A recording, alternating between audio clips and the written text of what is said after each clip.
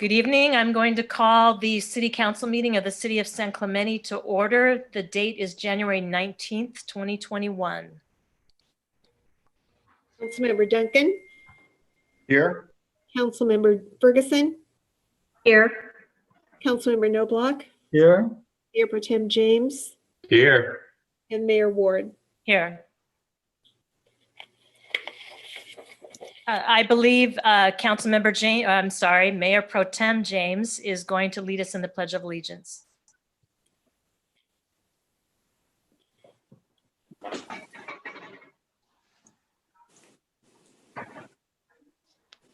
I pledge allegiance to the flag of the United States of America and to the republic for which it stands, one nation, under God, indivisible, with liberty and justice for all.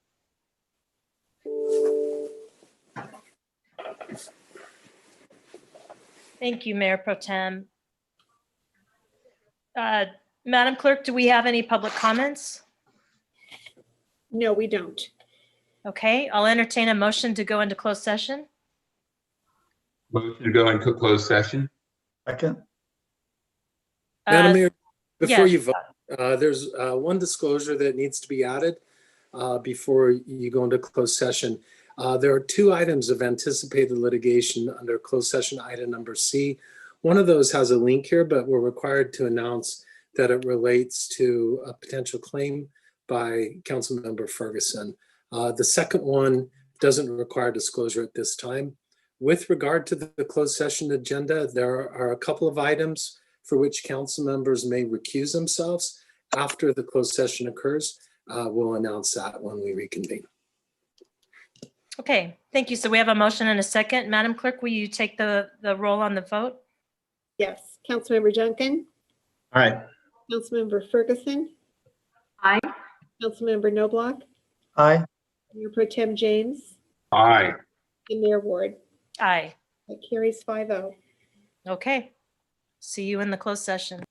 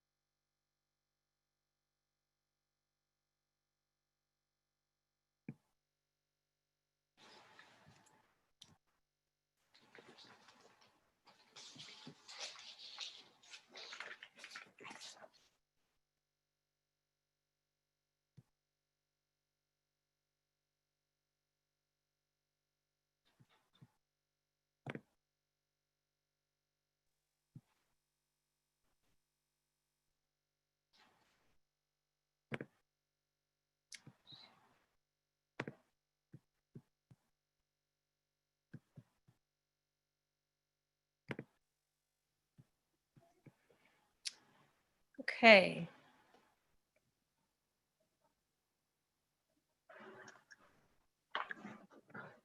So I am not seeing Mayor Pro Tem James.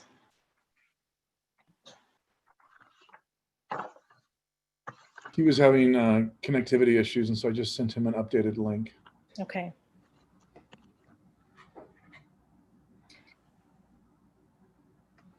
So we are live.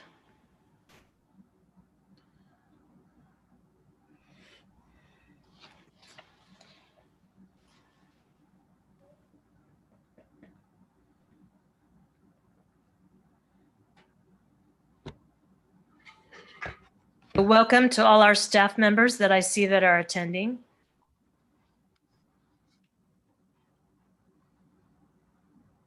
We are just momentarily waiting for Mayor Pro Tem James to rejoin the business meeting.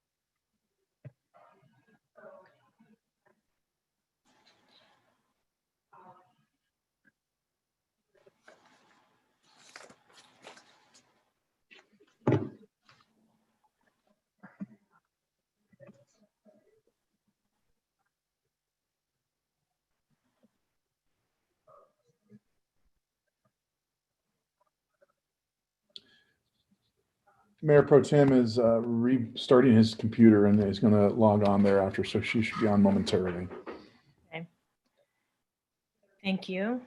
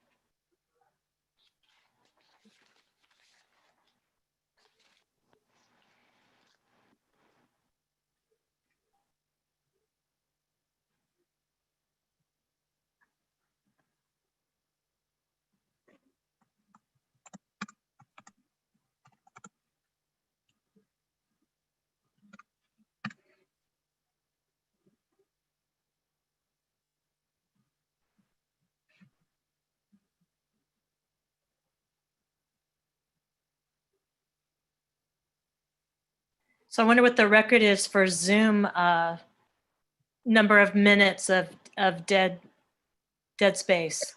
Here we go.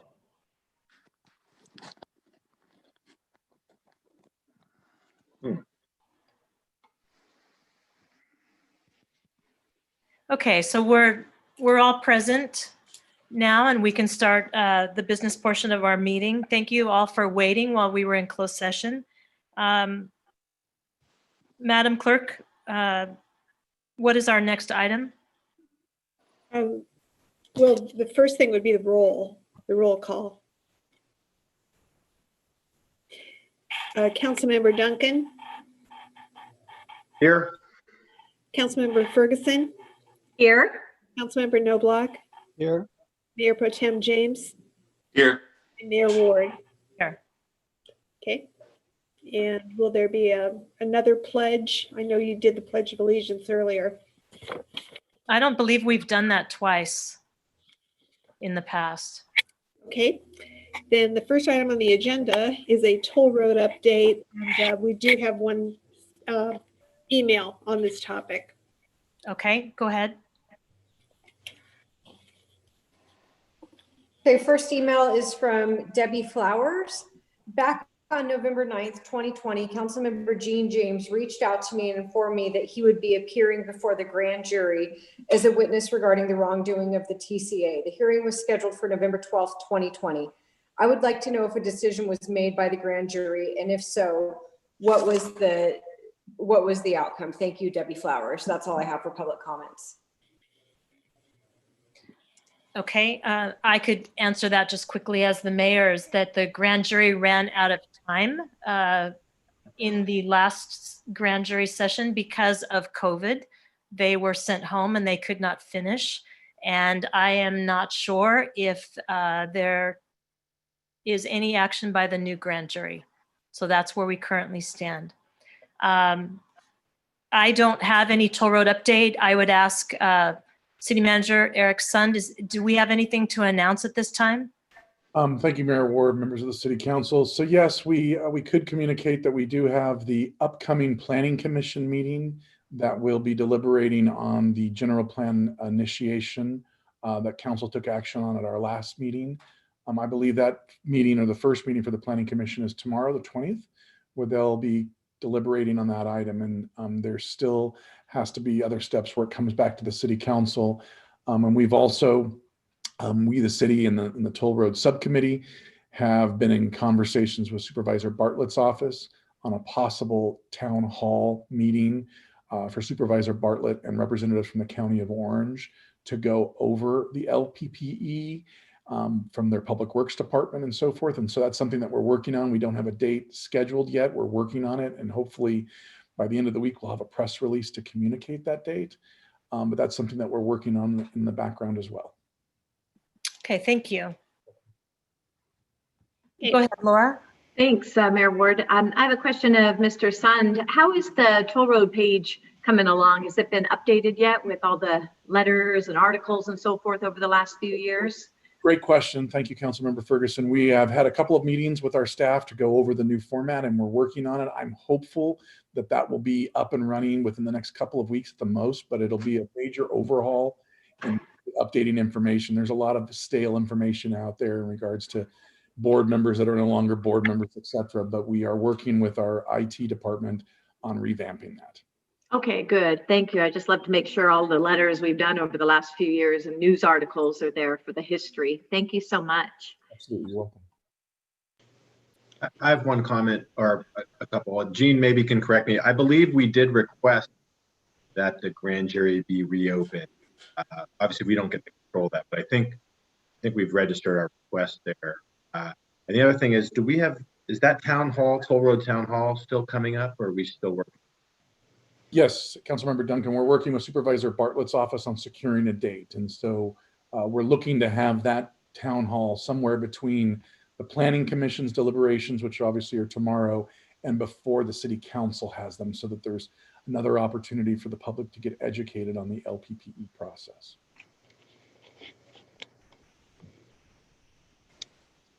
Okay, the next item on the agenda is a CityNet update for November and December reports with homeless issues.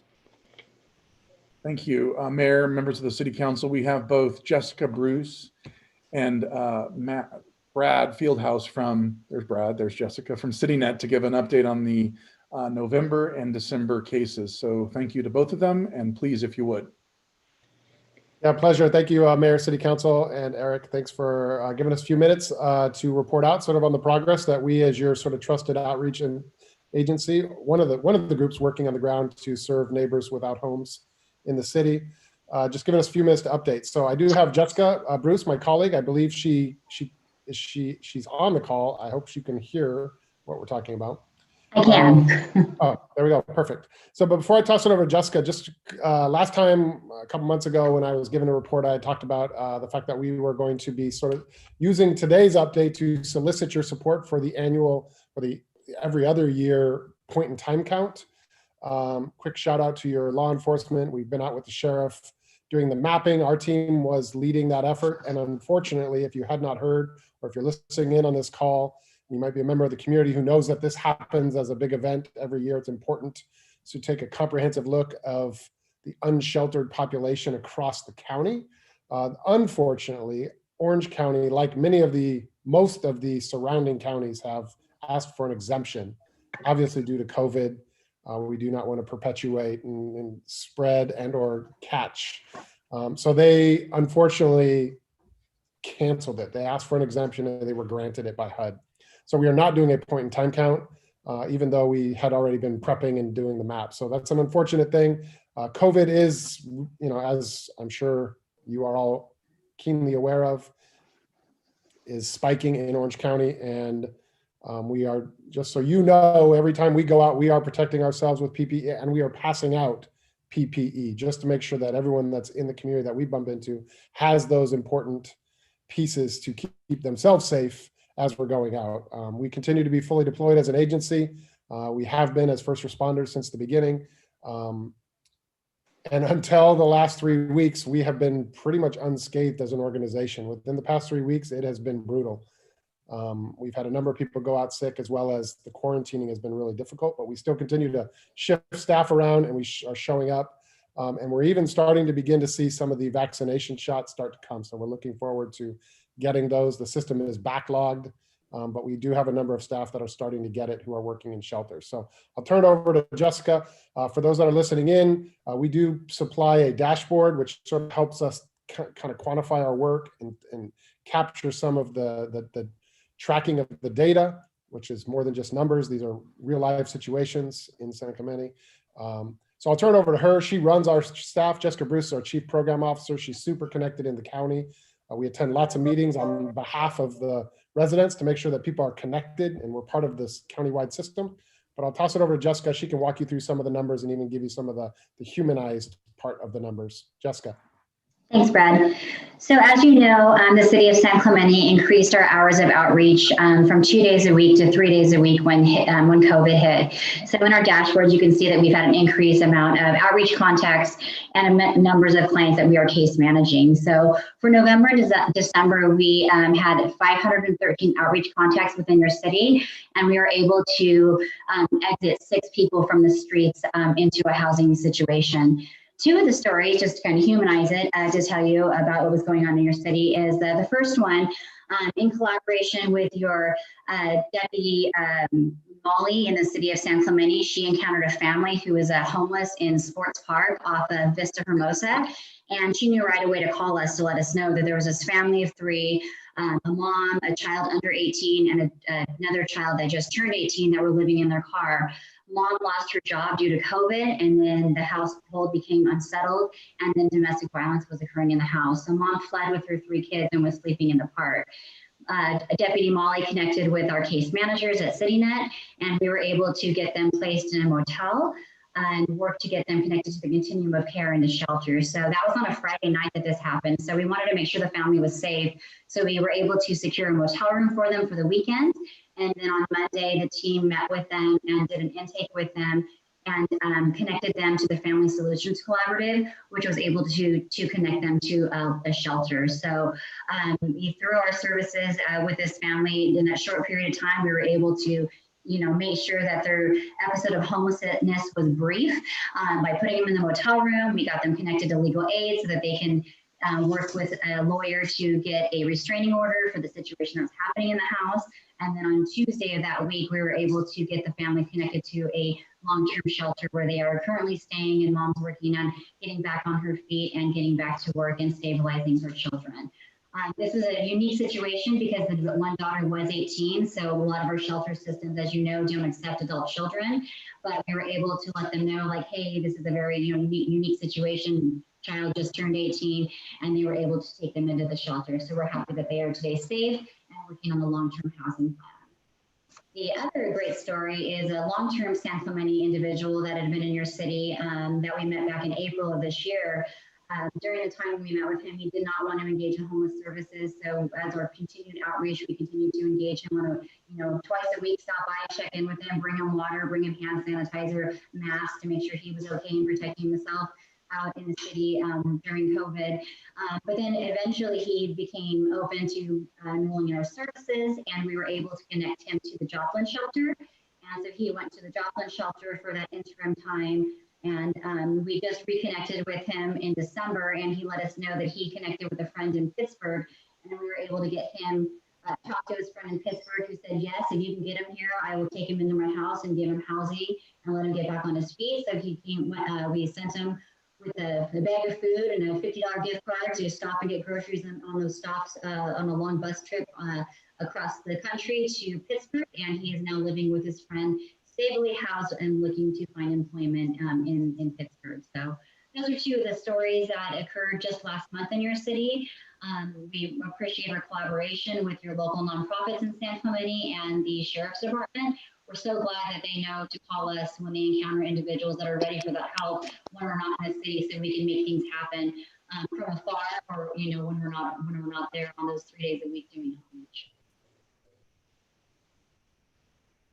Thanks, Jessica. So that completes our report. Just to kind of give you a number, again, that dashboard is a public document we submit to you just to sort of track our work in terms of contacts and successes, temporary and permanent street exits. But it's a pleasure to continue serving the residents experiencing homelessness in San Clemente. That's our presentation. Any questions? I don't see any of council. I would just ask Mr. Sund, is that going to be on our website? The dashboard. The reports that he's referencing are already available on our homeless webpage, yes. All right. Thank you very much for the report. Appreciate that update. Thank you, Brad. Stay safe, everybody. Jessica. Thanks. The next item is a monthly financial report.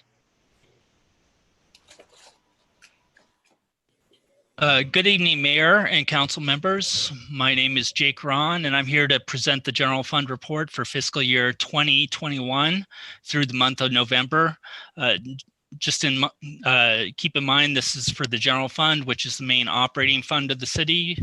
A couple of highlights from the report.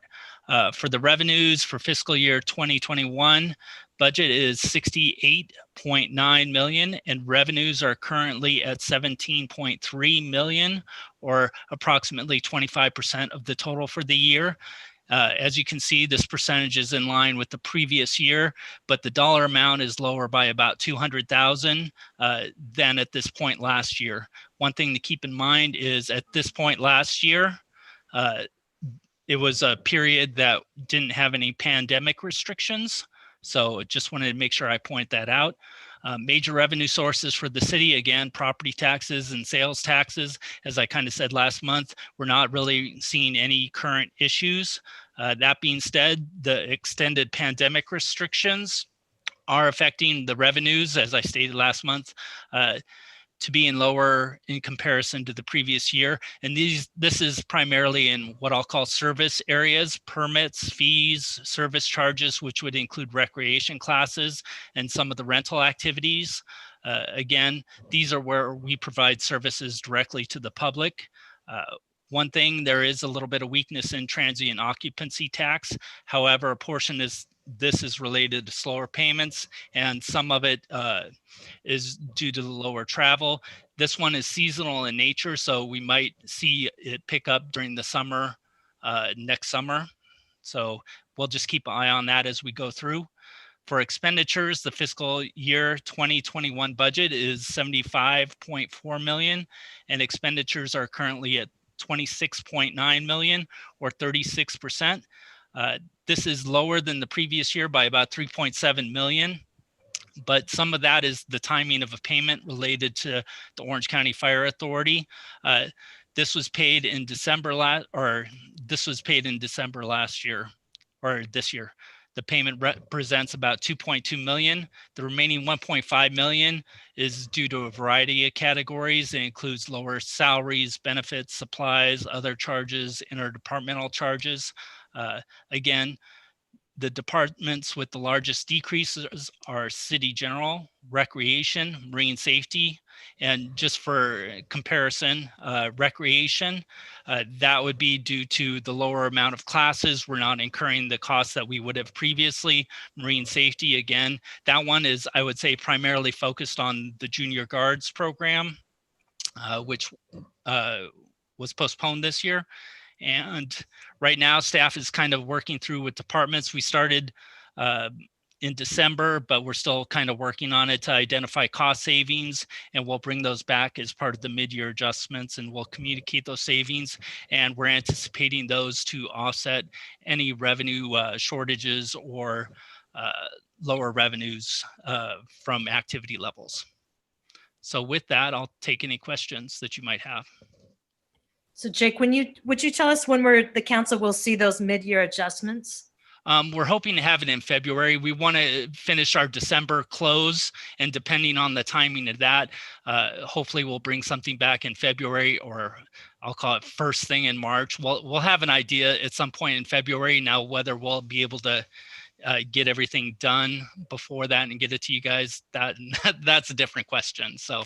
Right. So I think we start our long-term financial plan in March. And so we probably would see those figures in your closeout for mid-year adjustments with that start of that. Yeah, right? Typically we bring it with the long-term financial plan, but just understanding the importance, we'll try to get it to council a little bit earlier. But again, all things pending, we'll see what we can turn around. Okay. Mayor, any questions of Mr. Ron? I have one. Go ahead, Gene. Jake, I think I've asked this question before, but you're going to have to drill it in my mind again. We closed the year and there was like 200, if I recall correctly, there was like $200,000, and due to accounting rules, you could not put it into the previous year. You put it into, I think you put it into the new year. Does that is that $200,000 reflected here, or am I out in left field? I don't know what I'm talking about. Yes, it's reflected there. We received the funds, I believe, in September. It was some sand replenishment money that we got, and that is included in the intergovernmental revenues. Okay, so that's why there's a bit of a bump in and then the intergovernmental revenues. Does that include that obviously includes the COVID funding we've received as well, does it? The COVID funding was placed in a separate fund, and we've been spending from that fund. So we kind of segregated those from the general fund. You might recall that we transferred $500,000 into the separate fund, and then we also received money from the county and money from the state, and we placed it into that fund, and we've been spending it on I'll call it PPE and other mitigation measures. Certainly. And how much is in that fund at this time? I believe we have about $400,000 left in that fund. And we've received, are we awaiting any payments from the state or from the feds on this? No, we've received all funds that we're going to receive at this point. Again, there might be some legislation or something like that that gets passed in the future, and we'll inform council at that time whether there's any other funding coming into that fund. Thank you. Mr. Sun, did you have a comment? I just wanted to add, and thank you, Jake, for your packet or your report. There's 2 pages, and I really want to call out the second page or the second document, which is referred to as Table 1.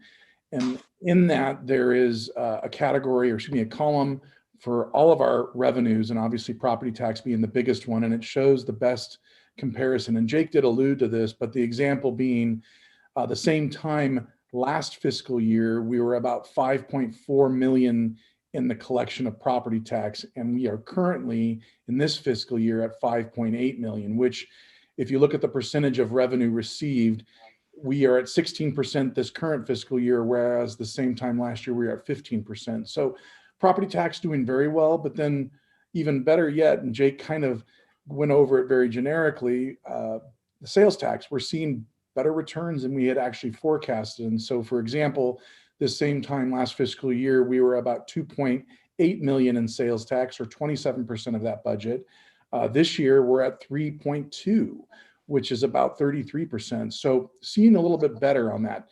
But yes, TOT definitely down, but we're seasonal. So come spring, we do anticipate STLUs probably having a high amount of rate occupancy because people want to go away for the pandemic. And this would be obviously from a beach perspective, another, nice destination location. So we're optimistic on that, but it's important to note that we have a number of frozen vacancies. We started off the fiscal year with 8, and I want to say we're at about 15, give or take right now. Jake, correct me if I'm wrong.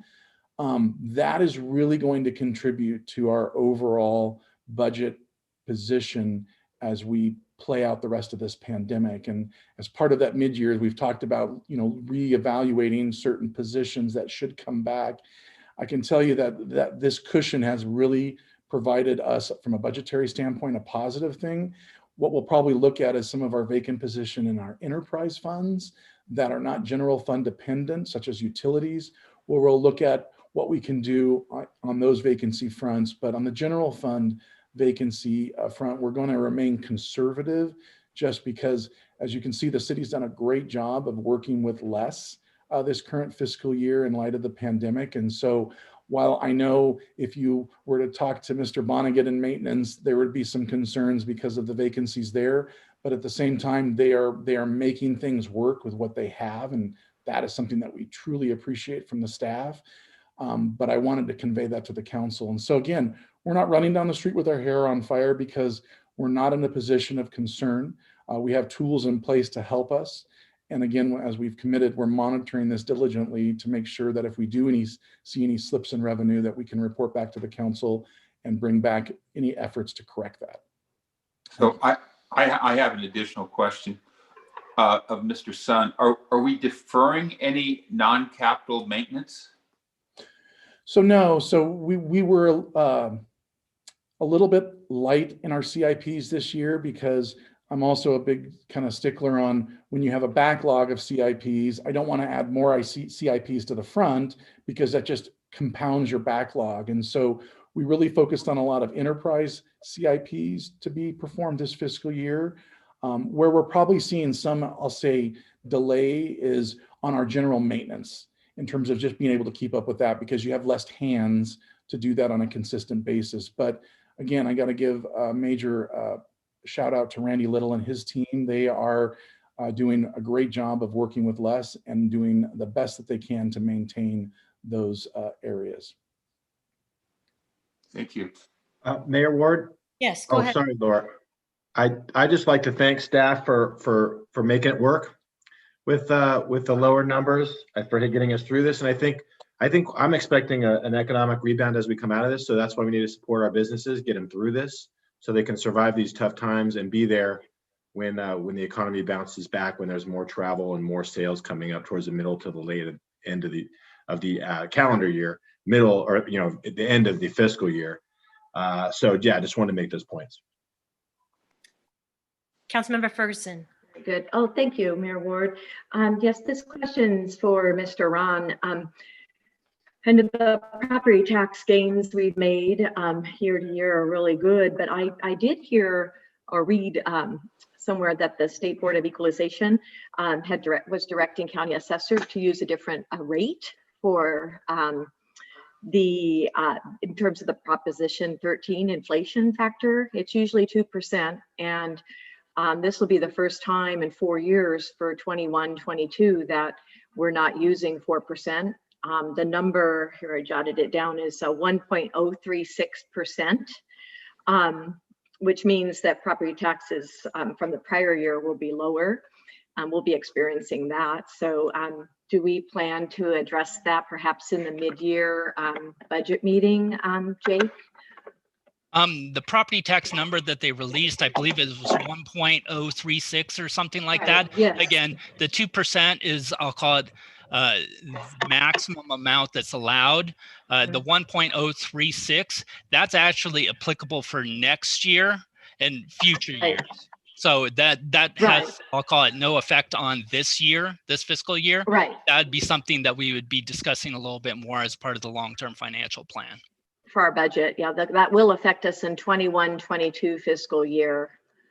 So good. I just want to make sure. Wonder what you if you were working on forecasting for that yet? But looks like we'll probably do that around March when we start off our budget kickoff. Okay, perfect. Thank you. And one thing I do want to point out about that 1.036, that's just the CPI for, I'll call it, houses that are currently owned that don't trade over. There are properties that basically are sold and have higher valuations. So even though it is the 1.036, property taxes would likely increase by a higher amount. Well, we're waiting to communicate with HDL, which is our property tax consultant, and we'll get more information. I believe they're planning on giving us a little bit more information towards the end of January. We're almost there, but I think end of January is when they normally give us their estimated numbers for the next fiscal years. Okay, thank you, Jake. And do you get a monthly or quarterly report from HDL? We get quarterly reports for sales tax. Quarterly. Property tax is more of an annual thing, although there are various times that they come out just to kind of go through, or there's reports that they send us periodically throughout the year. Okay, I'd be interested in seeing them if you could share them with council. That would be, I think, very helpful, especially during this volatile time, ebb and flow of different various revenues during COVID. Could you do that? I would have to check with them to see what's privileged and confidential, but that's something that we could look at. Okay. So I will just comment that the sales tax revenue is a surprise to me, but I think our residents are really heeding the call to spend their money locally. And I really applaud them for doing that, because if they keep on doing that through this pandemic, we will be in a much better position coming out of it. And as Councilmember Duncan said, we will rebound when we all open and all ships should float. So anyway, that good report. I appreciate that. And we'll look forward to March, the mid-year adjustments and see where we are when we start our long-term planning. And Mayor Ward, if I may, you made one point that just reminded me of something, kind of to echo Councilmember Duncan's point. The best advice that we can give the community is to spend your dollars locally in San Clemente during the pandemic. Not only are you supporting local businesses, but you're also reinvesting, and that sales tax is being reaped directly to the city of San Clemente. And as you can see, to your point, yes, residents are spending money in the community. And I'm sure there are some people from outside the community spending money in our community. But for the residents to support your local businesses is to really not only support them, but to support your local government as it relates to sales tax. So that's a great shout out to give to the community. So thank you. No, it's a great point. So thank you very much for that report.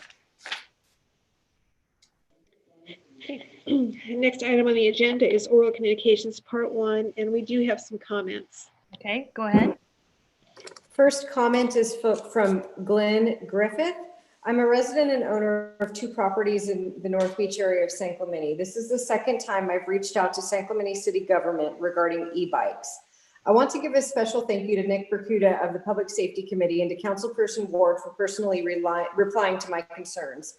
After reading the proposed added restrictions to bikes on the beach trail, I would like to make a request to each council person before they consider the proposal. That is to personally ride a bike at 5 miles per hour, 8 miles per hour, and 10 miles per hour, and decide for themselves which is most logical and reasonable. I find it challenging just to keep a bike upright at 5 miles per hour. Thank you.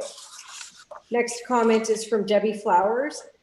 Good evening, council members. In President Lincoln's Gettysburg Address, he stated that democracy is a rule of the people by the people and for the people. As elected officials, you solemnly swore that you would support and defend the Constitution of the United States and the state of California. Democracy is a form of government in which the rulers are elected by the people. It appears to me and to many in the city of San Clemente that our city government is not being led by the people. It is currently being led by city staff and the city attorney, followed by the city council and then the people. We did not elect city staff to run our city. We elected you as council members to represent our needs as a community. It is time that you start doing what you were elected to do and serve the people, not city staff. It's time that you take a moment and reflect on the promises you made to the community and the oath you took and begin acting on them. Remember who you serve, and that is the people, not your own self-interest. Please flip the organizational chart back to putting the people first, followed by the council, and then city staff. Thank you, Debbie Flowers. Next comment is from Elizabeth Duong. Dear Ms. Spade, my name is Elizabeth Duong, and I'm a Girl Scout who is doing her gold journey. For my gold journey, my team decided to make a PSA video about COVID-19 and how to stay safe during this pandemic. Our goal is to raise awareness of COVID-19 and what we as a community can do to prevent more positive cases. We would like to know if we could post our video to the San Clemente City website to spread our ideas to the public. The PSA includes a thorough explanation of what is COVID-19, how to appropriately use a mask and wash hands, and what to do during this pandemic. Would you please read this email out loud in the next city council meeting as a public comment on January 19th, 2021. In addition, for the city manager as a local emergency director for the COVID local emergency, would you please post the video on the city's COVID page on the website? The link is below to our COVID PSA video. Please let me know if you need any more information. I hope you consider my team's idea. The next comment is from Dr. James Wilson. My name is James Wilson, and my wife Alice, children, and I have lived in San Clemente for 31 enjoyable years in Cypress Cove. I've never had a reason to appear before the city council in all those years, but now there is a grave danger to my home that I must try to stop. First, some background information. The September 2019 article in the San Clemente Times about the crumbling cliffs in San Clemente and surrounding areas described the significance of our geological problems in areas where gravity and underground streams have taken their toll with massive landslides. The January 19th, 2021 article in the Orange County Register described how unstable our soil geology is in areas where developers have excavated soil to create home sites. A very dangerous excavation project has been approved by the city of San Clemente at 3820 Cali Tiara, which is about 30 feet from the Wilson and other neighboring properties in an area of unstable geology near ocean. This area has enough problems in coastal areas with crumbling wet soil from underground streams and numerous landslides without excavation involved. Homes have fallen onto the Pacific Coast Highway near the Arco Station. Homes on unstable soil were devastated in the Shore Coast area. The bridge on the beach trail was impacted significantly by a landslide and closed for months last year. A city sewage facility was buried by a landslide along our beach trail, and many homes near the coast have patios that are airborne where the soil has collapsed in a landslide. Many more examples can be given. When there is excavation involved that is rubber stamped for approval with totally inadequate geological studies to support the approval by the city of San Clemente or other agencies, there is a 100% chance of devastation. Caltrans missed an obvious well-known seed layer in their geologic studies for widening the on-ramp at Pico and Interstate 5. As a result, the south part of the parking lot at St. Andrew's Methodist Church collapsed into the abyss below. The church and condominiums near the church all have developed severe foundation cracks, and the church may eventually have to be evacuated due to the very inadequate geological studies and gross negligence by Caltrans before they gave their rubber stamped approval of the project. In November 2020, a large crack developed in the parking lot near the Cypress Shore Clubhouse, and that crack has now propagated north and south through a vacant lot and 3 homes cracking their foundations. The geologist hired by the city of San Clemente found that this crack appeared exactly over the excavation performed by the city of San Clemente to install a sewer pump pipe years ago. Measurements in depth by GMU showed soil movement at sea level 56 feet below the crack and at 24 feet below the crack, exactly where a well-known landslide existed for decades, as documented by the well-known study by Cleveland and Blanc in 1968. And that, the 3 minutes is up on that comment. I did email it to you earlier though. The full comment.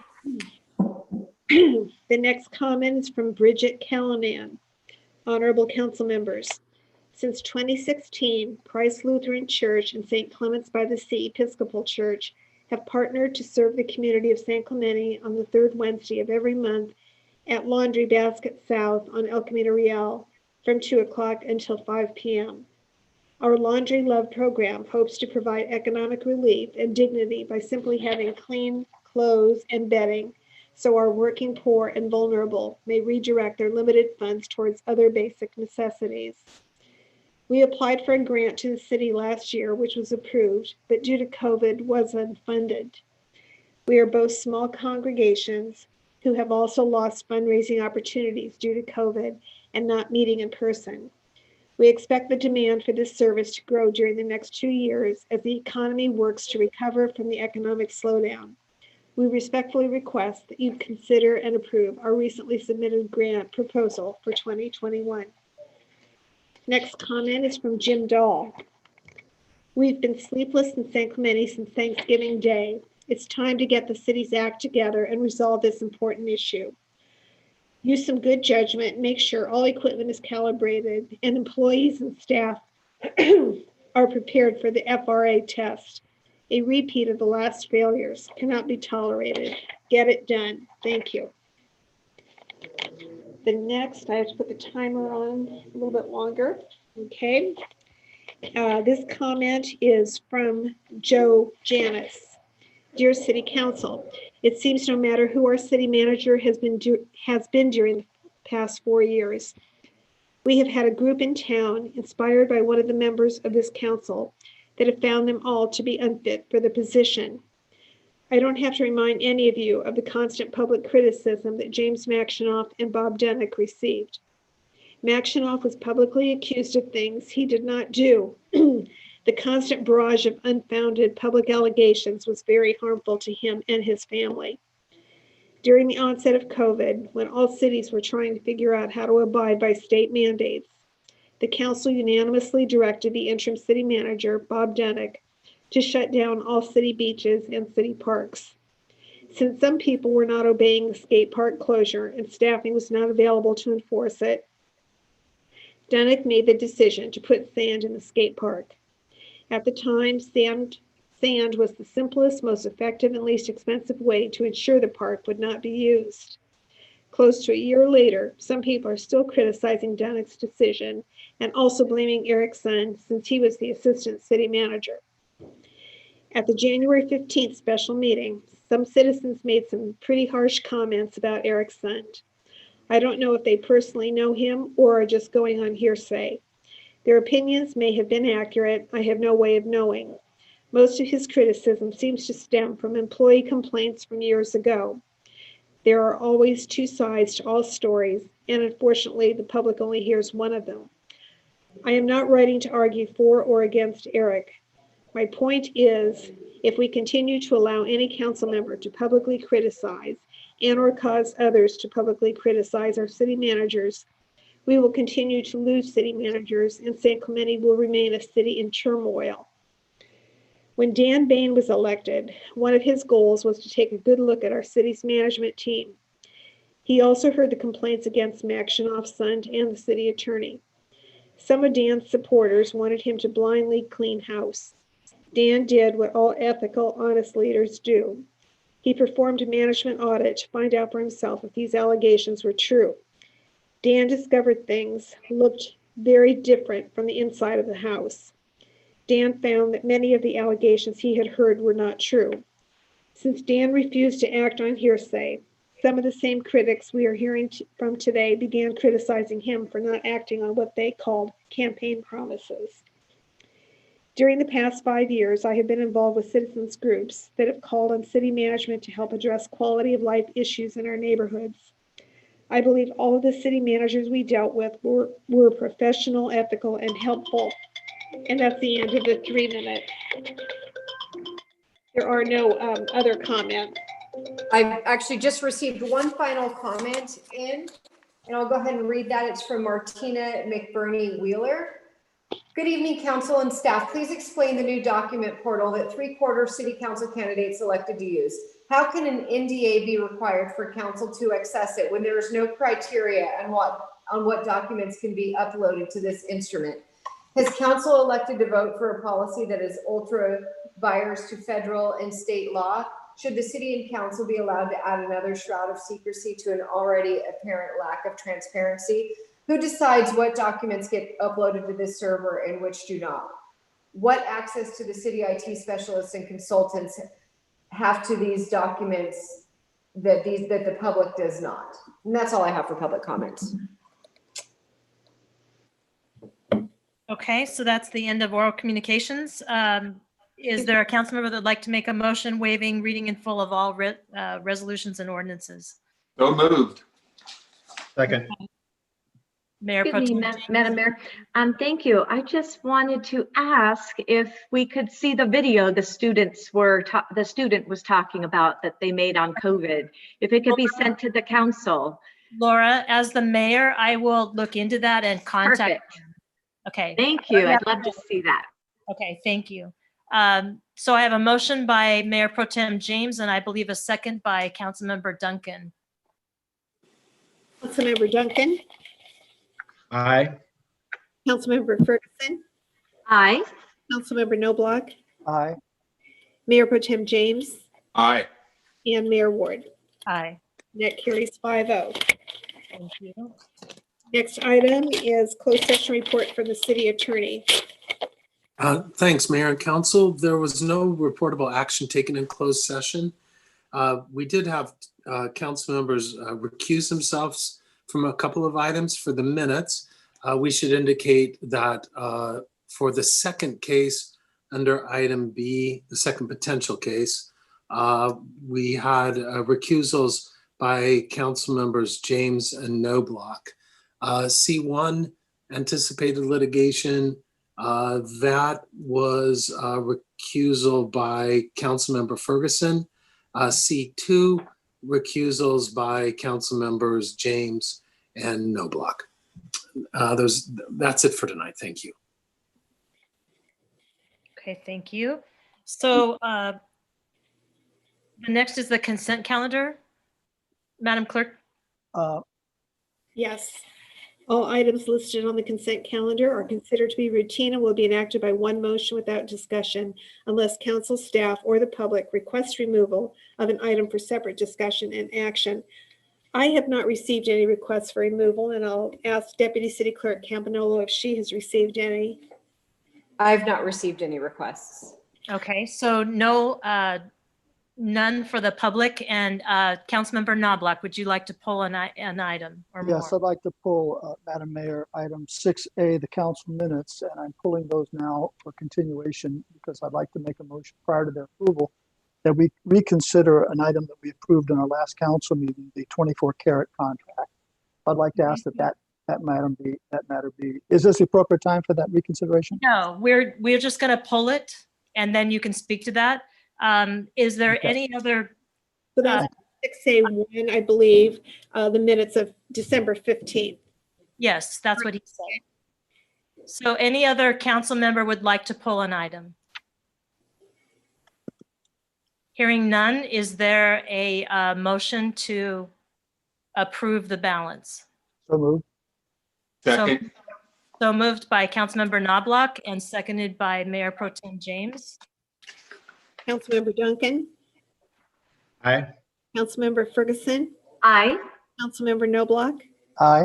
Mayor Pro Tem James, Aye. and Mayor Ward. Aye. And that carries 5-0. Okay, Steve, now. I'd like to make a motion, Madam Mayor, that we reconsider an item that we approved at our last regular meeting, the 24-carat contract at the Ole Hansen Beach Club. And the reason for that is I had some technical difficulties. I missed a significant part of the meeting. And after reviewing that, I'd like a reconsideration. Okay, Councilmember Knobloch, if you can speak up just a little bit, you're silent and Okay. quiet. Let me repeat again. I'd like reconsideration of the 24-carat contract for exclusive operations of the Ole Hansen Beach Club. Okay. Is there any second to that motion?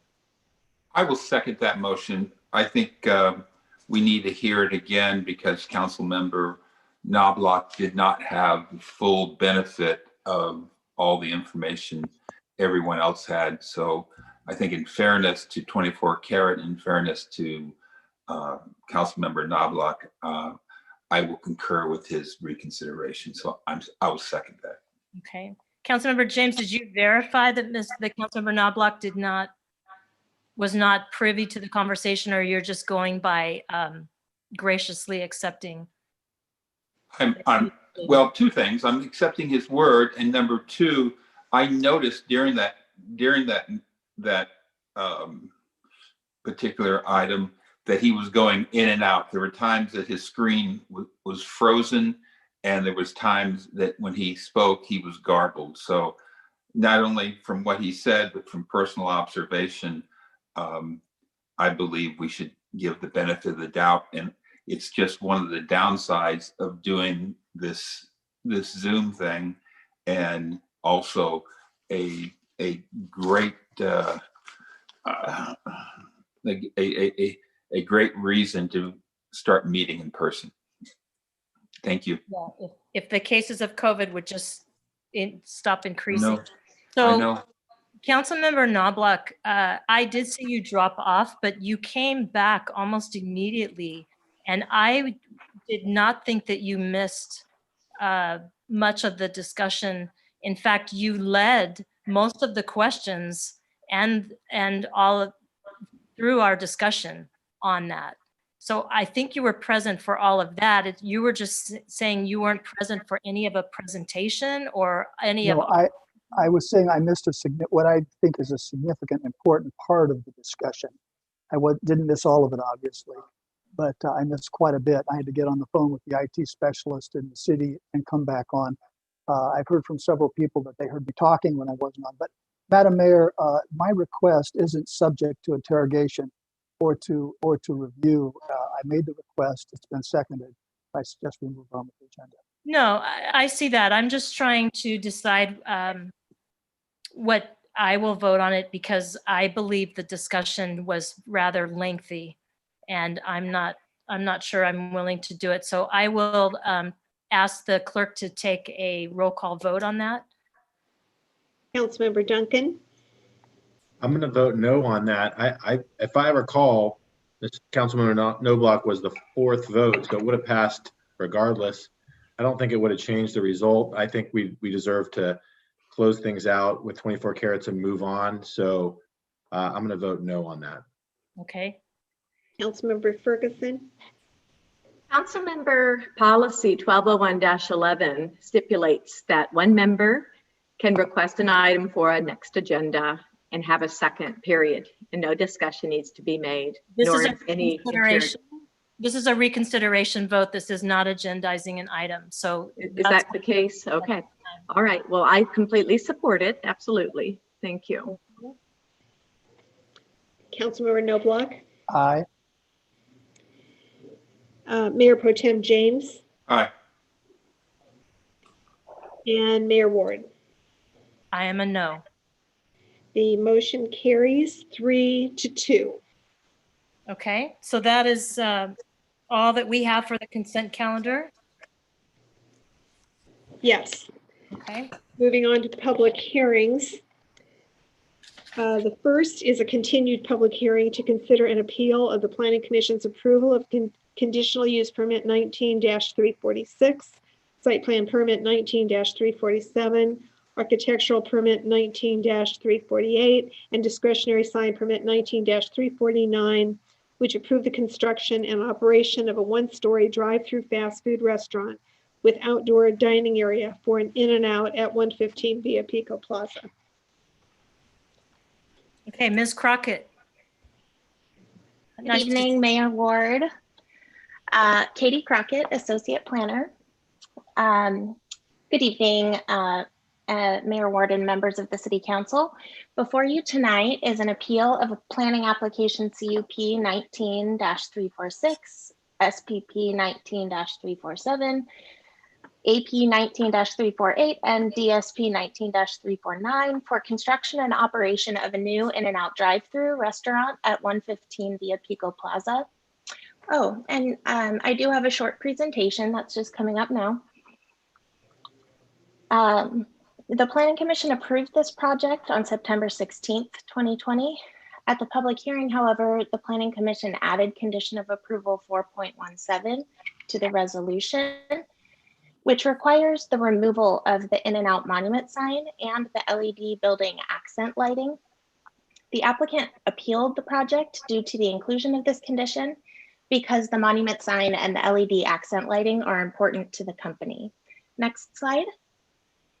This was noticed for the November 17th, 2020 City Council meeting at the request, the November 17, 2020 City Council meeting, but it was continued to this meeting at the request of the applicant.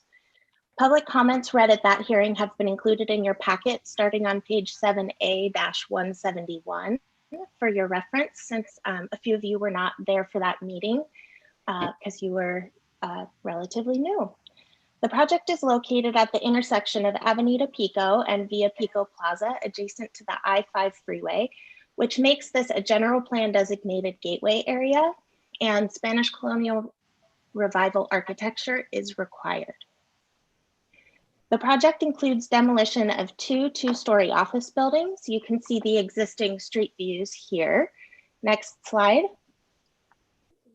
The In-N-Out project was reviewed by the Design Review Subcommittee multiple times. It was the topic of extensive site plan review, traffic review, and went through a multitude of iterations of nearly every detail. The result is a project that the Planning Commission unanimously supported and approved, except for the aforementioned LED building accent lighting and the monument sign. The project consists of a 3,882 square foot single-story restaurant, an outdoor dining area, a parking lot with a 13-space surplus, and a 30-car dedicated drive-through lane with additional stacking area on the subject site. Next slide. The applicants have worked extensively with staff and Design Review Subcommittee on the building design to ensure it meets the city's requirements of high-quality architecture in gateways and employs the Spanish colonial revival design. Next slide. The two items of particular interest this evening, the red LED accent lighting and the monument sign, can both be seen in the project renderings. The cove lighting is proposed along approximately 1/3 of the building roof line within a recess, which would not be visible during the day, as you can see there, and it would provide an indirect glow at night. Additionally, it will be on a dimmer to ensure the lighting does not produce excessive brightness or glare. The applicant provided several bases for the inclusion of the cove lighting in their appeal, which is attachment 4 of your packet. Several of this item in your packet. Several of their points include that Henry Lenny, the architect who produced the city's Spanish colonial revival design guidelines document, consulted on the project, and that he did not have a concern about the lighting. The city also received no public concern related to the lighting, and in fact, several letters of support, some of which specifically mentioned support for the LED lighting.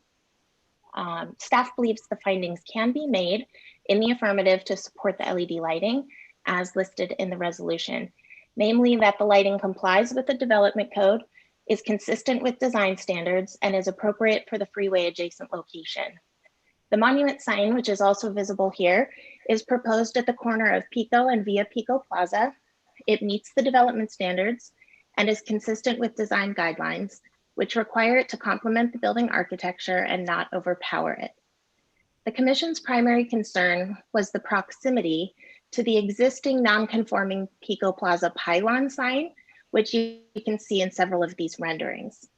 The applicant contends in their appeal that the presence of the existing non-conforming pylon sign is both beyond their control and does not benefit the proposed restaurant in any way. The sign was approved for Pico Plaza, which is under separate ownership and management from the two parcels which the In-N-Out project is located on. Further, In-N-Out has a ground lease and does not own the parcels where the restaurant will be located. So however unfortunate the placement, In-N-Out has no ability to locate a panel on the existing sign, nor do they have the ability to remove the existing sign. Again, the applicant points to support from the community and that the findings for a discretionary sign program, including the monument sign, can be made. Namely, that the proposed monument sign is consistent with design guidelines and the general plan and complies with the development code. The design and scale are appropriate for the site and surrounding context, and a freestanding sign is specifically appropriate since there are only 2 wall signs, and due to the freeway adjacent location, the monument could further assist patrons in locating the business, which effectively lies in the shadow of a large non-conforming sign that they have no rights to utilize. Therefore, staff does recommend that the City Council approve the applicant's appeal by approving the subject project as presented with the LED cove lighting and the monument sign, pursuant to the findings in the draft resolution of approval. Attachment 1, I think that starts on page 7A-A of your packet.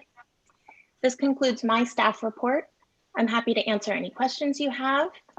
As well, Jim Lockington with In-N-Out is here representing the applicant, and he has indicated he does have some brief comments when those are appropriate.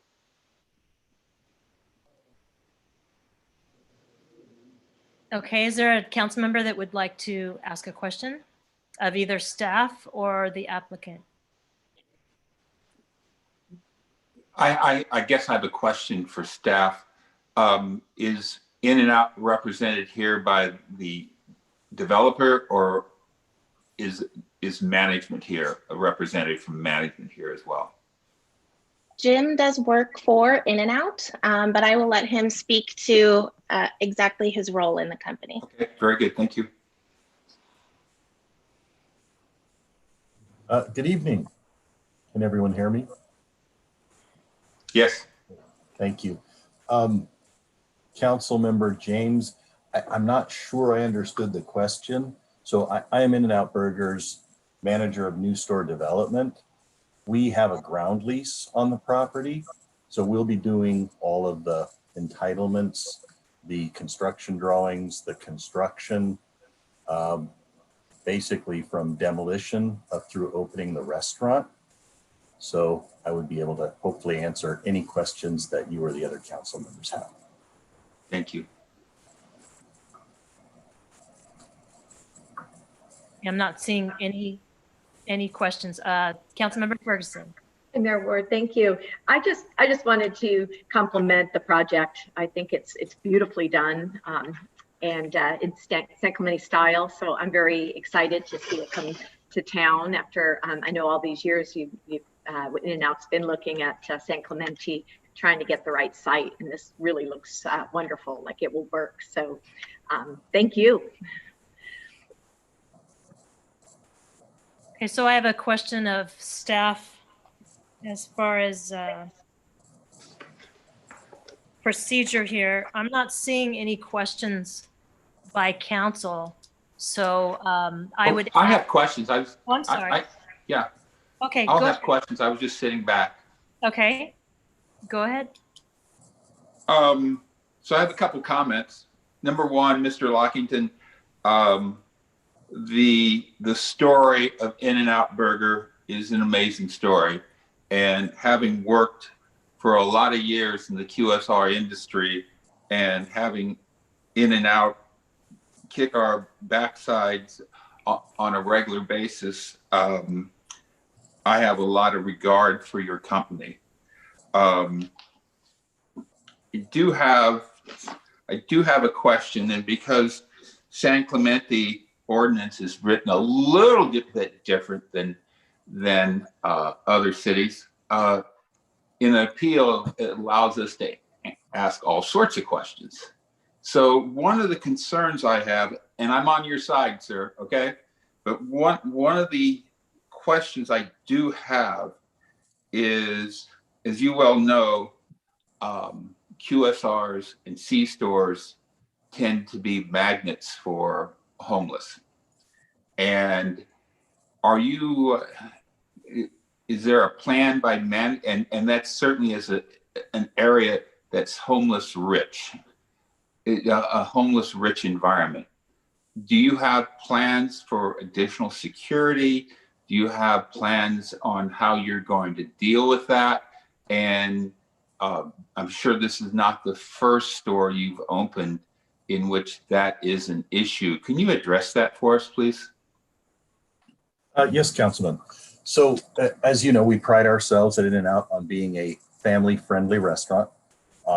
We do have late hours, but we maintain that family-friendly environment up until closing. Our stores are always well lit. This will be no exception. And it's our experience, probably yours as well, sir, professionally, that the cockroaches don't like the light. So we're very well lit. We're not next to any residences, so there's not going to be any complaints about being well lit. And we don't have a standard practice really other than making sure that not only our customers safe, but our associates are safe. Being open fairly late, we have associates on the premises fairly late and needs to stay well lit after we're closed to the public. And so the associates cleaning up and making sure the grounds are tidy for the next day have a safe place to work. So our protocol for security is not the same on every site because not every site's the same, but I can assure you that we'll be doing whatever is appropriate, even if it requires evening security, which are required in some of our stores because some of our stores are in rough neighborhoods. I would not consider San Clemente a rough neighborhood. I would consider it an attractive neighborhood with an amazing climate that probably is like my hometown, Long Beach, one of the things that attracts some of the homeless. So. Exactly. Okay. How many employees are you going to be employing? So typically a shift is between 12 and 15 associates, and there's 3 shifts per day.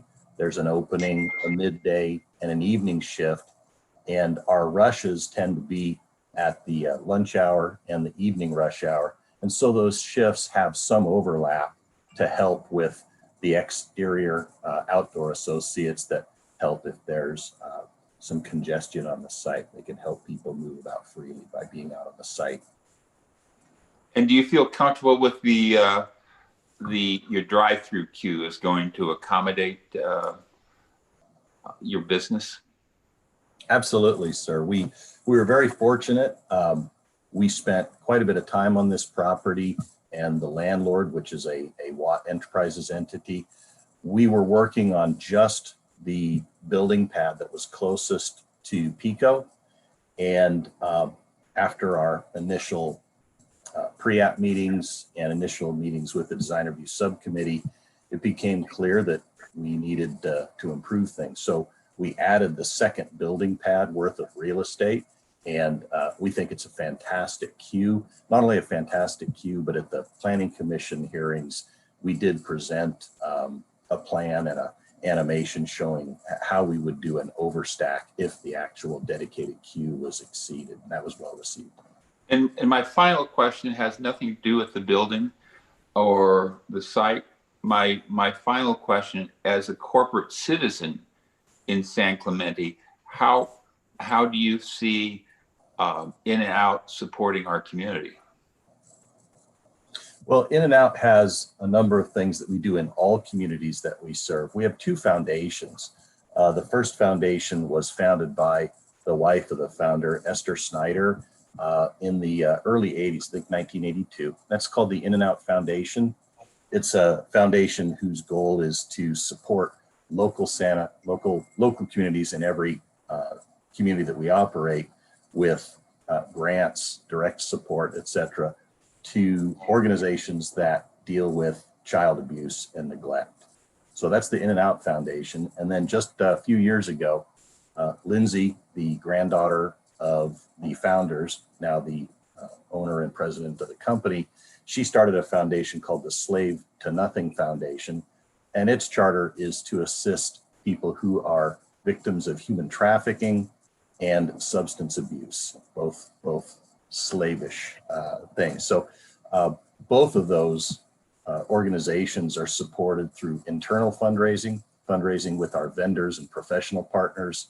You'll see if you go into an In-N-Out, throughout the whole year, there's fundraising campaigns and little donation buckets.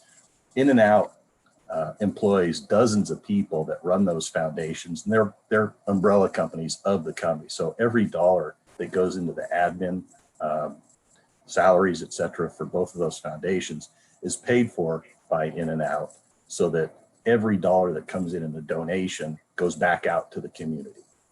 And I didn't come prepared to tell you research which organizations, but we do have stores in communities around you, and I guarantee you that there's dollars going back out to all those communities, and will be in yours as well once we're done. Great.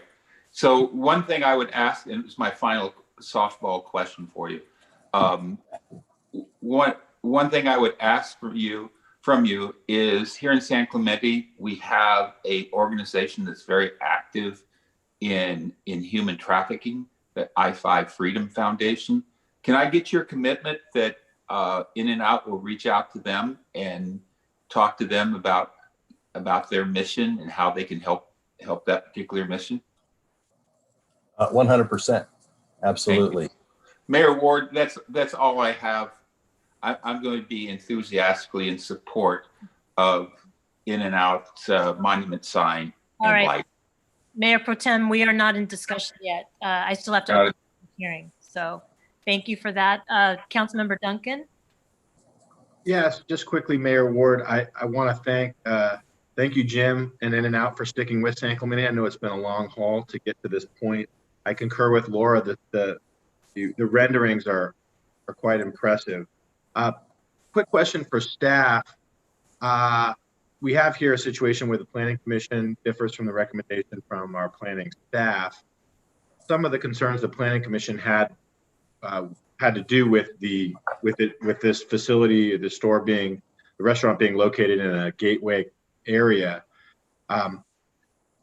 Did staff sort of take that into account and come to a conclusion that there wasn't an issue there, and that's why staff's recommending it? I'm just interested to see what analysis staff might have done on that issue. Sure, Councilmember Duncan. So staff makes recommendations based on the development standards, the goals and policies in the general plan, design guidelines, things like that. Given that these two elements, both the LED lighting and the monument sign, do comply with those things, the gateway area does require Spanish colonial revival architecture. Henry Lenny, who is a reliable source on that type of architecture, doesn't believe that the LED lighting detracts from the architectural style. The monument sign does match. So staff made that recommendation. However, it is a discretionary application. And so it's within the Planning Commission's discretion, as well as this City Council, to have a different opinion. Thank you. Is there any other question of staff or the applicant before we open the public hearing? I see no hands. So I will go ahead and open the public hearing and ask the clerk if we have any public comments. I have not received any. I'll ask Deputy City Clerk Campanolo if she has. I've not received any public comments for this item. Okay, thank you very much. I will close the public hearing. And I will just start off the comments before we call for a vote. I have a policy of following what the recommendations are of the Planning Commission. I certainly have heard everything tonight, and I've read the appeal fully. My concerns are that the lighting acts as a painted line. It's in lieu of a line, which I believe the applicant wanted was a red stripe on the building. I believe the lighting acts as that red stripe. And I would comment that we have had several buildings within this gateway down to Pico that have tried to add a red stripe and did not ask, and had to repaint their building back to white, because this is a gateway. Certainly what we made the outlet mall do superior, beautiful architecture for the outlet mall for this area and the new Sea Summit homes. This is a gateway. I heard staff say that they thought that the neon sign, the light could be on there because it's so adjacent to the freeway. But you know, it's not against the freeway. It is in the gateway. And I believe if we were to award this, we would have multiple owners of buildings coming in and asking for a red stripe across their building.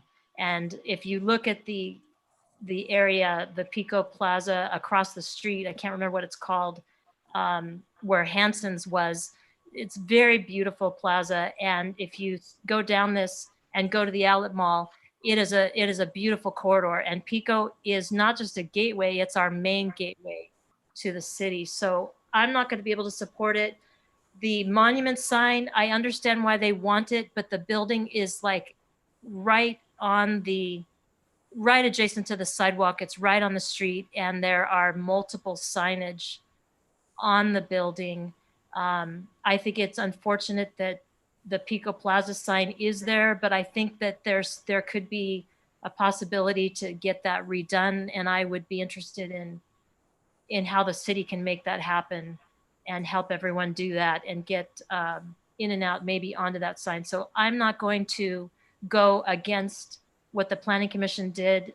They are very thorough in their evaluation, and they go by our general plan, and that's what I feel I have to honor. So I'm not going to be in favor of removing the conditions put on by the council, or I'm sorry, by the Planning Commission.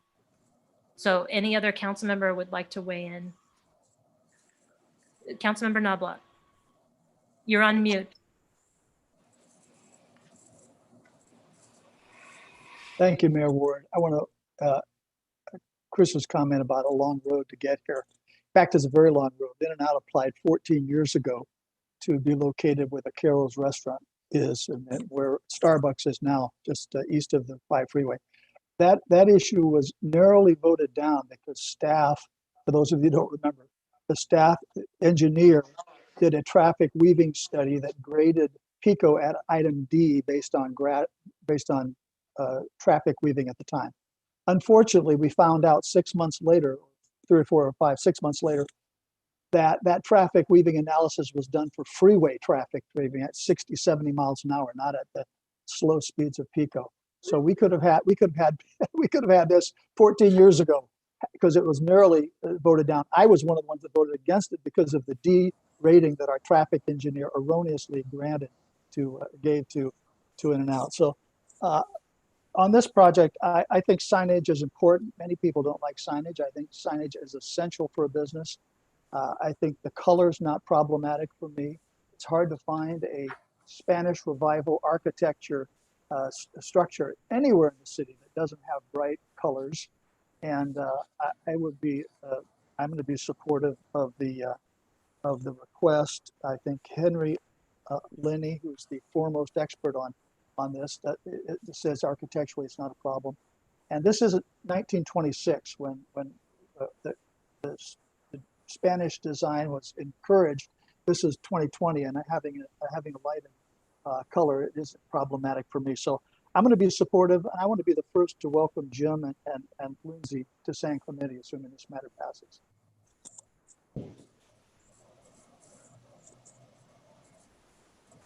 Councilmember Ferguson, you have someone in your screen. Do you have a comment? Yeah, that's my son, Eric. No, I've already made my comments. I'm very enthusiastically supportive of this project. I'm actually happy to make a motion if no one has any other questions or comments. Mayor Ward, could I interject? Yes, go ahead. I'm sorry. The applicant reminds me that he did have a statement to make as well during public comment that, you know, we missed. So if he could do that now.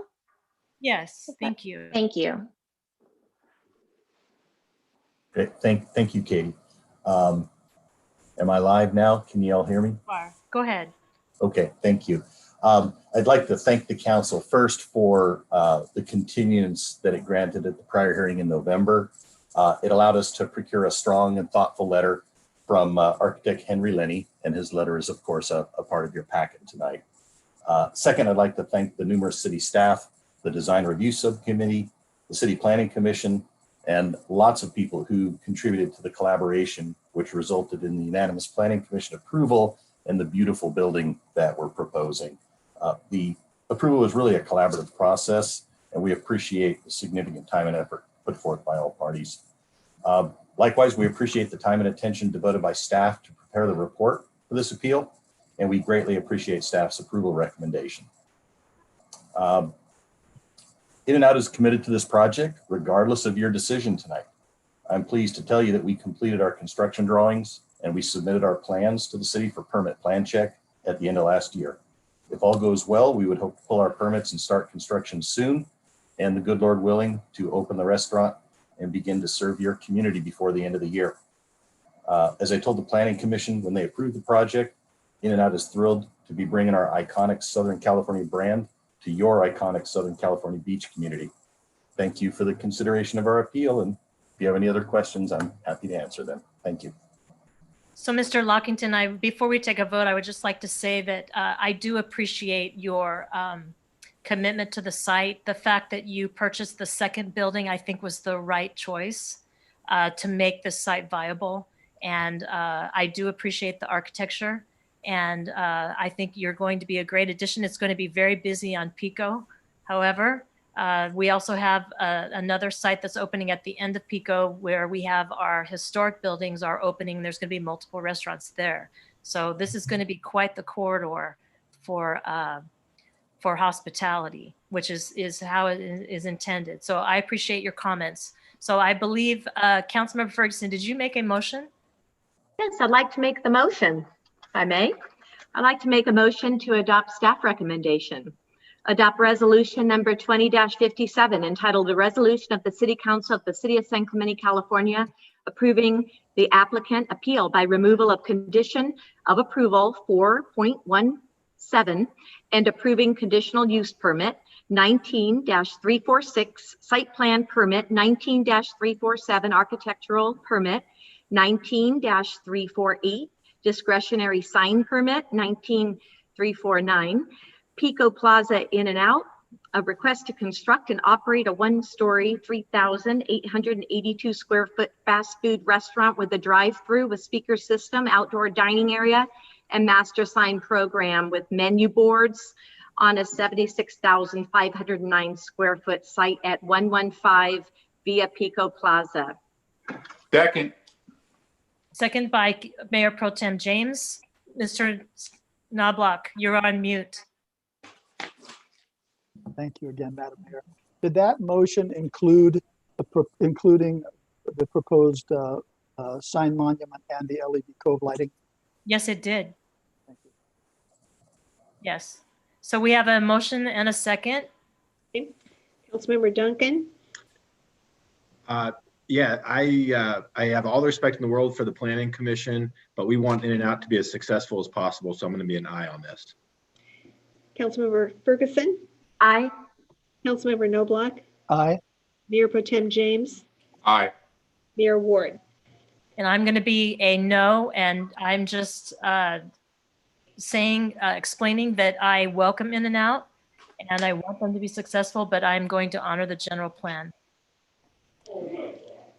Okay, before we move on to the next item, council did call up the 24 carats, but council has not yet approved the minutes from the December 15th council meeting with that notation.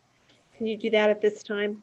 Thank you. So Councilmember Knobloch, you pulled the minutes. Would you like to make a motion to move them now? I will make a motion to move the minutes with the exclusion of approval of the 24 carat until the primary. Oh, wait. I have a point of order on that, on 6A. If I may, I'm sorry, Council. Thank you, Madam Clerk, for bringing that up. I had an issue with page 1 of the minutes that Mr. Knobloch pulled. The very last sentence says that Councilmember Ferguson stated that she will recuse from participating in closed session on item D. She did do that, but she also commented on the subject of item D. And if she was recusing, she shouldn't be commenting on any part of it.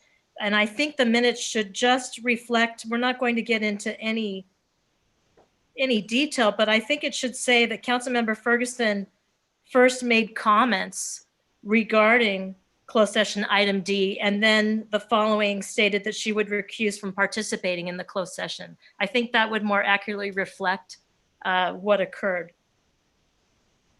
I agree, Mayor Ward. My name is missing in the first paragraph. Yes.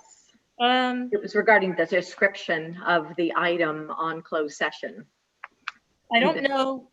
I don't know about the description, and Scott would have to weigh in on that. I'm just I talking. remember. I remember. I made the. Mentions your name, and you were commenting. Right. So, yes, that was prior to recusal. Just asking the city attorney about the description on the closed session minutes as the item is described, and he provided his legal opinion that it was fine. No, he provided, what I remember is that he advised you that you should not be commenting, and you did anyway. So I am just asking for a quick addition that Councilmember Ferguson did make comments, so that anyone looking at the minutes in the future would have notice of that and possibly look at it, because this doesn't reflect what happened. Well, it also should reflect that a letter was sent to me 2 hours before the meeting. I do recall mentioning that, and this is in this paragraph as well. These are action minutes.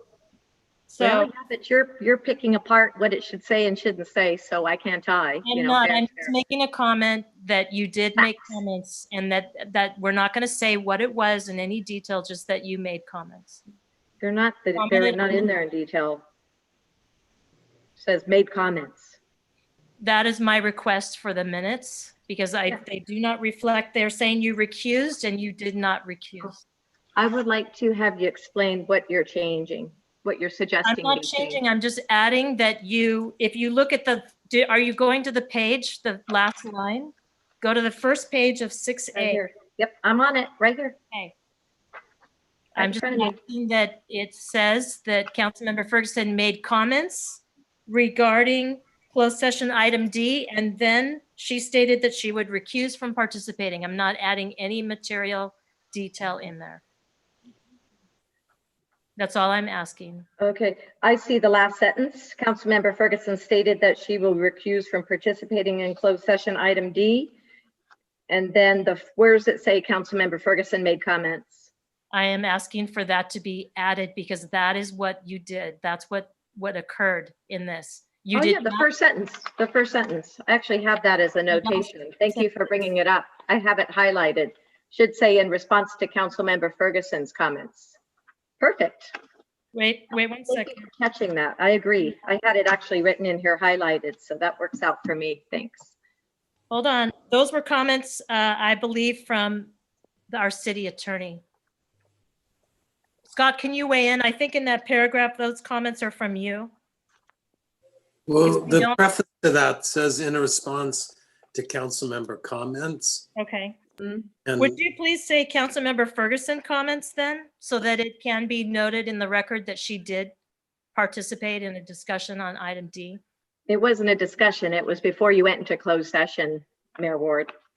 But yeah, my name does belong there because that was my comment. Okay.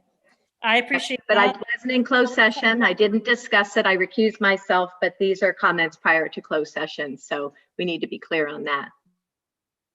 That's fine, as long as your name is in there so someone else can see that. That's what I'm asking for clarification. Like I said, I had that noted. That would be perfect. Thank you. All right. So we have, with that addition, we have. I'll include that. I'll include that addition in my motion. All right. Thank you. Is there a second? All right. I'll go ahead and second that.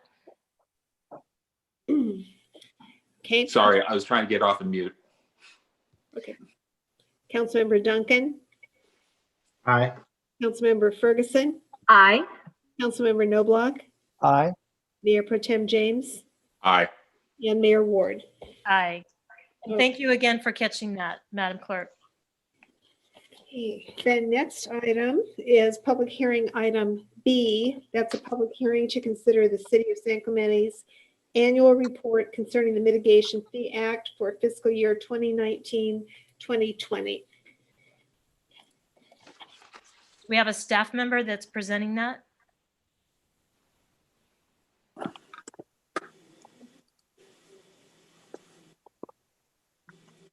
Mr. Sund, it doesn't say that you're muted, but you are muted. Sorry. I'll be presenting this item tonight. It's our annual mitigation report. As you are aware, per the California Mitigation Act, we are required to report annually, and then every 5 years, we are required to do a 5-year mitigation report. Before you tonight is the annual report. In that report, it highlights all of our mitigation fees, as you'll see within the summary. There is also an attachment that indicates a description of those types of fees, and then we also provide beginning balances and ending fund balances for those mitigation fees. Mayor, since this is a public hearing, we have posted this in advance of this council meeting. I would conclude the staff report and ask if there is any public comments to please open up the public hearing. I don't have any comments unless Deputy City Clerk has received some. I've not received any comments on this item. Okay, so I will open the public hearing and close the public hearing, having no comments. I stand ready to answer any questions from the council that they may have as it relates to this report, Mayor. Madam Mayor, I'll move that we receive, accept staff's recommendation, receive and file the annual report concerning Mitigation Fee Act for fiscal year 2019 and 20. Thank Second. you. Second by Councilmember Duncan. Councilmember Duncan, Aye. Councilmember Ferguson, Aye. Councilmember Noblock, Aye. Mayor Pro Tem James, Aye. and Mayor Ward. Aye. Now carries 5-0. Next item is a public hearing to consider objections or protests to the costs of the abatement of weeds, rubbish, refuse, and dirt upon streets, sidewalks, parkways, and private property within the city, and to the assignment of these costs to the properties on which the abatement was completed. Good evening, Council. My name is Abatement. I'm the Code Compliance Manager. Tonight before you is an item to close out the 2020 weed abatement program by billing the non-compliant properties that were cleaned as part of that program. The entire program was budgeted for $131,855 this year. The vast majority of that money goes to clearing the city's lots. As part of that program, private properties are noticed if they are vacant, and if they are not compliant in cleaning their lots by the May 15th deadline, our weed abatement contractor goes and clears those lots. This year, there were 33 such properties with the costs of administration and clearing totaling $19,833.49. And so the request from staff tonight is to do 3 things by motion. The first is to waive the city's notification costs for the compliant property owners. The second is to approve the weed abatement report by motion. And the third is to authorize the weed abatement contract administrator to bill the amounts indicated in the attached report. And with that, I will end my presentation, and I'm available for any comments. Council members, do you have any questions of Mr. Abatement? Is there a motion? I move. Oh, I moved. Oh, wait. It's a public hearing. Before we do that, it's a public hearing. Thank you, staff, for jumping in. So I would ask if we have any public comment. I have not received any, so I'll ask Deputy City Clerk if she has. I've not received any public comments on this item. All right, so I will open the public hearing and close the public hearing. Councilmember Duncan, do you have a motion? And we do need to read these, I believe. I move that we waive the city's notification costs for the compliant property owners, approve the weed abatement report, and authorize the weed abatement contract administrator to bill the amounts indicated in the report to the appropriate property owners. Second. Motion by Councilmember Duncan, second by Mayor Pro Tem James. Councilmember Duncan, Aye. Councilmember Ferguson, Aye. Councilmember Noblock, Aye. Mayor Pro Tem James, Aye. and Mayor Ward. Aye. And that motion carries 5-0. Thank you, Mr. Artamian. It's nice to see you. Nice to see you. Thank you very much, Council. The next item is a report from the city treasurer concerning adoption of city investment policy and proposed code amendment relating to the composition of the investment advisory committee. Mayor, before our elected city treasurer provides a presentation, I do have one housekeeping item as it relates to the documentation in your packet.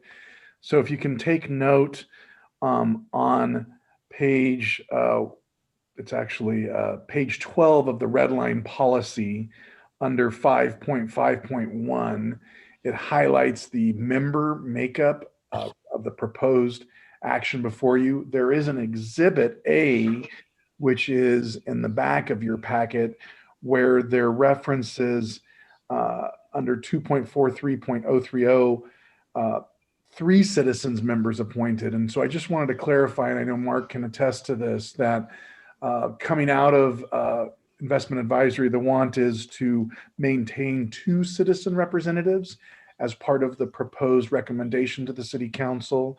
So I just want to make the clerk aware of that we would want to edit that one page to be a 2 citizen member versus the 3.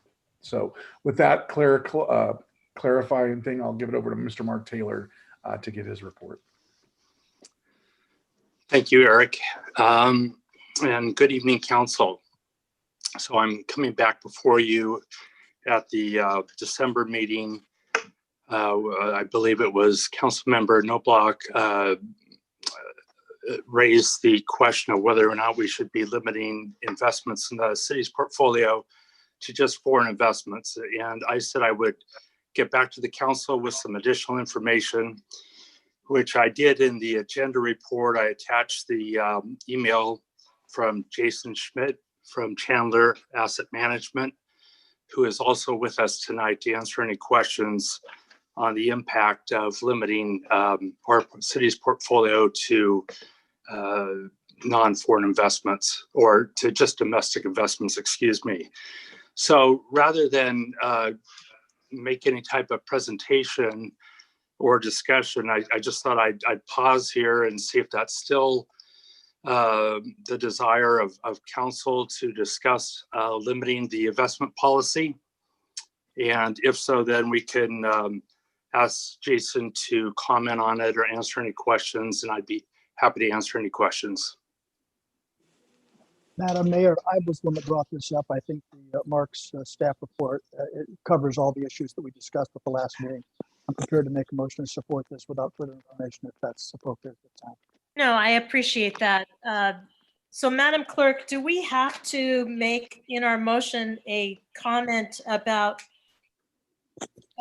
modifying the investment advisory from 3 to 2 citizens at large? My understanding from the assistant city manager is that the ordinance, the proposed ordinance, needs that revision. So you could move staff recommendation with the understanding that the ordinance will be amended to provide for 2 citizen members, not 3. Madam Mayor, I'll make the motion that we adopt policy procedures number 202-1 investment policy effective January 1921 and approve, introduce ordinance number 1710 as entitled an ordinance for the City Council of the City of San Clemente, California, amending Chapter 2.43 of the Code of the City of San Clemente relating to the Investment Advisory Committee to become effective July 1, 2020, with the clarification that the voting members as approved in section 5.5.1 includes 1 city treasurer, the city treasurer, a council member, 2 citizen representatives, and 1 industry specialist. Thank you. So do we have a second to that? Second. So before we take a vote, Madam Clerk, can I just ask if there's any public comments received? I have not received anything. I have not received anything either. Okay, so I think we can go, we're safe to take a vote. Okay. Councilmember Duncan, Aye. Councilmember Ferguson, Aye. Councilmember Noblock, Aye. Mayor Pro Tem James, Aye. and Mayor Ward. Aye. Yeah, carries 5-0. Thank you very much, Mr. Taylor. It's nice to see you. Thank you. Jason, you're also with us. You're muted. Oops, sorry. Yes, nice to see all you again. Good to So, see you all safe. Mr. Schmidt from Chandler Asset Management. Yes. Okay, thank you very much for attending. All right. Bye-bye. Thank you. Okay, the next item is a report from the Economic Development Officer concerning purchase and lease proposals for the parcel at the southwest corner of Avenida Vista Hermosa and Avenida La Plata. And we do have some comments on this item. Okay, council, do you want to go ahead and take the public comments first? Please. Okay, let's go ahead, Madam Clerk. Okay, let's see here. First public comment. There was no name provided on the first comment. Dear San Clemente City Council members, I live in Talega and I do not want a gas station or a car wash to be put in at the corner of La Plata and Vista Hermosa. We do not need a car wash or gas station at that corner. What we do need is more positive, clean places for our children to enjoy. With that land being next to the athletic center, it would be great to have a nice family restaurant and other kid-friendly options. It would be really great if we could have a bowling alley or skating rink. That parcel of land is in a very family-oriented neighborhood, and what is built there should reflect that. We do not need a gas station or a car wash there. We need something that is pleasing to the eye as you enter our neighborhood of Talega that we value. We want our home values to go up, not down, and the taxes we get from those home sales help all of San Clemente. A gas station or car wash would bring those values down. Thank you for your time and consideration. Next comment is from Dennis Camp. Please consider awarding the property at the corner of La Plata and Hermosa to an organization with personal ties to the San Clemente and Talega community and not to big business. Cypress Partners is one of your options. They are a family-owned group and their leadership is embedded in the Talega community and will serve the city and the community where they live.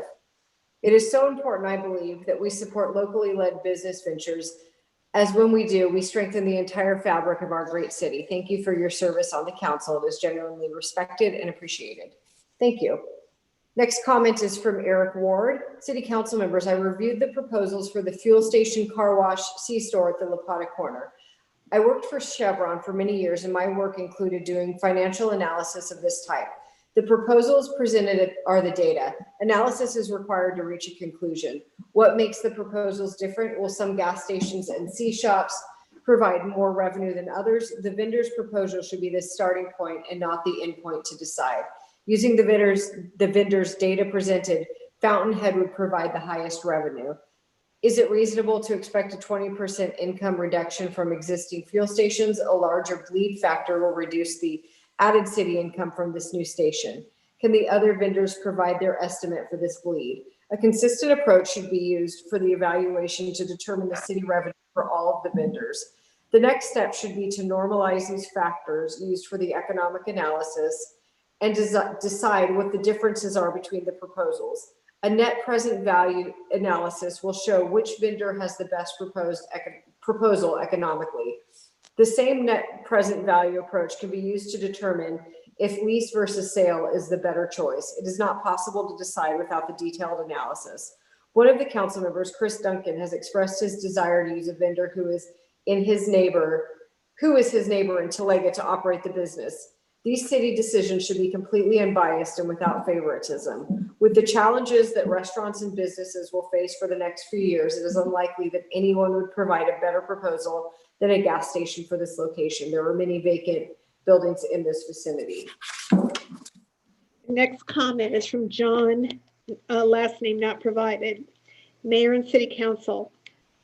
Proposed developer operator David Del Rahim for city parcel at Vista Hermosa and La Plata. I have no idea if this will come as news to all of you, but as a resident, I was quite surprised, shocked to just read on social media that one of the people, David Dilrahim, is being considered for the purchase lease of the subject parcel, was recently ordered to pay $4.2 million to his employees for back wages at many of his 100 car wash gas stations. If one does a simple Google search of David Dilrahim car wash, several news articles from the OC Register, LA Times, and Press Telegram will pop up. In short, they report the following. David Dilrahim was cited for cheating his minimum wage workers, destroying evidence, texts, emails, and videos that were ordered by the court to be preserved, and use of coercive tactics and intimidation of witnesses. Withdraw your complaint or lose your job. It seems apparent that this was not a one-time hiccup, but a systemic defrauding of more than 800 employees at 12 locations in Orange, Los Angeles, San Bernardino, and Ventura counties. According to the judgment, Dilrahim ordered employees, many of them Spanish speakers unfamiliar with U.S. labor law, to work off the clock at the beginning of each shift and to clock out, but to remain at the car washes when business was slow.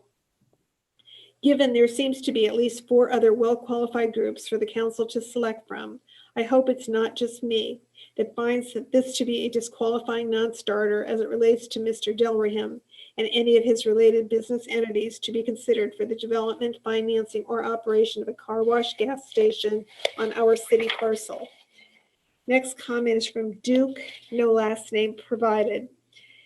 Hello, Mayor Ward, Mayor Pro Tem James, and City Council. I have read the staff report for the proposed sale or lease of the La Plata Vista Hermosa city-owned property. I also reviewed the council meeting of August 18th, where the 5 submitters gave their proposed presentations. This process has been going on for well over a year now, so it seems to me that in an effort to finally move forward with the project, council should direct staff to negotiate with one of the entity proposers. Given that all of the proposers seem well qualified and the proposed users are very similar, that the most economically responsible way to select the entity is to select the highest bidder. The consensus of the 2020 council seemed to be that they preferred to do a long-term land lease using the CBRE offer matrix. If you compare the 50-year lease numbers for the whole parcel, Cypress Express is by far the highest at $500,000 per year, $1 million upfront with 5-year 10% increases for an approximate total of $46 million, followed by Fountainhead at $450,000 per year with 5-year 7.5% increases for an approximate total of $32 million, and MJC investment property at only $200,000 per year with 0% increases for an approximate total of $10 million. The other 2 were partial purchase, partial lease, so cannot compare, applies apples to apples. If the 2021 council prefers to do a land sale, the 2 highest bidders are Cypress Partners and Fountainhead, both at $7.5 million. I hope this analysis is helpful as council makes its decision. Thank you for your service to the community. The next comment is from RC. When it comes to new businesses in our community, we need to support local business owners who support our local community and schools. When it comes to selecting a new and reliable car wash operator on Hermosa, I am in favor of Ryan Blatcher's company. Thank you. That's all I have unless Laura has more. We have just a couple more comments. Next comment is from, I'm sorry, Joanne, did you just read Brett Blanchard? The one that I just read was, it's from RC. Okay, next comment is from Brett, sorry, my Zoom cut out for just a second there. Brett Blanchard is the next comment. On behalf of Cypress Express Partners, a bid finalist, in regards to our August 2020 development plan submission, we would like to amend the retail convenience use in the following ways. 1, a general store concept anchored by an existing local deli store, Billy's, and related specialty food products. The retail general store building would be similar size as originally proposed with added areas to present a public arts component. 3, provide for a connective pedestrian trailway and some park bench seating with approved easements to the adjoining sports park. 4, provide for electrical vehicle charging stations. Thank you for your consideration. And the final comment on this item is from Richard Howard. Actually, this comment he just wants read, or wants emailed, not read at the meeting. So we're good to go. That's all I have for public comments. Laura, could you please read Mr. Blanchard's comments again? I didn't catch something about Billy's and something else. Sure. Thank you. On behalf of Cypress Express Partners, a bid finalist, in regards to our August 2020 development plan submission, we would like to amend the retail convenience use in the following ways. 1, a general store concept anchored by an existing local deli store, Billy's, and related specialty food products. 2, the retail general store building would be similar sized as originally proposed with added areas to present a public arts component. 3, provide for a connective pedestrian trailway and some park bench seating with approved easements to the adjoining sports park. And 4, provide for electrical vehicle charging stations. Thank you for your consideration. That's all I have. Okay, thank you. So that is all the public comments we have, correct? Correct. Okay, thank you. So let me just ask a question. This is just a procedure question. Are we able to consider any changes to what we have already been given? I guess that's to Mr. Sund, or maybe to CBRE that's on this. I can address that, Mayor Ward, and then CBRE can supplement any of the comments. So the city hired CBRE to represent the city in this proposal process. And so with that, we had certain milestones that needed to be met. And we also, at a certain point, this before presenting the final 5 pursuant to council direction, we directed those finalists, if you will, to provide their best and final, partially based on the direction of city council as it relates to, you wanted to see both a purchase and a lease proposal, and some proposals did not have lease. And so that was an opportunity for those developers to also amend their proposal to include a lease option and or amend their sales price. And so that process has already lapsed. And so any developers coming in after the fact and now, whether they want to raise their price or change their terms are not something that we would allow because it would kind of affect the integrity of the process. And so I think that answered your question. I know CBRE is aware of this and has communicated to any developers of this status that a best and final has already lapsed. So again, with the proposals that are attached to your agenda report reflect the amounts that were submitted through that process. Okay, so just a quick question. So when someone gives us a letter saying that they want to change the use of one of the buildings, is that a detail that we can consider, or should we look at what is on our page? I personally, coming from a contracts background, I think you should stick to what's in front of you. If you're going to afford a reconsideration of one, at that point, you would need to provide a reconsideration to all. And then that would, in essence, delay this process even further. Okay. Okay, so I just was asking that procedure for council because I know we did receive a late bid amount and we knew that we couldn't consider that. But this last letter with those comments, I wasn't aware of, but we can't consider that in our deliberations unless we reconsider the entire package. So I just wanted that clarified. You're welcome. Does any? I have a question. It's probably of the city attorney.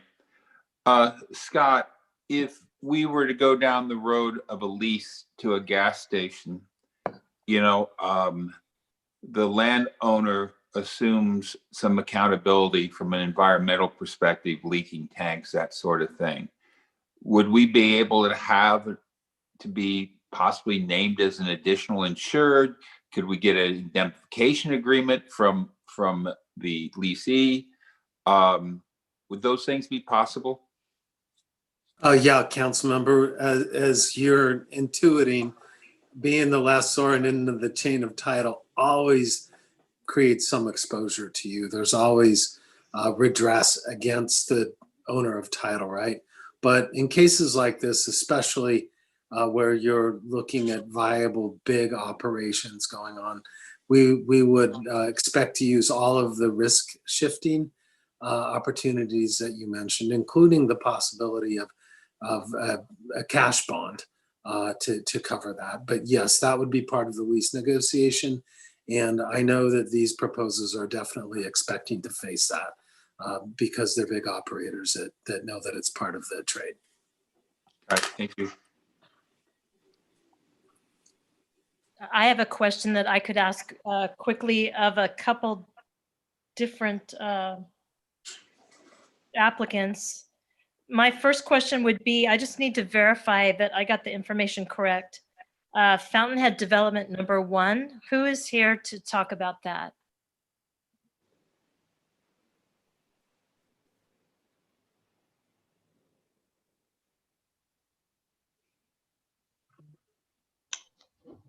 Good evening, Madam Mayor, member of City Council.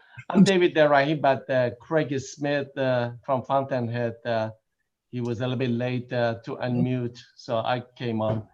Craig, if you're ready, please go ahead. I'm here. I'm Craig Smith. I'm with Fountainhead. My partner in the project's David. Okay, so let me ask you, you were proposing a 76 fuel station, Starbucks, and a Bliss car wash. But I believe, were you the applicant that had a junior market in your proposal? Yes, the brand of the gasoline being sold is 76.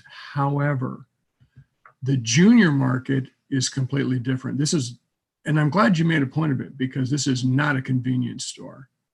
This is going to have daily fresh made sandwiches, salads.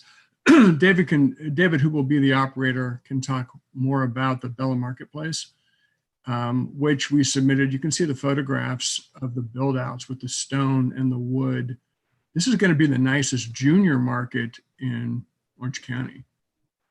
So although the brand of gas is 76, the store that's attached to it is completely different. This is not a corporate 76 station. This is going to be a Bella Marketplace, a gorgeous junior market. So is that building separate, separate from any of the other buildings? Or is the point of purchase for the gas in that store? Yes. Yes, that it is in that store? Yes. Okay. So I will tell you that I drove up to Alicia Parkway and looked at the store. Was that the store that you're speaking of? David? Okay. Yeah, yes, that is correct. That is one of our location. Okay. The latest one.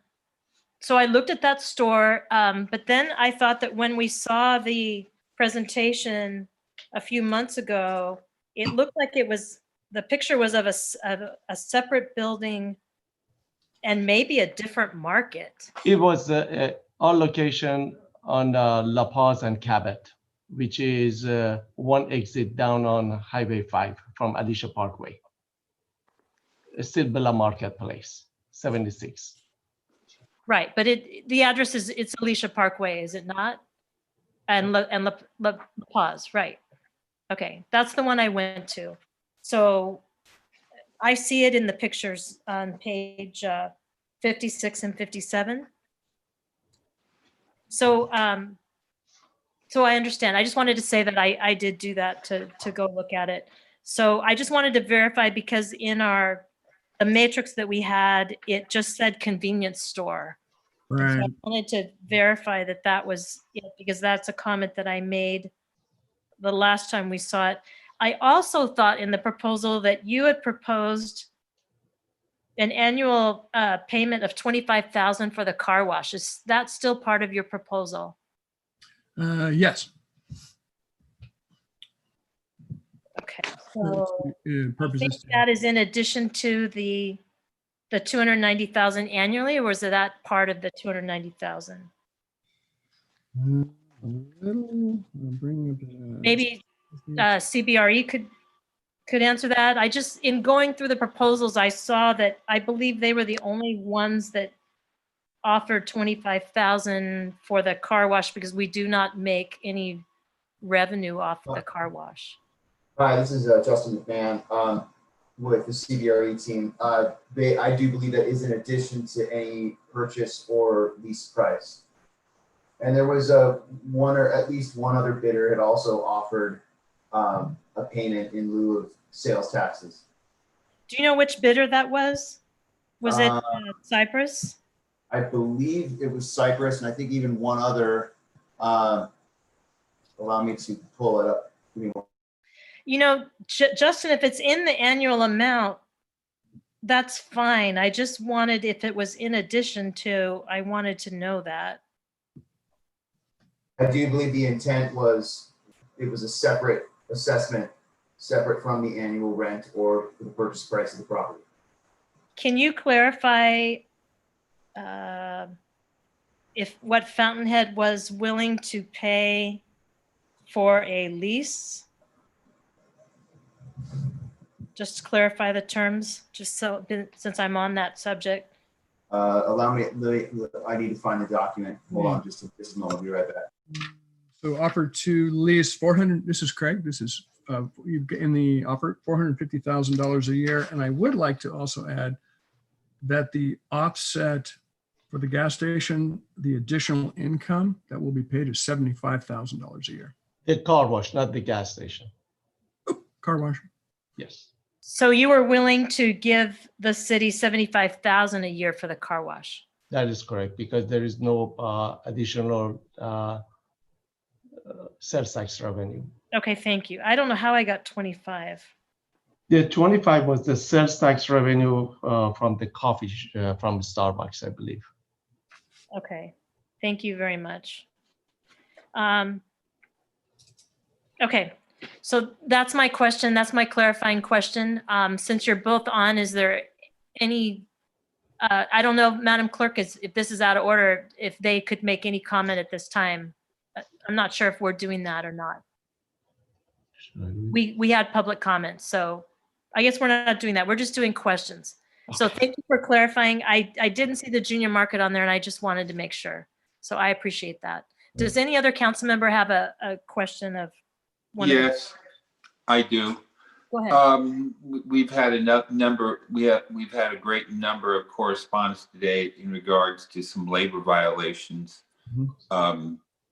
Can you address that today? Yeah, you can. I would. This is. I do apologize. Our power is was on a timer. So I have prepared something that I would like to read for everyone to clarify the letter and the allegations that have been against me and my family. For over 38 years, I have been a proud employer within the state of California, pursuing the American dream, creating jobs and opportunities for thousands of people. In 2015, we had over 1,200 employees in our workforce. After receiving complaints, we concluded that through a thorough internal investigation and realized that there was a small group of employees that were intimidating many of our hardworking employees. As a result of our investigation, we terminated the offending employees. Following the terminations, the leader of the group made false allegations to the Department of Labor, which led to civil litigation against our company.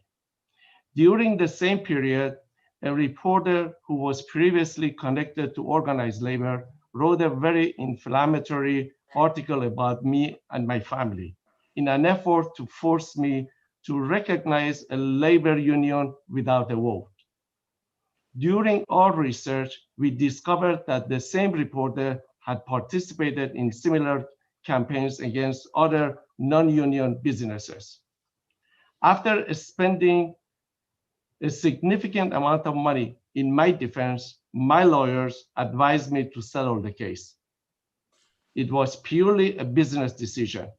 It is important to note that as part of our settlement, there was no admission of wrongdoing. For the past 38 years of my business practice, we have maintained over an 80% employee retention rate.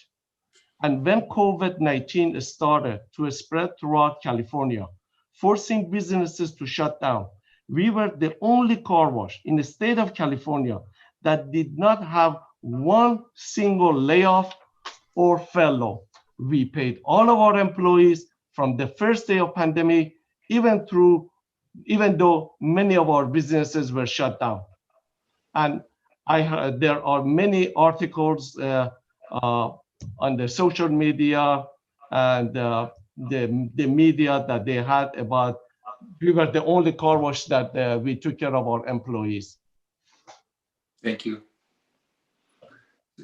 So we have a Starbucks at the corner of La Plata and Pico.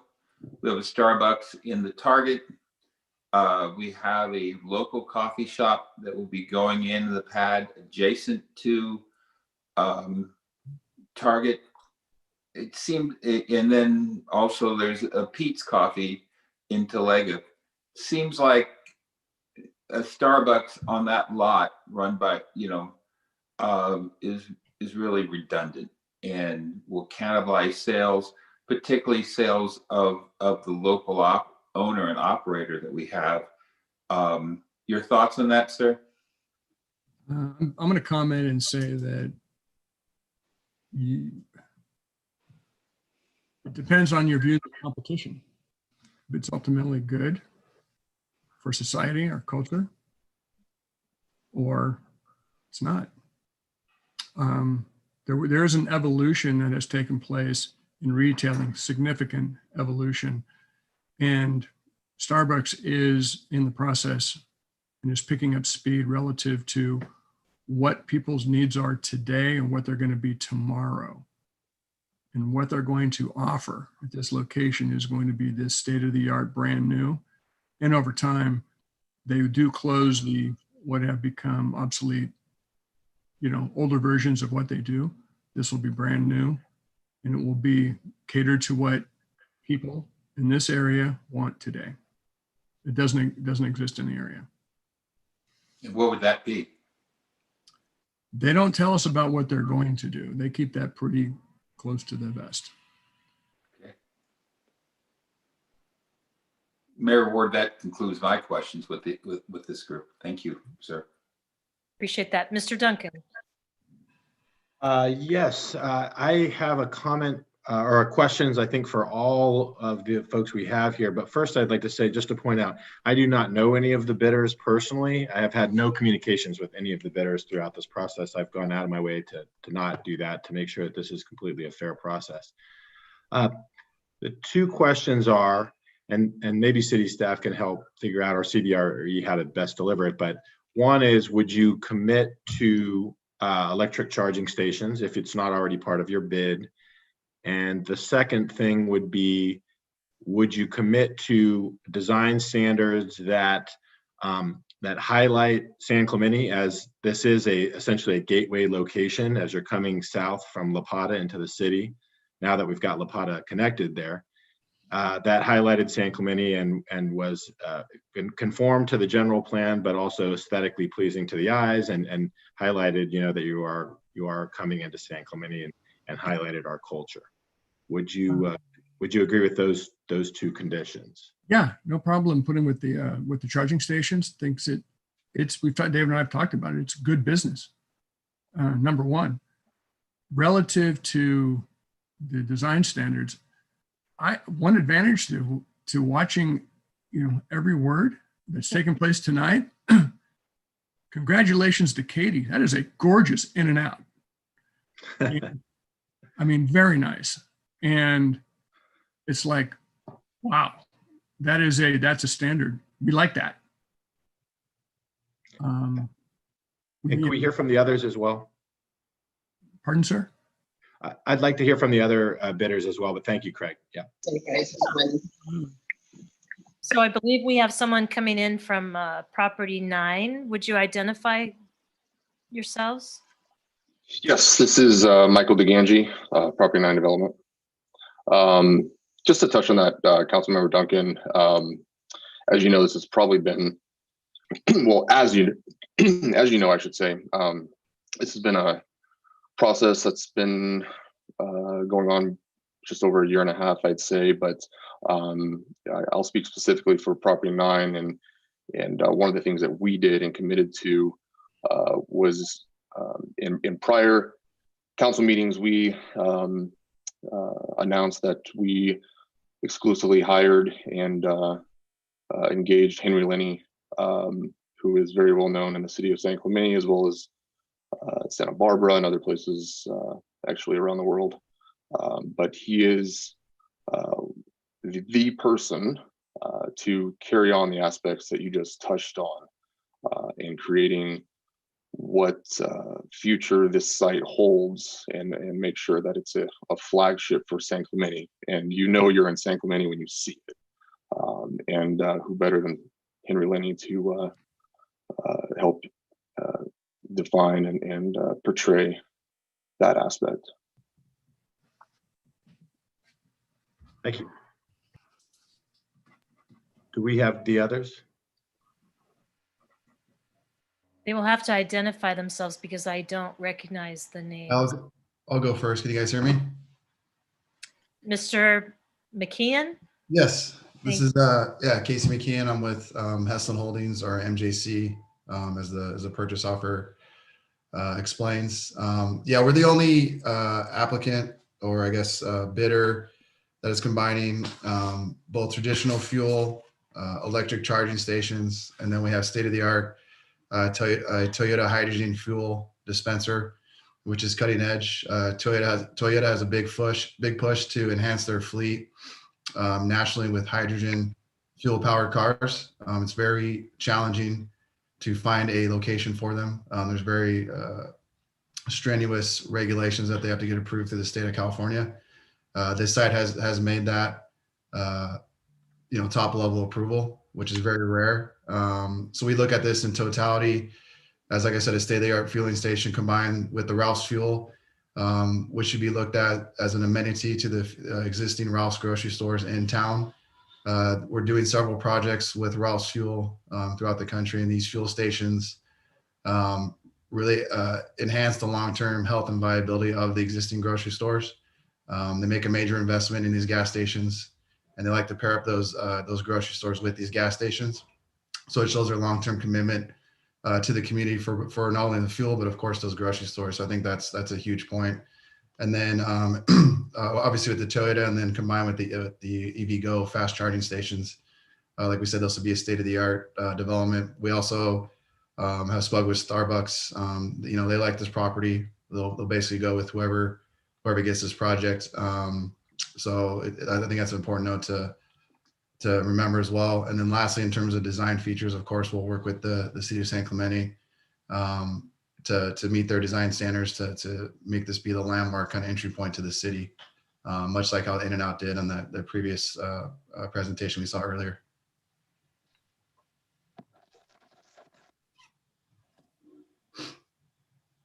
Yeah, Casey, this is Jonathan with city staff. I'm just going to introduce the last two participants in our bidding process. So I know that we just have two remaining. Cypress. So if I could have, I believe we have Sarah Sibia or Brett Blanchard on. So if one of you could introduce yourselves. Yeah, this is Brett Blanchard. I wanted to answer the first question I appreciate the time from Madam Mayor and the council members and their consideration to answer Madam Mayor's first concern about receiving my email tonight. I was not trying to change the deal at all. I was just trying to clarify some of the comments that we received the last city council. The deal was the deal, and we weren't trying to change anything. If you're still looking at the highest offer and still looking at keeping it local, that's us. But to address Council Member Duncan's comments, yes, the charging stations, we have enough room there. We've designed and we can plan for that. That's not a problem. Also, the comment about, I forget your second comment was the charging stations and, the design. Just so happens I listened to the In-N-Out Burger presentation earlier, and I actually developed the property across the street from In-N-Out Burger, which is the Quick Lube, back in 1999. When I came into the city of San Clemente, they laughed at me when I said I was going to do a quick lube. It better look really, really nice. And so we did the Ole Hansen look, and we're not afraid of Ole Hansen. We've done it numerous projects in the city, and we're fine with that. A couple of other comments that we had were that the sales tax was brought up.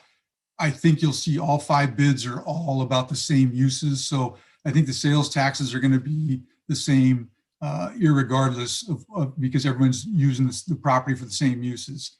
Also, wanted to mention that the sales tax of the express wash, yes, we're paying a sales tax on express wash. To confirm that was a question earlier. And also our lease offer is the highest to date to make up any difference that anyone sees in the sales tax.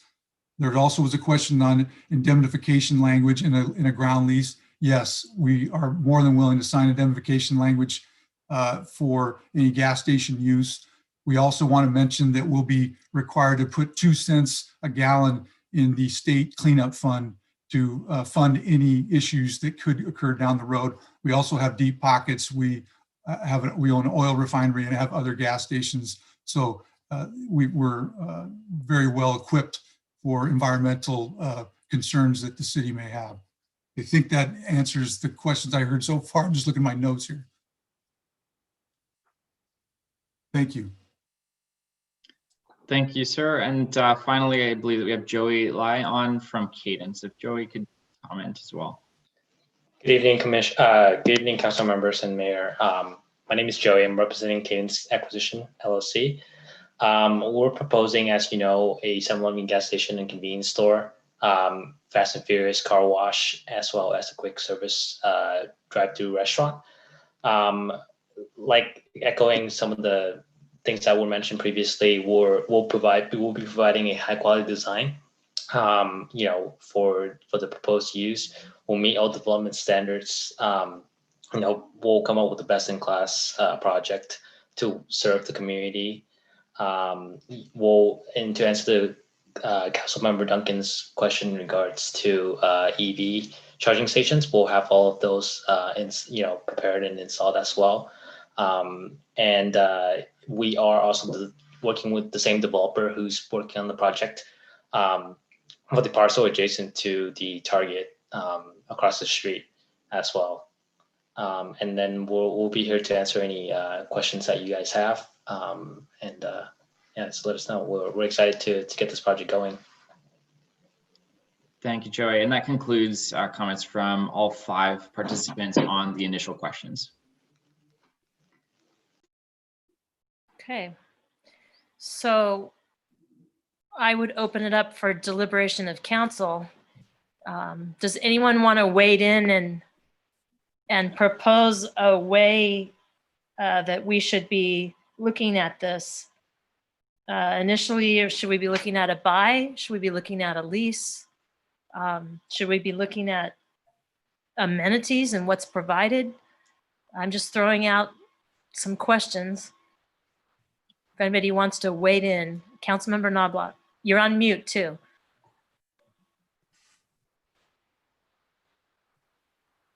Thank you, Mayor Ward. Yeah, just a couple of observations in this process. First of all, I'm not really excited about a gas station, the gas station in town for Talega. That's my concern initially. I saw on the list of 15, there was a medical group that I think might have some involvement with senior care. I'm not sure if there's an appetite to look farther down the list for other uses, but if we are going to be looking at a gas station multi-type use, I think it's important that my preference would be to do a sale. In my banking career, I've had to chase a number of gas station operators on their indemnity agreements when the bank who ultimately foreclosed on the property, became a PRP, potentially responsible party for the environmental damage that was done with leaking tanks. And it's tough to chase people. That doesn't probably apply to some of these national carriers, Kroger and a couple of the others that have national gas facilities. That would obviously, they have very deep pockets. So, that being said, if we are to go down the road of the mixed use and all 5 of these uses, top uses that were presented to us this evening, I'll have that sort of a profile. I would say that we lean toward a ground lease, and that we go back to the top couple if there's no appetite for going down the list and finding other uses. And Kathy, I think you addressed this earlier about the flexibility in these offers.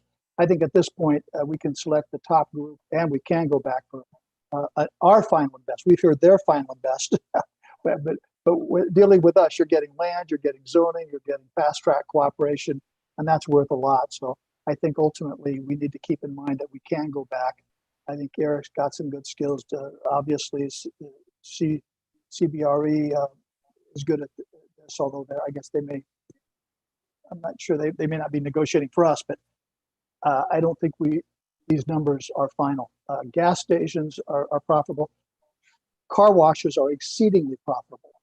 And while some of these proposals are being very generous, I think perhaps they could be more generous. Those are my initial thoughts. So, Councilmember Knobloch, with the worry about having them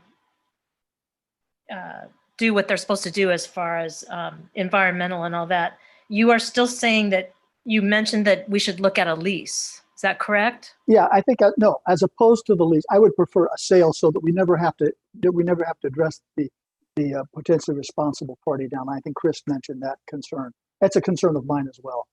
Okay, you said that initially, and then I thought you changed it at the end. So I just wanted to make sure I was seeing. I was preferring a sale as opposed to a long-term lease. Is what I was trying to say. Does any other councilor want to weigh in on that topic versus lease? Councilmember Ferguson. Thanks. I've always been a proponent of selling it versus leasing this property. Regarding the projects that put forward, they're beautiful projects.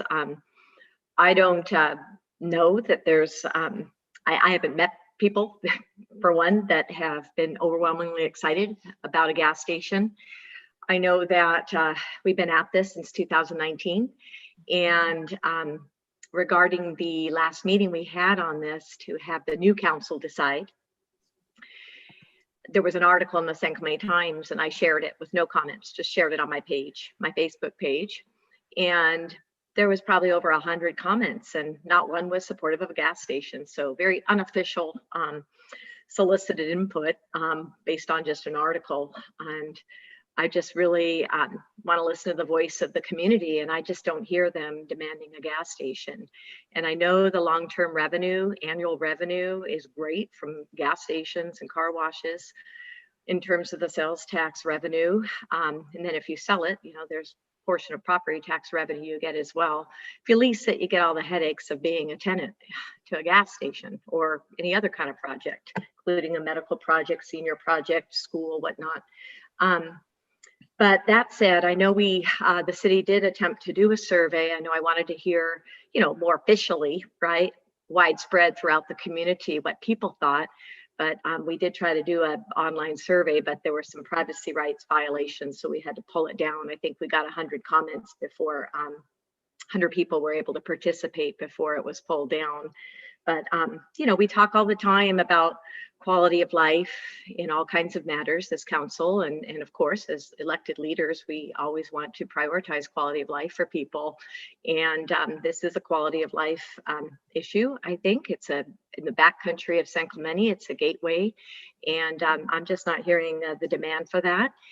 There are some projects on here in the 15 proposals that we received, the matrix, that's the more expanded matrix based on all the proposals, as you saw in the agenda report, starts out with saying how many projects we got in the summary. like the medical project Steve Noblock had mentioned, 6.25 million. I mean, it's still a, very attractive price for that. It's quality of life. It provides healthcare services, specialty primary care, imaging. I thought there was a senior housing project too that was closer to 7 million. I don't see it, or maybe I'm missing it on this. But regardless, if I may finish, but regardless, I would just like to focus you that we have bidders before us, and that's where we are. But I'm just sharing my global comments tonight, and I can. And but I just wanted to note that it's always great to have revenue at the city, but in years past, pre-COVID, I mean, we don't have a revenue problem. We've had a spending problem, and we haven't stuck with our budget. There's been multiple expenditures approved by council outside of the budget. So I really want to focus on quality of life and what the people want tonight. So those are my comments. Thanks. All right, thank you. Councilmember James, did you want to wade in? I was in favor of last year of punting this to the new council. I didn't know I was going to be on the new council. So here we are. Nonetheless, I have grave concerns about putting a car wash and a quick service and a C-store and a gas station at one of our gateways. We talked about the Pico gateway, but that's a block off of Pico in an area that needed some help. But this is out in Talega, and there's probably a need for a gas station. I know when I lived off of Del Rio, I wish there would have been a gas station there. But with that being said, I don't think I've spoken with 3 people that are in favor of a gas station. So I'm going to be hard pressed to support a gas station. I probably would like to go down. I'd probably like to go down the list to some other use. So as it stands tonight, I'm not going to be able to support any of these bidders to put a gas station, convenience store, and coffee shop there. Thank you. Jean, can I just talk to you about those comments and discuss that a little bit? To see if there's any way that we can change that, how we look at it. This no longer is just Talega. La Plata has now gone through, and we're connected to Rancho Mission Viejo, and I know you know that, and Ladera Ranch. And that Target across the street is Ladera Ranch's Target. And you saw how we've benefited from the sales tax increase. Some of that has to do with that. We just added Los Patronos Parkway, Planning Area 5. It's going to come straight into La Plata.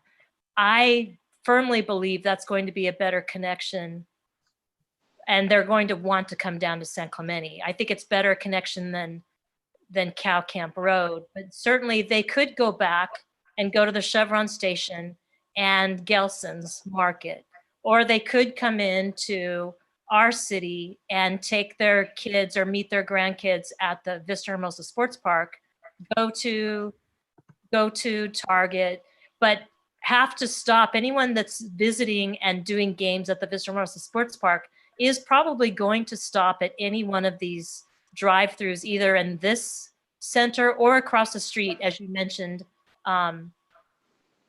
Zebra Coffee is going to be across the street. So our residents are probably going to go across the street to there. Even Target still has a Starbucks, but are they going to change that and take it out? If there's one across the street, we don't know what Starbucks is going to do. But I think that with with La Plata coming in, this is the best use, and the use that we're going to get the most money out of this very important lot. I think it is an amenity that can be said that it is good for this area because of the connection to La Plata. This isn't just for Talega. This is the entire city and the entire city of Ladera, Rancho Mission Viejo coming into this area. So it's got a different dynamic now than it had before.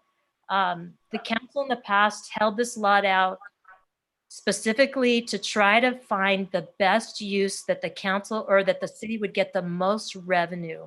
That's really what the entire city needs, is another revenue source that is reliable, predictable, and we can count on it. And I think as a former planning commissioner, I can actually make the argument that a gas station is not a bad use for and is needed in this area of our city if you look in planning. I think if we could just get past that it's a gas station, that maybe we try and focus on the best one that we can get and the best use, the best market amenity like that, because for the sports park being there, we are going to have more people coming in to that. So let me ask you this, and it's for all of our colleagues. If we were to sell this for $7.5 or $8 million, I don't think 7.5 should be our final. I think we should look beyond 7.5. Would we commit to taking at least half of that money and paying down our unfunded liability? Well, I think what is planned, and the city manager can talk about that, if we were to do a sale, the city, I mean, Mr. Sun could talk about the process, but I'm pretty sure that they go and look at that money and then come back to us with how best to use that money. So Mr. Sun, would you talk about the process if we were to sell this property? Because I think we're all concerned about the dollars, where they're going to go. Absolutely. Great question, Mayor Pro Tem Gene James, Mayor and members of the City Council. And so we have done something like this before as a roadmap, and we've referred to it as the Blackboard.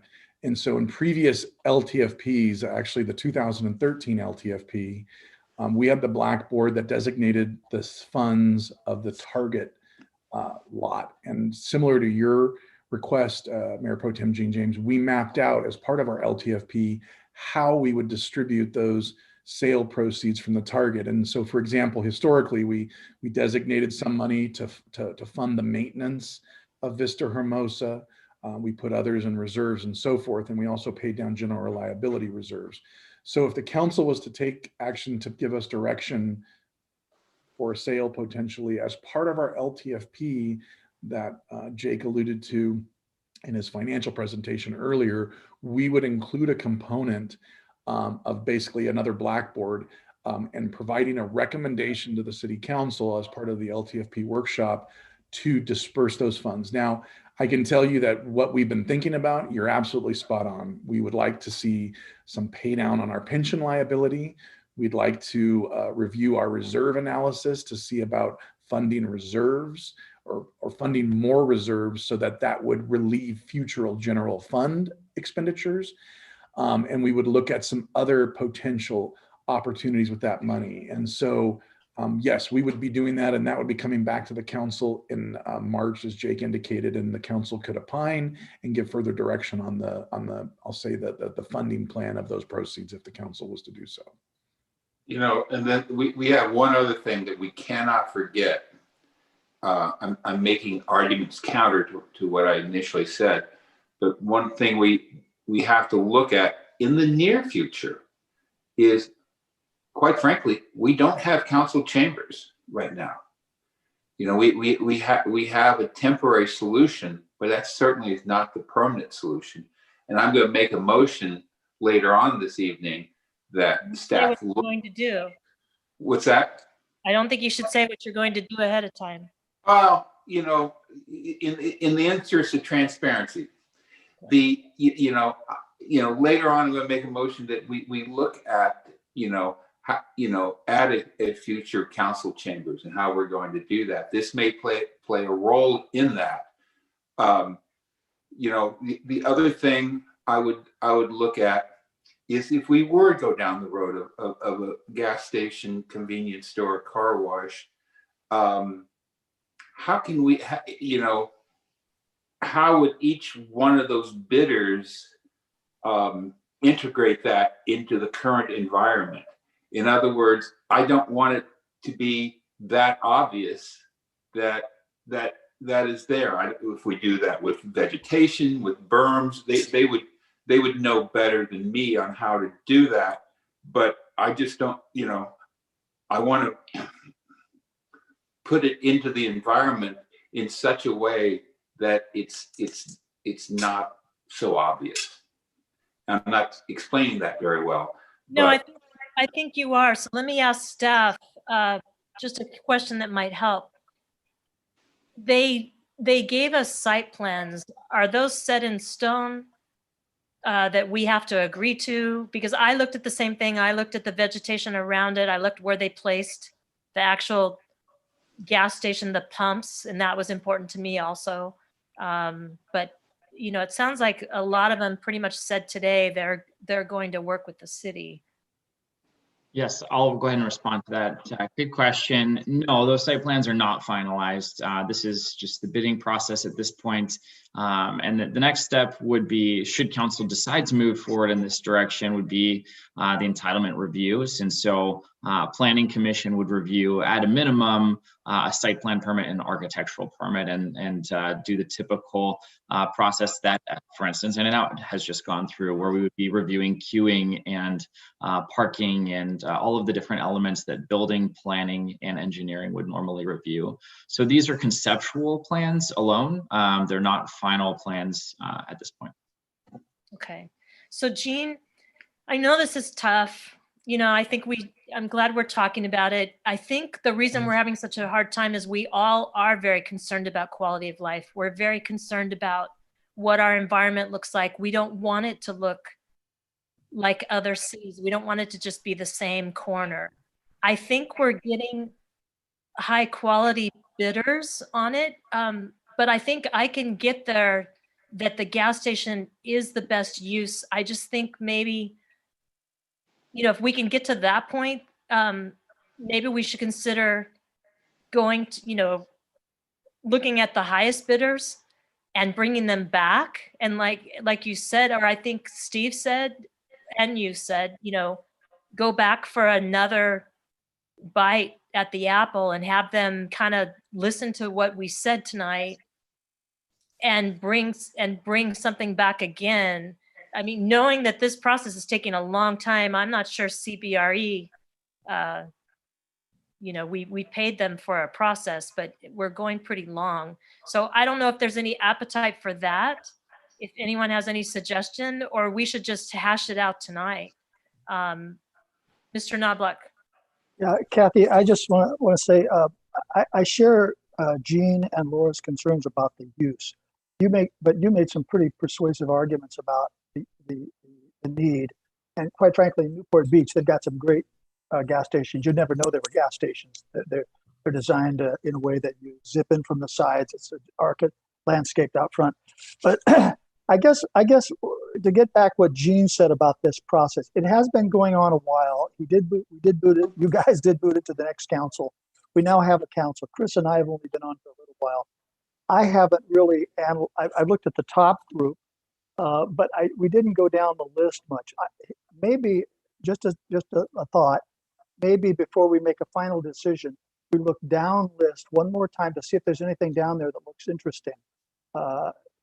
And it's not just about the money, it is about the use of that facility for the Talega community. So I guess I'm maybe suggesting to see if there is any desire to look one more time, maybe one more time for you, but for the first time for me, a down list on some of these medical groups and others that are not gas stations to see if it's something that is possible. Just a thought. So council, I'm going to have concerns doing that just because we've got to this point. So does anyone else want to open it up to any other uses, knowing that this is what staff has brought to us and CBRE in all these months as the best use? for this and met council criteria, the council at the time. Well, Mayor Ward, I'll just say, I mean, I live in Talega, and I'm certainly sensitive to the concerns, and I've heard the same thing that that Councilmember Ferguson has heard, and Councilmember Noblock. It's just not overwhelmingly popular to do a gas station, but we've made our way through this process. We get paid the big bucks to make these difficult decisions, and now we're here. We've got the bidders.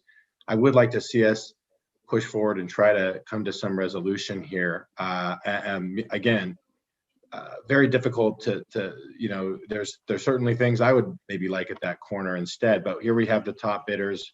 We'd like to generate some revenue. We've got good proposals. So I'd like to see if we can make a decision tonight. To answer the first question we led in with, I'm leaning towards a sale for the reasons that Councilmember Noblock was mentioning. If we're able to get moving forward. Okay, I appreciate that. I just asked because if we had looked at a lease, maybe we would look more at the bidders down the list because, the lease would be a different component. So I think I would like to duke it out tonight and try to get down to one or two or just one that we all are leaning towards, and staff could go back to them and get us more information, more money, a better clue of what it's going to look like, so that we feel good about awarding this. So I don't know if you want to do 1 and 2, just one. Does anyone want to talk about who they're leaning towards? I'm just trying to bring it in unless anyone has any other suggestions how to get to that. Because we have 2 that are about this, they're the same price. The only thing that I brought up was one is a junior market. The other, it says Chevron convenience store, but then we've heard, they might consider something else, but we weren't supposed to consider that now. So, does anyone have any preference of a good way to go forward that they feel good about? Laura. Mayor Ward, why don't you take one of your straw polls before we go into this, dive deep into this, and make sure that there is actually support to look at a gas station? Well, I think I kind of heard some consensus that we were leaning that way. You want to take a straw poll of whether we're going to try to go forward? All right. Councilmember Duncan, do you want to try to go forward tonight? Yes. Councilmember Knobloch. No, I'd like to look down list one more time. I don't see the big rush to act now. I'm new to this process. I don't know the down list people, but I do know that gas stations are not well thought of by the folks in Talega. And I think we owe it to our constituents to look down list one last time. I know you've had that, so you may not need to do that, Kathy, and perhaps even James, but even Gene mentioned that he was concerned about that use. So my recommendation would be to look down list one last time. Okay, Mayor Pro Tem James, you willing to go forward and try to come up with? If I wanted to do the popular thing, I'd put a free ice cream store there, but that's not leadership.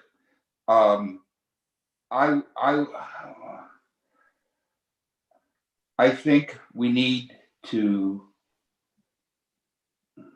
I would like to look at this one more time, to be very honest with you.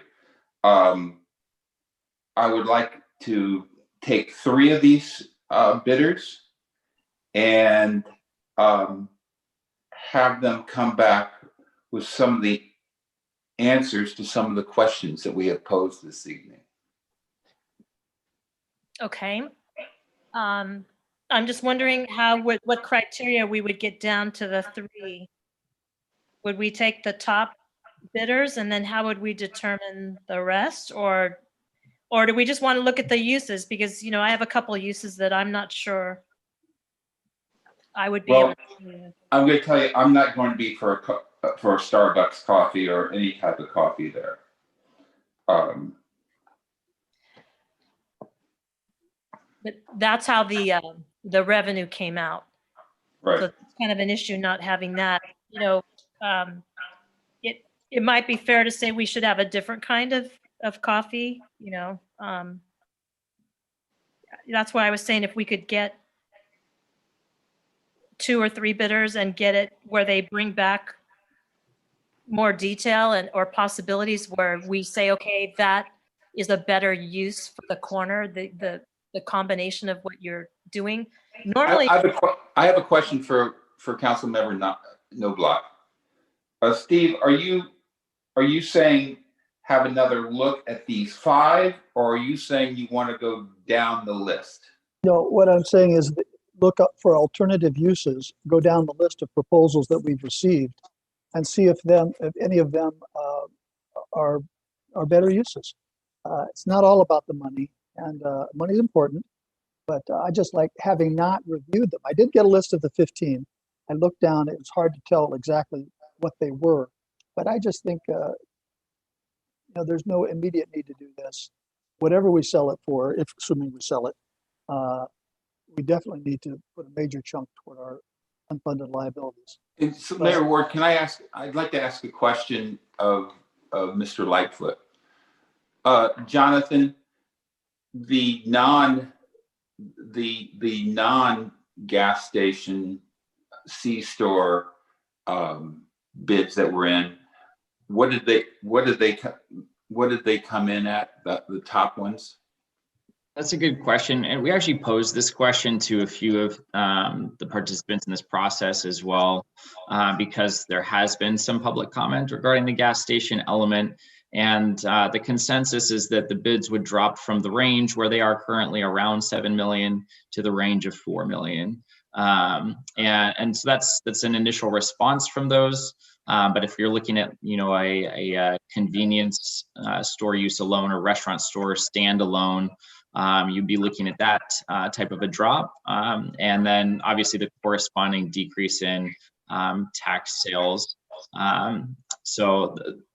I hope that answers your question, but please let me know if there's more. So do we have non-gas station bids in the $6 million range? No, we do not.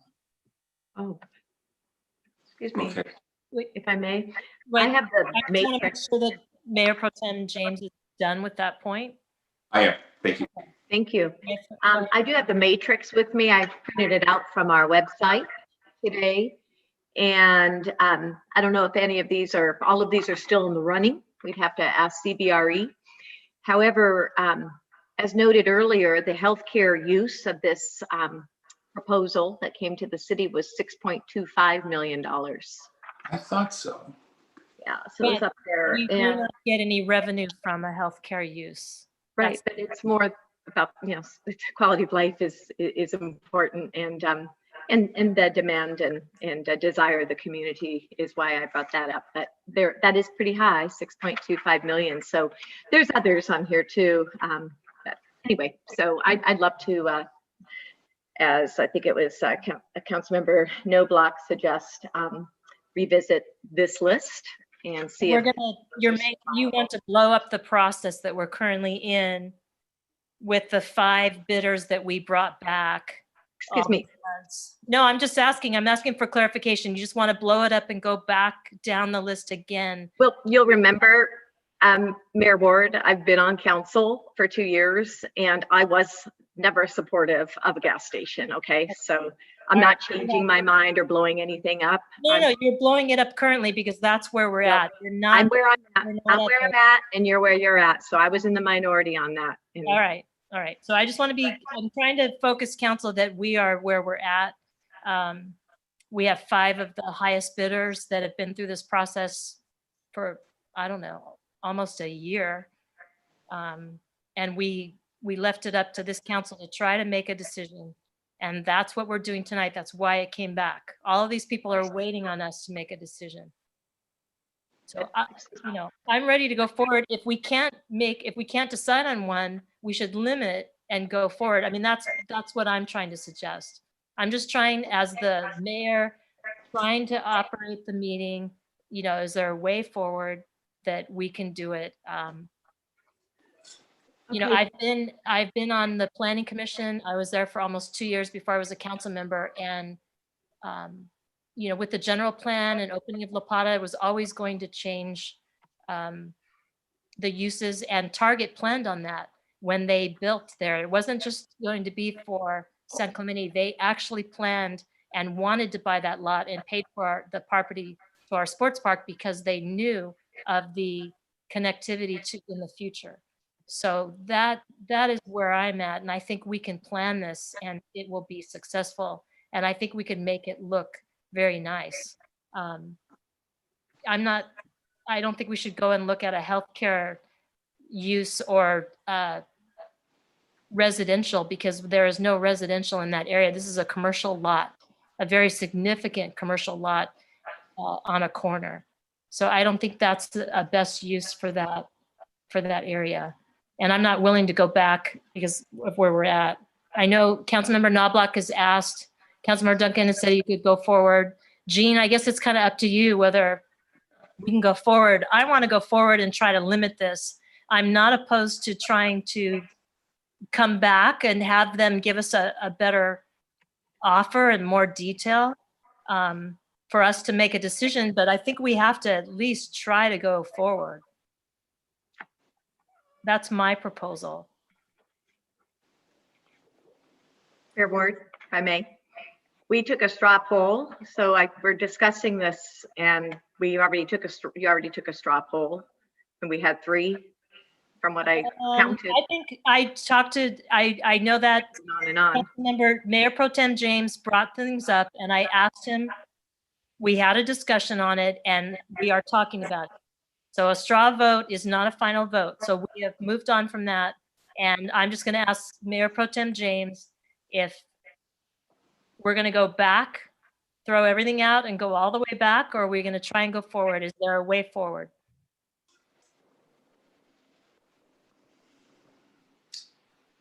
You have a suggestion?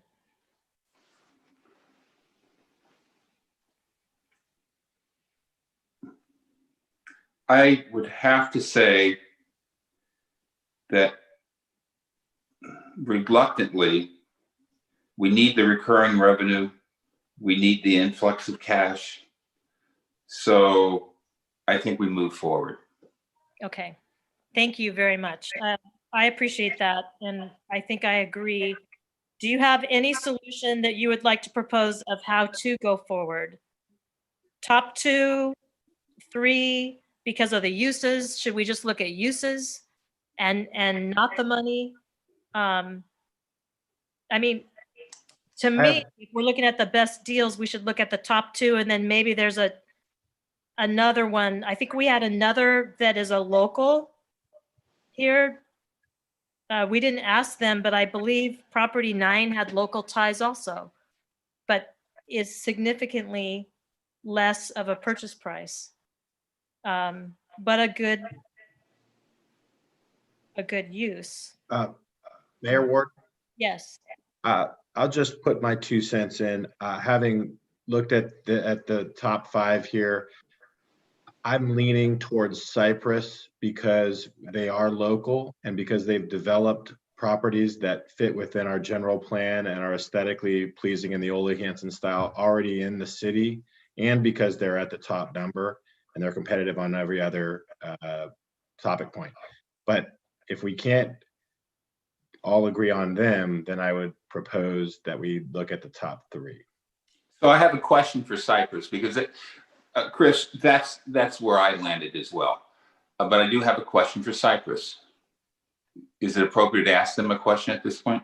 I think we should do whatever we have to do to get through this. So who is representing Cypress? That would be Brett. That would be Brett or Ryan Blanchard. If one of you gentlemen could join and just signal that you have unmuted yourself. Yeah, I'm here. This is Ryan Blanchard. Hi, Ryan. Hi. What QSR are you looking at? It says to be determined, but I'm sure you have an idea.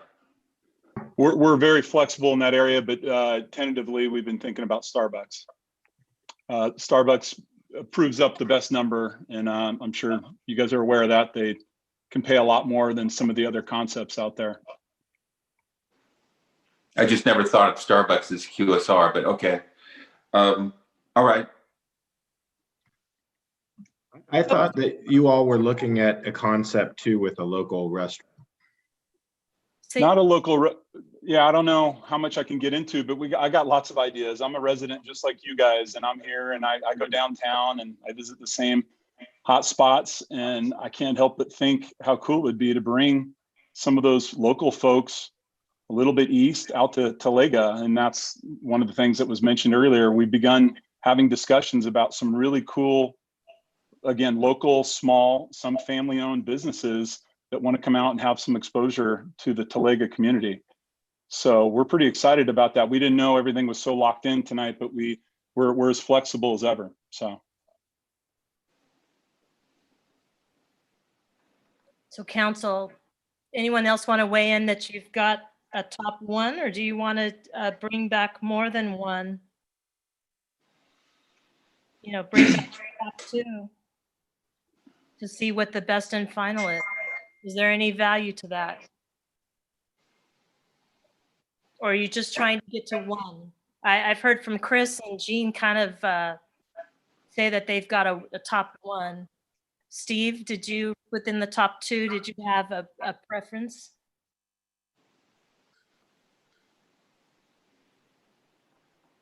You're unmuted, I think.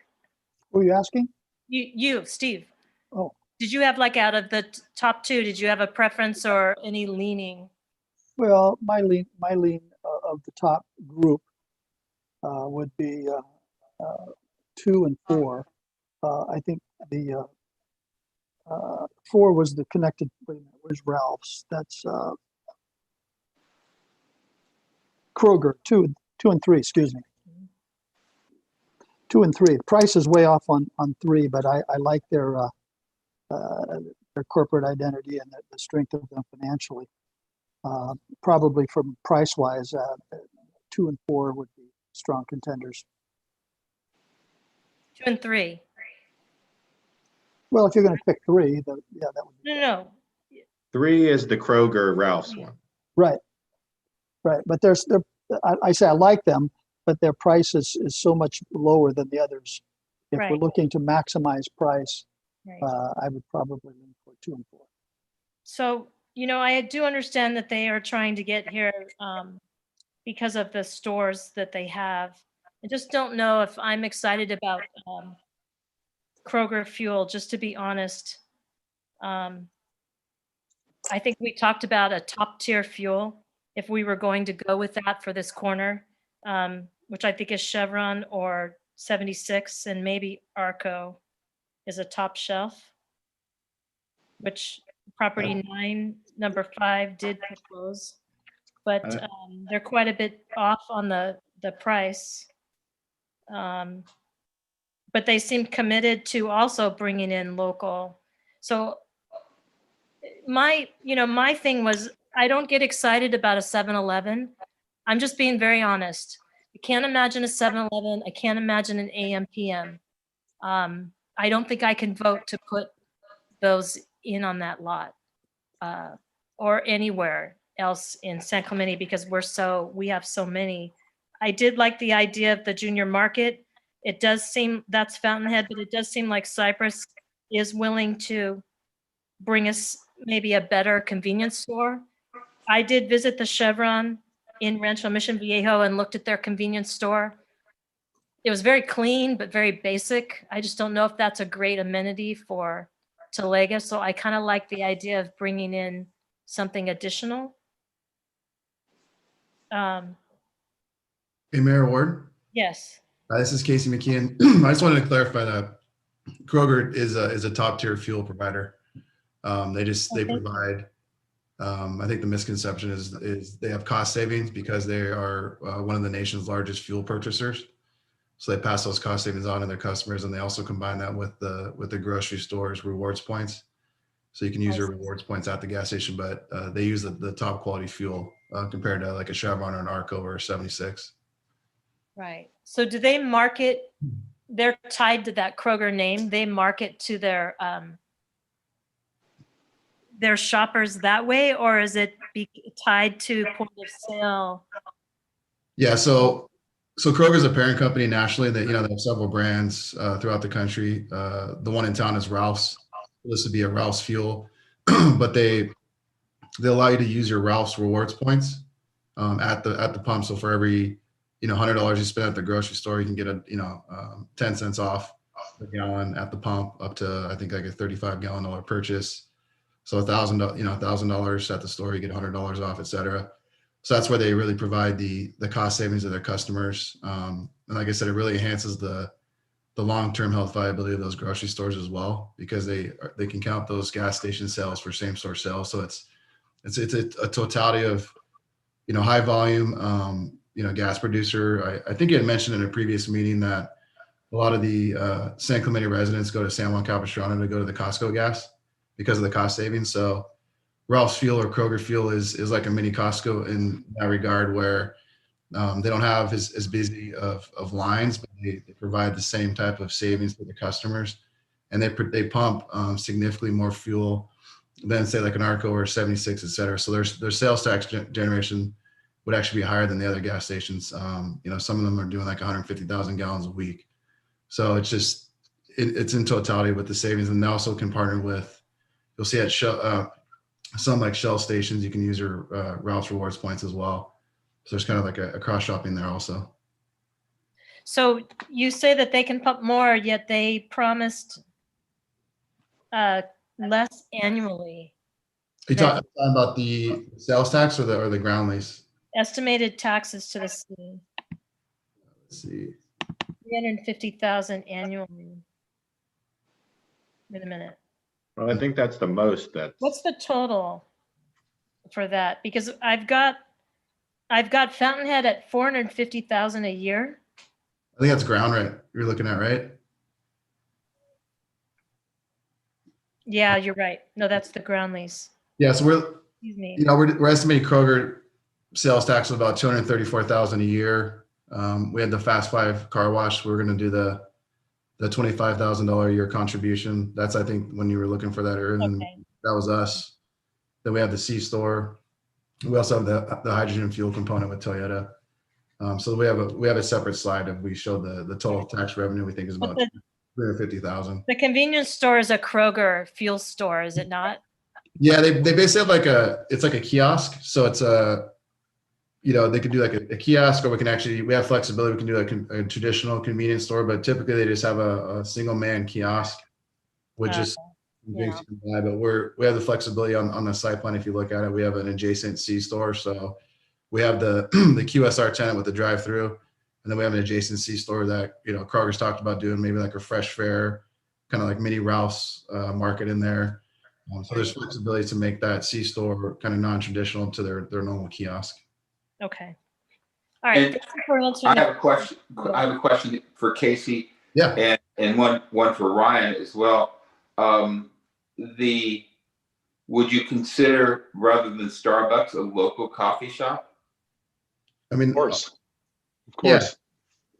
This is Casey. I mean, we were excited about our site plan because we're able to do like a multi-tenant building. So we have the convenience store adjacent to the QSR restaurant. So, we're able to fit a drive-through in there as well, and still have some nice landscape area and like a monument section to the site plan as the entry point to the city. But to your point, this deal's transpired for over a year, so that tenants are always changing, especially now. So we had Starbucks initially when we first offered, things changed, but we would of course go back out to the market. There's some new kind of exciting tenants on the food side that are doing deals, so we're not beholden to just Starbucks. Councilmember James, I live here, and what you guys would want there and prefer probably means that my neighbors and friends will want it as well. So we'll work as hard as we can to try to find the right uses there. And I know in the end, I'm going to be happy with any kind of conclusion you guys come to on what's best for that site. Again, I'm going to be frequenting that site as much as you guys, and so I want the right fit as well. So yes, we're open to that, definitely. Okay, let me take a straw poll. Are you ready to try to pick a one, or do you want to bring back 2. Bring Uh, back two. and talk about interest more. Are you ready just to pick one provider and just try to see what we can come up with? I mean, I guess, Mr. Sund, I would ask you, if we only picked one tonight, that's pretty much awarding the bid. If we picked more than one, then it would come back to us for more consideration. Or can we do that with one? Well, great question, Mayor, members of the City Council. What I would probably recommend as a potential landing spot is preferably picking 2. You've echoed a lot of wants, whether it's alternative fuel charging stations, electrical, other uses other than Starbucks. And I know all 5 developers have heard you loudly and clearly. And so if you were to pick 2, we would then go back to them and really basically refine their existing proposals. And we would be bringing those back to you after they've had some due diligence time to look at other QSR, to reevaluate their purchase or lease prices as well, so that we'd be coming back to the council with basically 2 final offers that take everything into consideration, and the council could deliberate from there. Okay, so I normally don't try to do this. Does anyone want to make kind of not a motion, but just a direction of how to go forward? I would rather the mayor not do that, but I will. Then we go forward. We'll vote. With number 2 and number 3. And that staff works with those 2 bidders and comes back to us is second meeting in February too early? Maybe, but I would say with about 30 days would be good to. 30 days, okay. In 30 days, with refined bids, revised and refined bids for bidder number 2 and 3.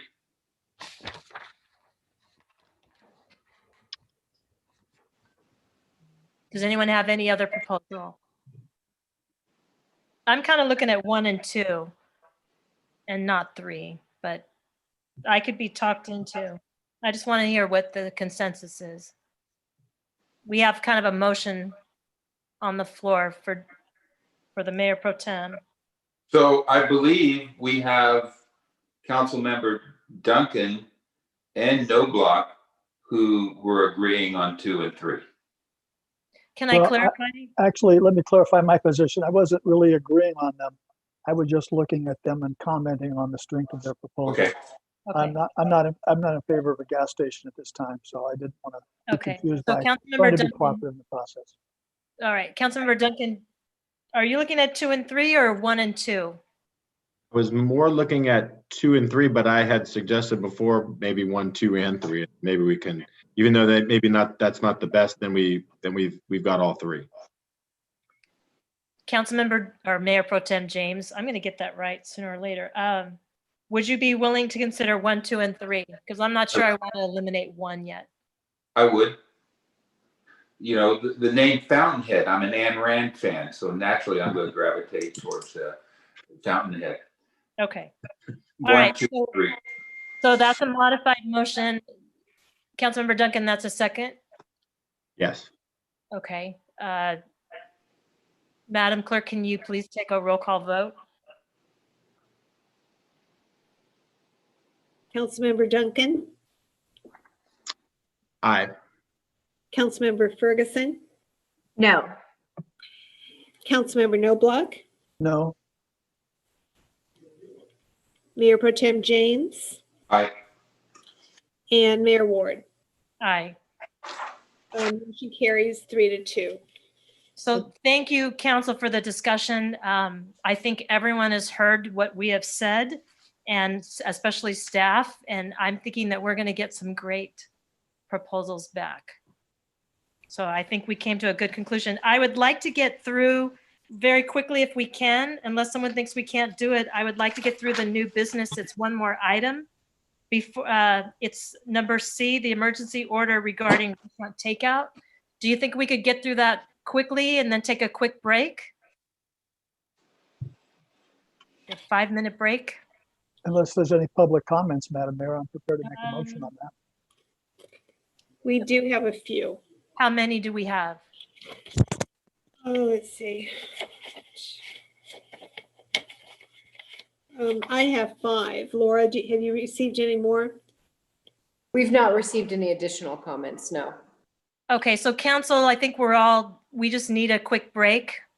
Is 5 minutes enough time? Staff could use that also. All right, so we'll take a quick break and come back with item C. Thank you, everyone.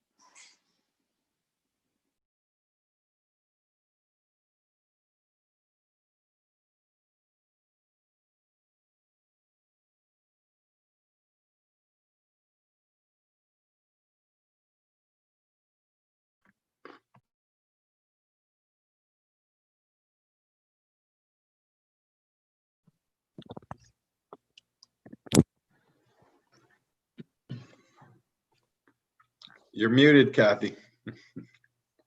Thank you. I appreciate Usually that. usually you're the one telling everybody else. I know. It's hard, and then when you have to remember to do it too. I'm not sure we have Councilmember Ferguson yet to go back live, or I know we're live, but to start the meeting again. Just wait a moment.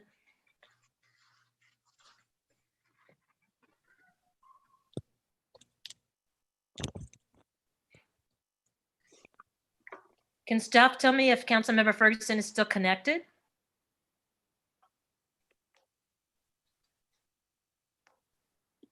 It doesn't appear as though she is connected, so Yeah, I can't see her. I don't see her login. So I will ping her to see if she's going to. Yep, no, that's Laura. I will ping her to see if Same she. name. Thank you.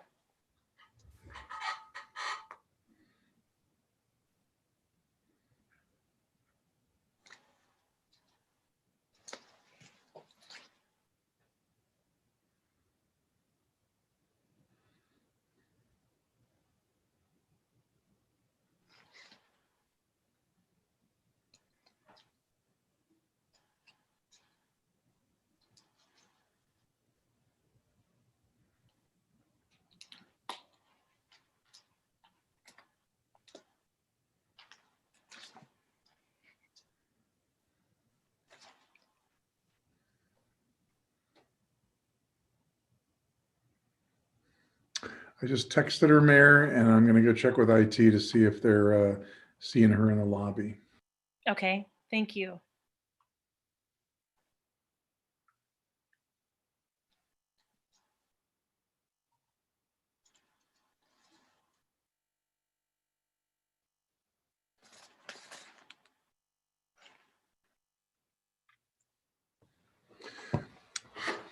Mayor, she's not in the lobby as of yet either. Okay, so council, do you want to just move forward? Let's give her Or 2 minutes. She just joined. I see her now. I see her. Good. Hi, Laura. Okay. All right. So council, let's reconvene, and we're on item C. This item is a report from the Economic Development Officer concerning the emergency order regarding restaurant takeout support. Good evening, Council. My name is Jonathan Lightfoot, the Economic Development Officer here at the City of San Clemente. In lieu of a full presentation, I know the information is in front of you, but a very quick synopsis is that an order was issued by the Director of Emergency Services for the city in December, and as is required by our code, that's now in front of you to confirm whether or not you would like that to extend or whether you'd like that order to end at this point. That's the entire purpose of this item. And if there are any questions, I'm certainly available to respond to those. we do have a few comments on this item whenever you're ready. I think that's a good idea. Let's hear the public comments first. Okay. First comment is from Hoyen Ip. Dear City Council, Happy New Year. I appreciate the variety of support the city provided to restaurants since the start of the pandemic. I'd like to suggest another one. Save them money by enabling them to provide foodware accessories only by request. Dozens of cities and counties have such policies, and many agencies are working on it. LA County recently listed single-use plastics as a near-term priority, having commissioned a UCLA report. You may find some highlights of the report in my comment letter. I'm happy to provide more info. Thanks, Hoyen. Next comment is from Donald Prime. MD, dear members of the City Council, I fully support the staff recommendation regarding item 8C that you continue to allow the consumption of alcoholic beverages in public spaces as a temporary measure while the state stay-at-home order remains in effect. However, as I understand it from the very title of this provision, the suspension of this one aspect of our municipal code is designed to help restaurants that are struggling to survive because they are doing only takeout business. There are a few establishments in town that have been and are defying the state mandate to close indoor dining. One of them is west of Artifacts, a beer tasting room located at 98 Avenida Del Mar. Unlike so many of our restaurants in town, this tasting room did not suffer during the bulk of this pandemic because they were under construction. From the day they opened, they have been packed inside every night. To continue to permit any such business to have seating on the sidewalk or in the street spaces and permit them to serve alcoholic beverages in these public spaces allows them to double dip. This creates an unfair advantage for them over all the restaurants in town that are struggling but are still complying with the state mandate in order to do their part to slow the community spread of COVID-19.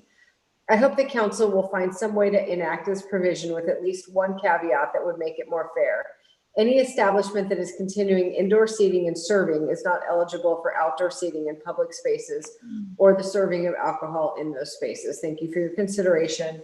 Donald Prime, MD, resident of Southwest San Clemente, former planning commissioner. Next comment is from Christopher Aitken. Council members, on behalf of the San Clemente Downtown Business Association, we write this in support of the recommended action to extend the emergency order dated December 18, 2020 for the duration of the state-imposed regional stay-at-home order. We want to communicate that the San Clemente Downtown Business Association has conducted 2 meetings, one in December that led to the order and was graciously attended by council members James and Duncan, and a recent virtual meeting in January. We want to communicate that the restaurant sector is in need for all accommodations that can be offered in this difficult time and supports this recommended action. We have also been asked to communicate a request by the restaurant sector to extend outdoor dining presently set to end in June 2020 to at least the end of the calendar year, December 2020, at the appropriate time. The San Clemente Downtown Business Association continues to receive very positive feedback on the outdoor dining program throughout the city of San Clemente. Thank you very much for your consideration. Next is from Colin Riley. While we should support the outdoor dining and the takeout restaurants on public property on a temporary basis, it should be reserved for legitimate restaurant takeout and not for a bar such as beer tasting establishments, which has no food takeout. I am referring to west of Artiflex, which has no restaurant food takeout and is serving drinks on a public sidewalk area. This usage has been a disaster since they opened, and either the sheriff and or code enforcement isn't aware of it or has been turning a blind eye. In December, a very drunk woman, patron from Artiflex, fell on the sidewalk and split her head open.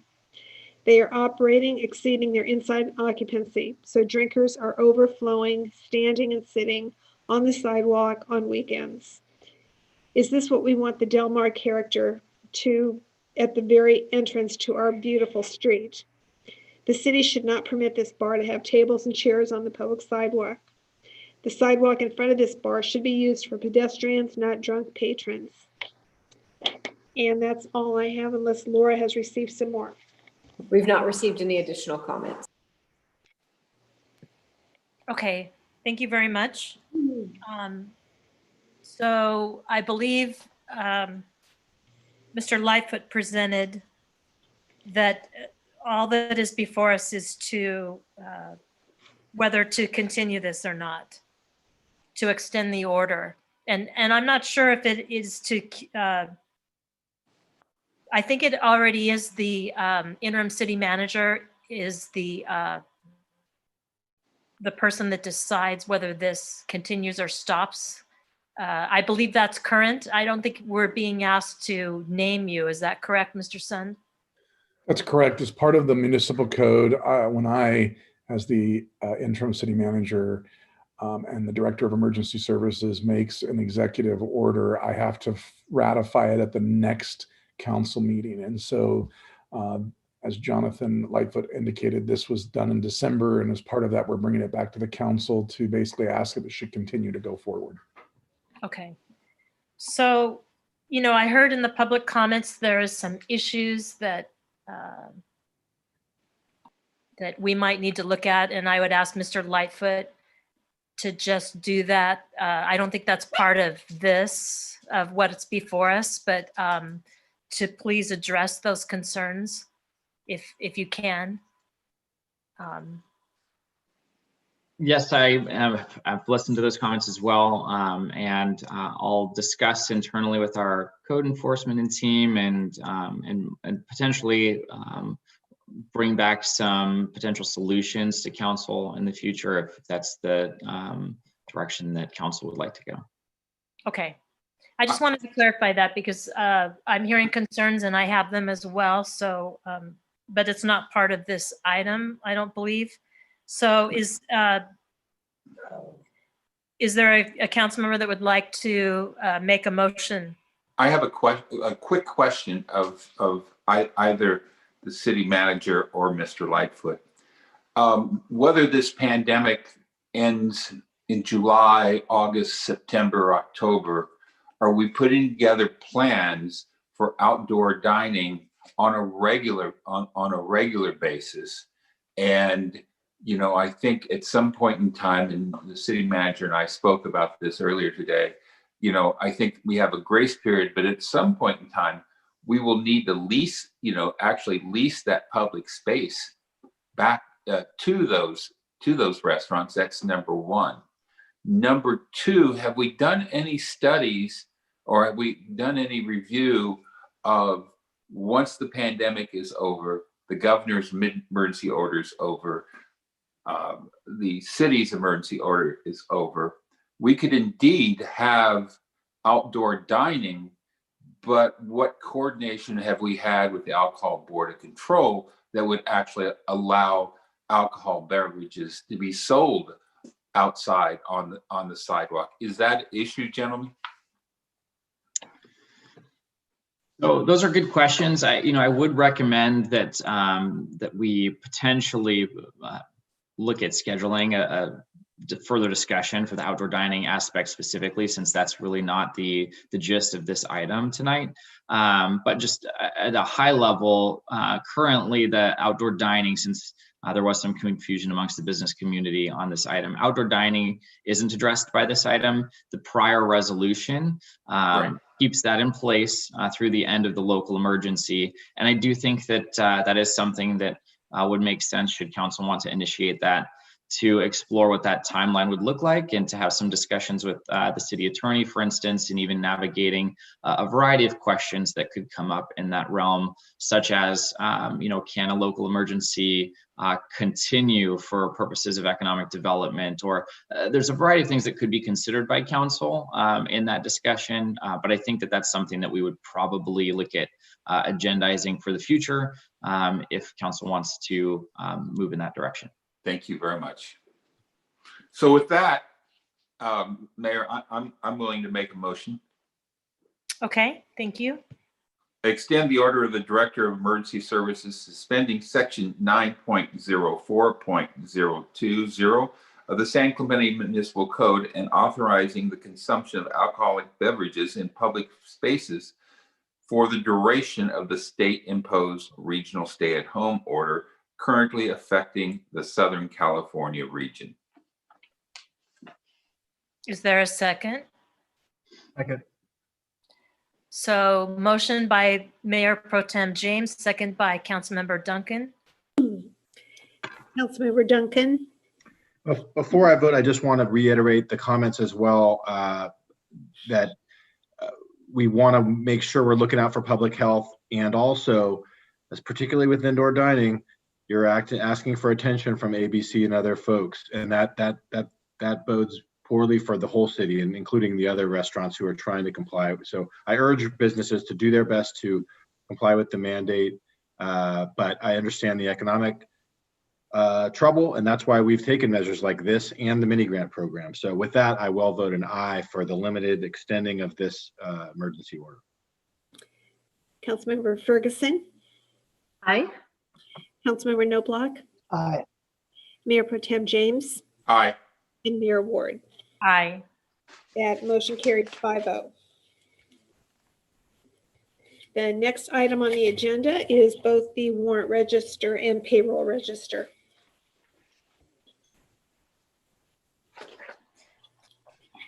Unless there are questions, Madam Mayor, I'll move that we receive and file the reports. Okay, so you said reports, that's both the warrant register and the payroll, correct? Yes, correct. All right, motion by Councilmember Knobloch, Second. second by Mayor Pro Tem James. Councilmember Duncan. Aye. Councilmember Ferguson. Aye. Councilmember Noblock. Aye. Mayor Pro Tem James. Aye. And Mayor Ward. Aye. And that carries 5-0. Next item is oral communications part 2. I don't have any comments. Laura, have you received anything? I have not. Okay. Moving on. Under reports, city manager. Thank you, City Clerk. Very briefly, just we all experienced or saw the red flag warning today. We saw some significant high winds. Earlier in the day, I did have an opportunity to update the City Council. At that time, there were no issues. Since that email, we've had 2 downed trees, one in the Del Cerro at Vista, Montana, and one in Linda Lane Park in the cul-de-sac. Both of those were addressed later this afternoon. We have on-call staff ready to respond and contractors ready to respond, but at this time, nothing significant. And then also it's important to just to remind our businesses, our grant application, the city's grant application portal is open now and closes Sunday. For those businesses, please visit our website. You'll find the information right on our homepage to link to the grant application process. And then also, the city also published info on its social media today about the new Orange County grant that opens February 1st via the Board of Supervisors 5th District program. So please take a look at that. And then really good news from our Economic Development Officer, Miramar. Developers plan on submitting their bond this week to pull their grading permit. So that's a great step in the continuing development of the Miramar location. And then just as an update, the Casa Romantica parking lot project is underway. So they've been working with us. They've got a contractor that they went out to bid for, and that project has started. And then I think it's important to give a shout out to Rainbow Sandals. Many of you may heard there have been a number of local businesses and nonprofits that were impacted positively by Rainbow Sandals' generosity during this time. And so thank you to Sparky and his whole team over at Rainbow Sandals. And so that is all I have to report at this time. Thank you. I have a question for the city manager. Yes, sir. Mr. Sun, have you heard at all from Orange County Health or from the Orange County CEO as to the effectiveness of the Athena app and vaccines? Yeah, so good question, Mayor Pro Tem. We have been receiving updates from the county. And so currently there is just one portal for Orange County residents to get the vaccination, and that's the Athena website. However, there have been some hiccups along the way. And an example being last week, there were only 3,600 vaccines allocated on a one day. And within minutes, the website booked all of those appointments. And then the majority of people thereafter were denied appointments, thus causing frustration, of course. And so the county is working on other super pod sites that will be serving other parts of Orange County. Obviously, currently the only one is Disneyland, which is more in the northern part of Orange County. And so there are a number of other facilities that have applied for vaccine locations that the county health department is reviewing. And we know that resources will be limited from the county's perspective and staffing. And so they have been asking all of the cities to help contribute either volunteer staff or potentially city staff to assist in the implementation of those vaccine sites. At this time, they're not asking for anything. And when those asks come through, the council will be updated appropriately. Thank you. Madam Mayor, I have a question of the interim city manager before we go ahead. on. Thank you. Mr. Sund, could you just briefly let us know about the FRA and the pedestrian audible warning system, when that test will happen? Yes, so the city's been working with the Federal Rail Administration, the FRA, in obtaining our waiver for our PAWS, our pedestrian audible warning system, that expired in November of 2020. We will be conducting an inspection next week with the FRA, and in hopes of passing that inspection, we are looking at the FRA to call a safety board meeting before its next scheduled quarterly meeting. And so once we get past the inspection process, I'll have more definitive answers as to working with the FRA in getting in front of the safety board. Thank you. City Attorney. Mayor and Council, I don't have anything else to report tonight. Thank you. Okay, the next item is consideration of opening city council meetings to the public. Madam Mayor, on council member comments, I have one comment. Usually the agenda. 11D.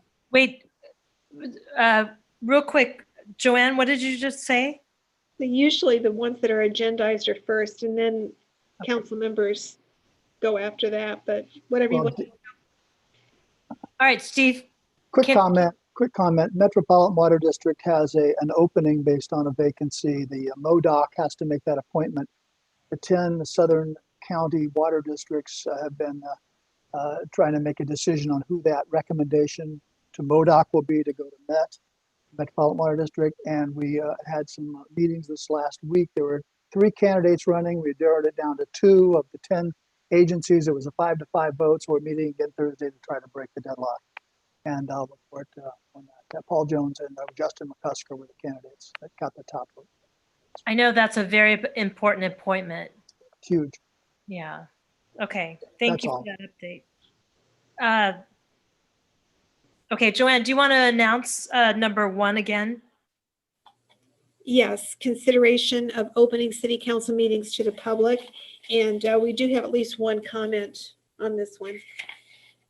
Okay, let's listen to the comment first. Okay, the comment is from Debbie Flowers. Good evening, council members. I'd like for the city council to open up city council meetings to the public. As we have seen, there are many problems associated with Zoom meetings. To name a few, there are constant issues with the audio. Council members experience unstable internet. Some council members turn off their video, and most importantly, some public comments do not get read. You are our elected officials, and as elected officials, you should provide members of the public the opportunity to engage with you and not conduct the people's business behind a video screen. Public meetings allow for information sharing and discussion, which builds a feeling of community. You do not have that feeling of engagement with your constituents when you have the city clerk reading everyone's comments. The public has a constitutional right to engage with their elected officials. Please vote tonight and allow the public the ability to do so. On another note, please direct staff to open up City Hall so that members of the public can effectively and efficiently handle their city issues. I thank you for your service, Debbie Flowers. Okay, so I believe there was a council member that brought this up. I'm not sure, I don't remember who. I did. Okay. So All you right. recognize this. Thank you. Yes, and I appreciate having Councilmember James support me in bringing this forward for at least a discussion tonight.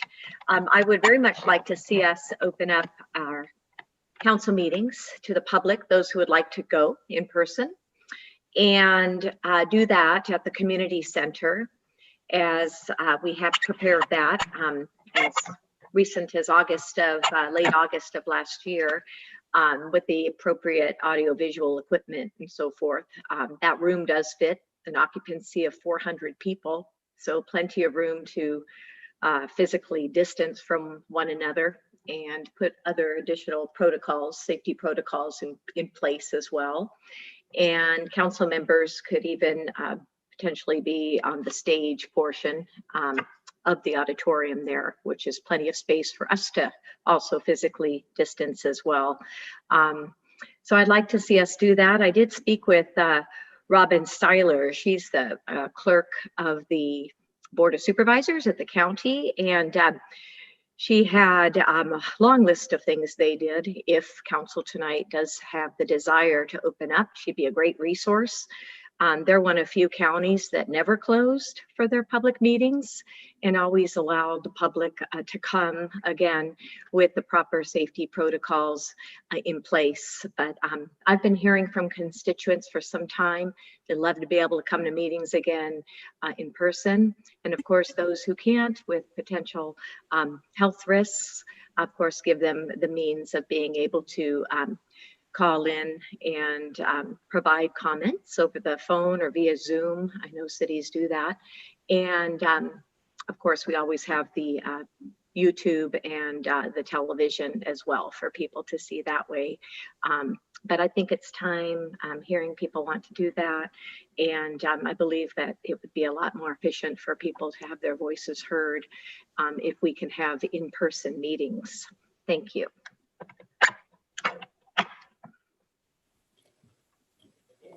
Is there any other comments from any other council member? You know, one of the things that I regret is that we did go to the Zoom meetings. I think it put a distance between ourselves and the residents of the city. It's put distance between us and within the council and staff. I know that the COVID infection rate is going up right now. That's something that we need to consider. I think we could have some sort of in-person meeting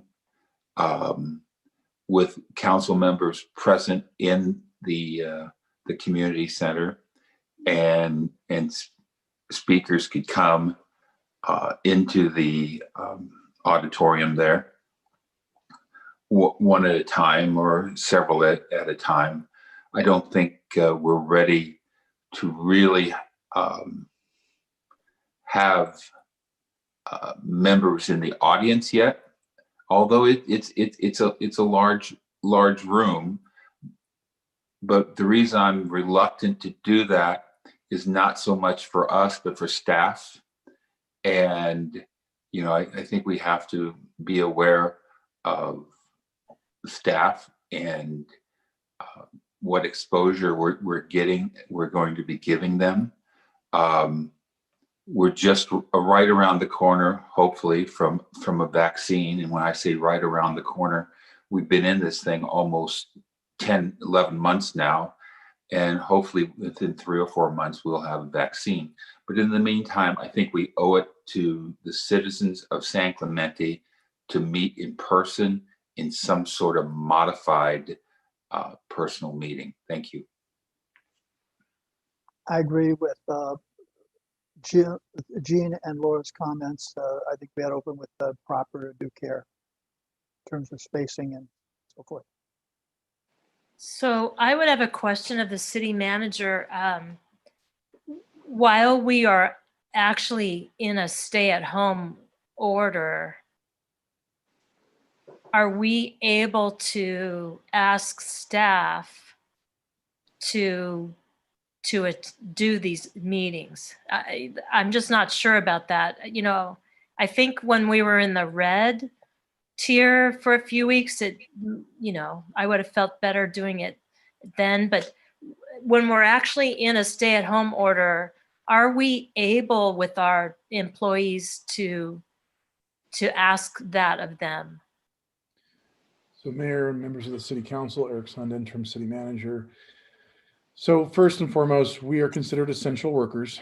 So there is, and I'll look to our city attorney to opine, but there is the basis of, as an essential worker, you have the right to meet.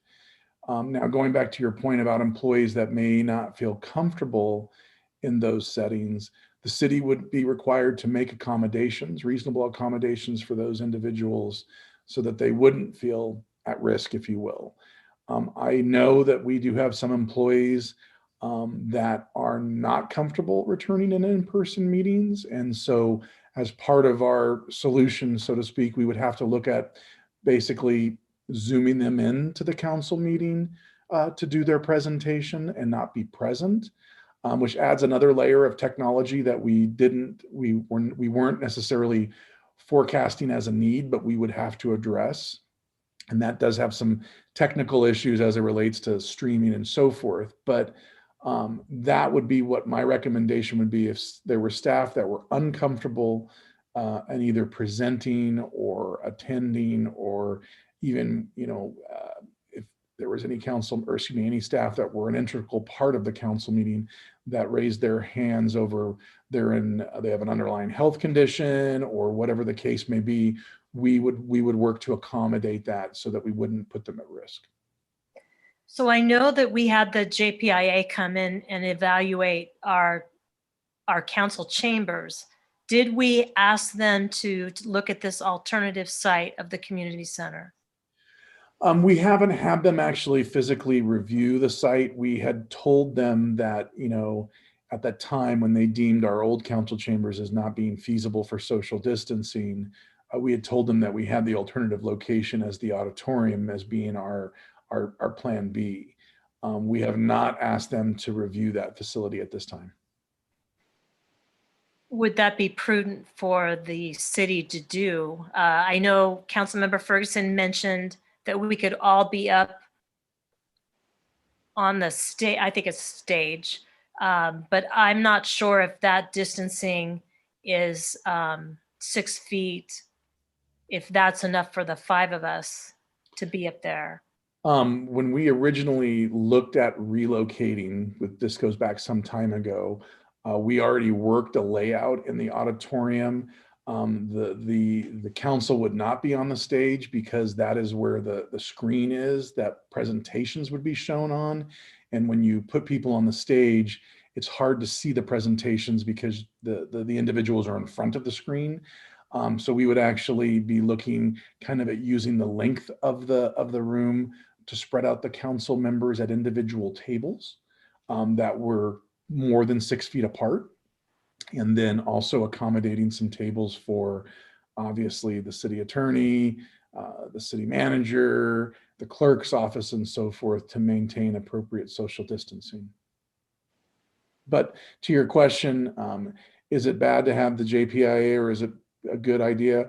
Whenever there's liability involved, having the JPIA look in before you dive in, so to speak, is always a good thing, just to make sure that we're not exposed to any liability. But I do feel confident in the layout of maintaining the social distancing, and then obviously trying to limit the number of people gathering in the room is also key. Okay. So just in discussion, I'm concerned about the timing of doing this when the cases are going up and our hospital availability for beds is at 0%. I don't know if it's the right time to actually look at this. I always thought that if we went back in, I do understand it is difficult for us. We're not in the same room. I do get that. I see some value in us being together. I don't see the value yet in mixing households and having people come in when that is the order of what we are not supposed to do. And I'm somewhat aware of cities that are kind of currently open, are reconsidering and asking all cities what they're doing, because of, at this point, they're thinking of changing what they're doing. I just don't know if it's advisable. So I would ask the council, you know, I think the timing is bad, but if I would be willing to have the JPIA come out and look at that site. I know we've, Mr. Sun said we have a diagram of that, and I would just like them to opine whether in the current position we find ourselves, if that is adequate to keep us safe. Because I would ask, what is our backup plan if we all expose each other? Because we're mixing at least 5 households, add the city manager, that's 6, city attorney, that's 7, and then the city clerk, that's 8. The order or the advisement is to not mix households. So, you know, if we were in that room, I would want us extremely far apart. But I don't know about bringing the public in. I think that is a bridge too far. I've watched the county do their meetings, and every single speaker was just someone that wanted to come up and complain about wearing a mask. It wasn't, I watched 2 meetings and that's all it was. So I actually think that with this, what we've been doing, I know with being on the TCA, having every single public comment read is actually giving people more say and more exposure than they had before. They don't have to show up and endanger themselves to do that. I would just ask if you would consider not taking it up yet, but asking the JPIA to look at what we're doing and advise us how we could do it safely, because we do have to worry about liability. And I don't know what the plan is. I'd like staff to come back with a plan of, if we expose our employees and they do get COVID, what is the plan for that? Because we have kept our city building closed, and with that we still have had exposure and some close calls. And the only reason we have been able to maintain operations is because we have had it closed only to appointments. So I just don't think it's that part's ready to open. But would council consider asking the JPIA to evaluate that and evaluate our plan before we make a decision? Would going to county health and getting opinion from county health be a more authoritative opinion? And when you look at the distance between the door that's in the corner that goes into the foyer and where we would be sitting against the far wall, there's a lot of distance. I think we have to apply science here. We have to look at distances. We need to look at the ventilation. But I am comfortable, if I am comfortable doing that. And I think we can keep staff at a distance from the public. Opening up the city hall, I think that's a totally different question that we shouldn't even, address at this time. But having meetings in person sooner rather than later, I'm going to be very much in favor of that. And I think we can do so safely. I like that. Hey, may I ask, Mr. Sund, you announced last August we were going to open up our first meeting in September, and you've created this diagram. What else? I know you got the AV, the audio visual equipment. So I'm assuming you already did all this, assess the building, right? Assess the means of properly physically distancing, the chairs, the tables, the setup, and the audio visual equipment. Now, you mentioned earlier, Zoom might be difficult. It's another layer of technology, but didn't you already address that with the new audio visual equipment that you purchased? Councilmember Ferguson, a great question. What I was referring to is if there were staff members, what I didn't factor into my original assessment earlier on with the layout and the audio visual was if we had staff members who raised their hand and said, I don't feel comfortable being in person. That I don't have the technology solution for at this time. And so what I'm thinking off the cuff is that we would have to create a platform for Zoom for that staff person to, let's say, present to the council. And that was a layer of technology that I had not considered originally. So that would be something that I would have to factor into that just to make those accommodations if that was necessary. Okay, thank you. But the building was good. Obviously, you had this diagram. It was good. I mean, it's a huge building. It's an auditorium, and I can't even imagine 400 people coming to the meeting. You know, because I think we've had that a couple times in the past, and we had some pretty big issues. But you know, for the most part, 25 to 50 people, so they could sit a lot farther than six feet apart for sure. And the county does it. And like I said, I took about 4 pages of notes when I spoke with the clerk to the County Board of Supervisors, and they've done an amazing job there with allowing themselves to stay open safely, for the public. And as Councilmember James said, I think it'd be great. Yeah, have Orange County Health. I'm sure they had Orange County Health assess their setup there to ensure that, the voluminous number of people that come to their meetings are safe. So anyhow, thanks. I can comment that, Laura, during the mayor's meetings that you have every week, that the health department is so overwhelmed and trying so hard to get the vaccine and open these super pods that I doubt very much that they would come to assess our building. I think they're going to tell us we're on our own. You had a good suggestion, the CJPIA. That's a good alternative for us. Yeah, well, in assessing liability, because I'm assuming they are up to date on everything that is going on right now because of all of their members. And so what I would ask is, would the council agree to have the JPIA come out and look at that and give us all of the recommendations of what we need to do, and have staff bring that back to us so that we can decide whether we're going to do that or not? I mean, they might come up with things that we can't do. I don't know. It's a very old building. So as far as sophisticated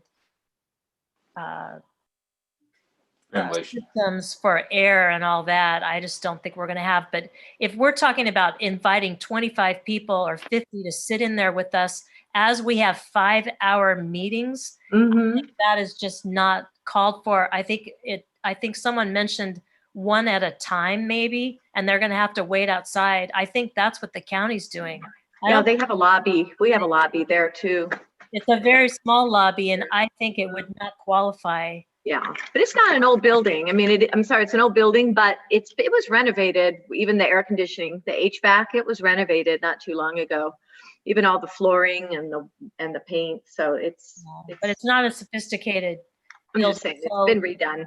I would ask that staff has the JPI look at this, or whoever you think is going to be some authority to tell us how we could do it, best way to do it, and whether public should be inside or outside one at a time coming in, and then how are we going to address that, sharing a microphone. Those are all the things, because I think we have a duty to keep the public safe also, and not to encourage them to all be hanging out in the foyer that in a very old building, I think we're going to have an outbreak. Absolutely. But like I said, the county's been doing it the entire time. They have some really great protocols. I'd suggest we look at those. I would like to know what those are. Yeah. Make a decision. Robin Styler, she's terrific. So anyway, I'll share some of those if we get there. If everybody wants to go that direction, I'll certainly send that to staff and her contact information, because they've done a really, really thorough job. So I would open that up to council, are you willing to have that evaluated and give us, and let staff work out all the logistics of how that might work before we make a decision? I would recommend that we schedule the meeting to occur rather than getting permission from the JPIA. I recommend we schedule our next meeting at the community center with Eric's blueprint that he's established. And in the meantime, let the JPI know what we're doing. And if they have any objections, Eric can let us know that right away, and can always cancel the meeting if we need to. But I think we need to give it time. I disagree. I don't think we need to wait for permission. I think we need to exercise common sense. I'm not asking for I'm permission. prepared. Let me finish my comments. And All I'm right. prepared. I'm prepared to move forward with in-person meetings, and that would be a motion that I would make. We had scheduled our next meeting there, subject to Eric speaking with the the CJPIA, and if they have objections, Eric can communicate those to us, and we'll either incorporate their suggestions or not have the meeting at all if that's a concern to them. And that'd be a motion. I would feel most comfortable with the first meeting not involving an audience, for us to meet in person, for us to have speakers in person.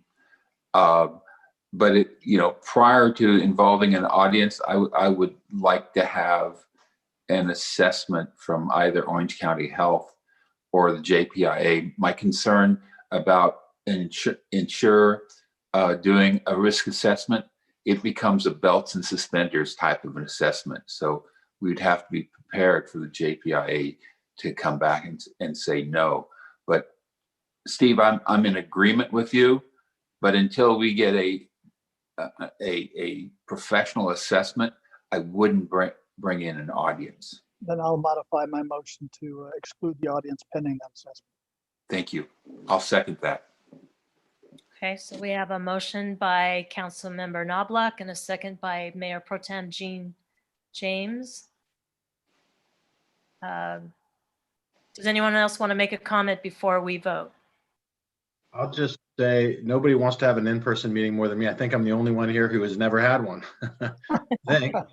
So, but I mean, I think we need to set a good example. Obviously, I think we want to make sure we're doing things that are safe, that are not irresponsible, put ourselves or the public, or certainly staff at risk. So I'm very cognizant of that.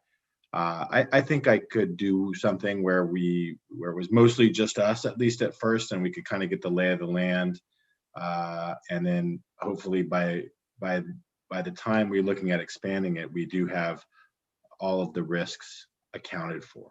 So with that, I'll say aye.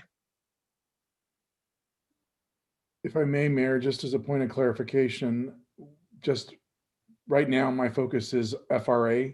So in terms of going back to Councilmember Knobloch's comment about a date specific, which I do appreciate, I would like to look at the second meeting in February as the start date, just to give myself and my staff ample time to address the technology and set it up and be ready to go. But I could commit to the second meeting in February if that was agreeable by the City Council. Councilmember Knobloch.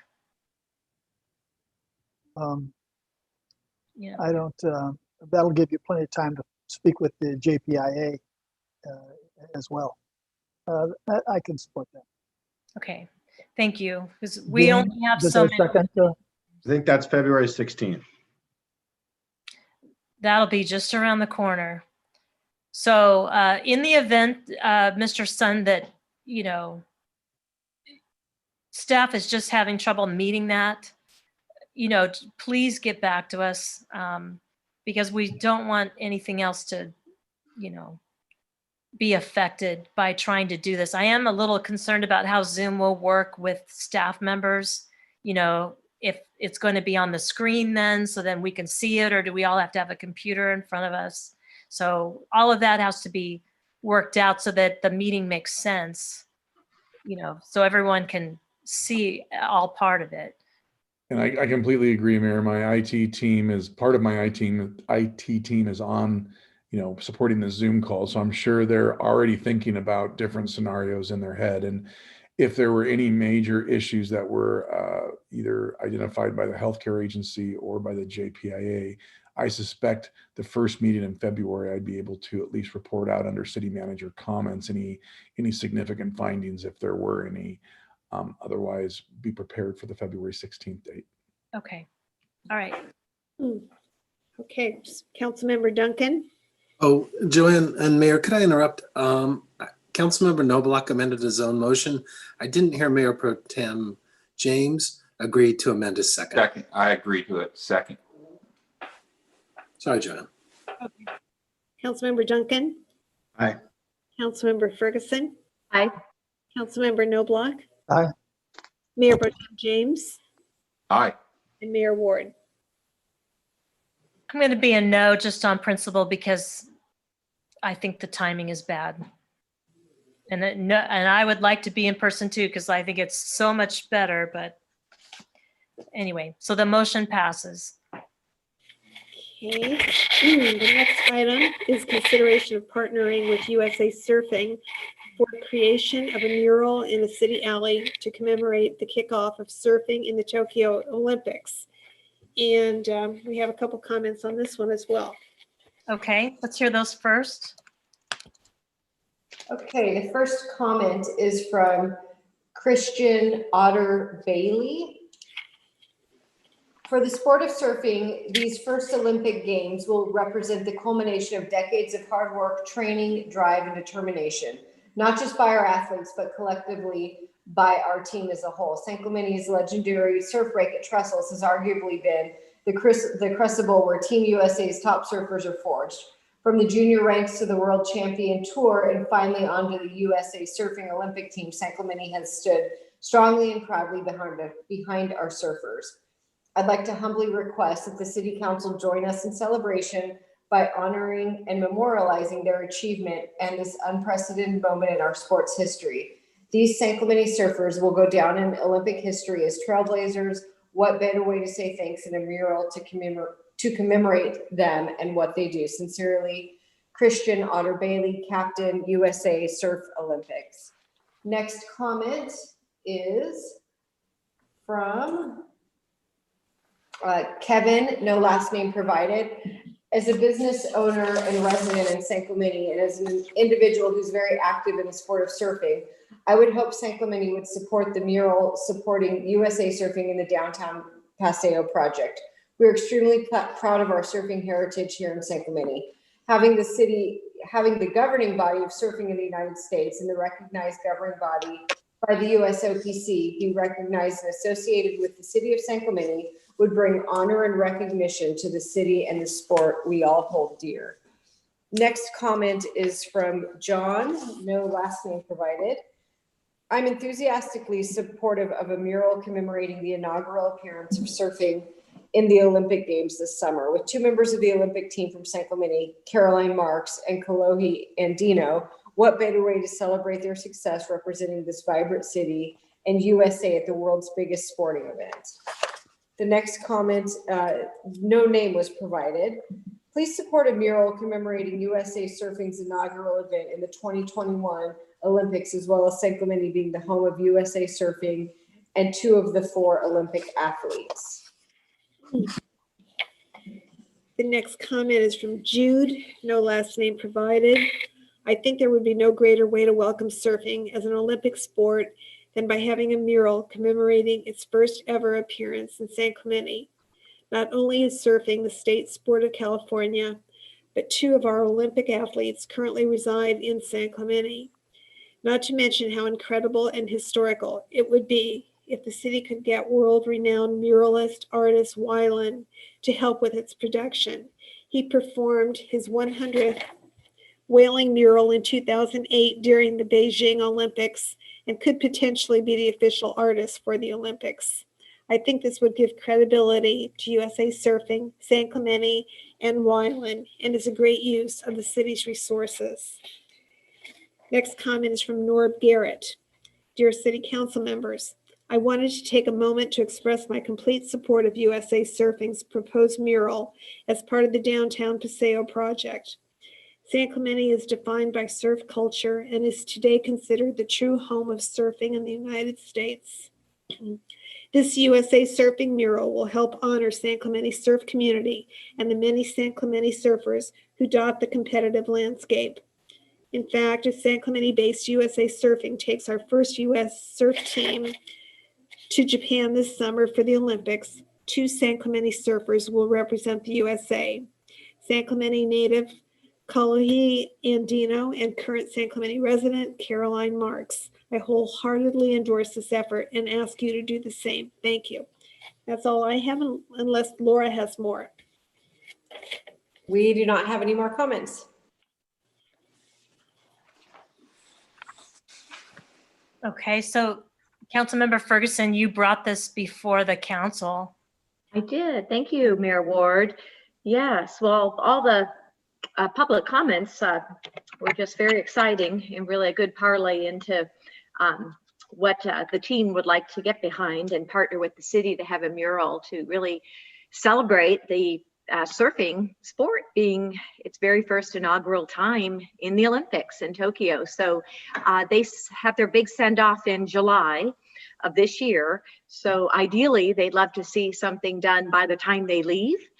It'd be a really wonderful opportunity for them to be able to see that before they go, and inspiring, and know that you know, the community, our surf community, is behind them on this. And as you heard, 2 of the members on the team are residents of San Clemente as well. And it's such an exciting project, of course, the Downtown Paseo projects that staff has put together. And I even saved the article. I don't know if you see it, from Fred Swagels did a nice article on it recently called Downtown Alleys Could Become a Decorative Paseo. But it really provides not only a increase in values, apparently, to communities, but into the areas in which murals exist and other types of artwork, not just murals, but also gives a real pleasant experience that people want to go back and feel good, and having that decorative art around. So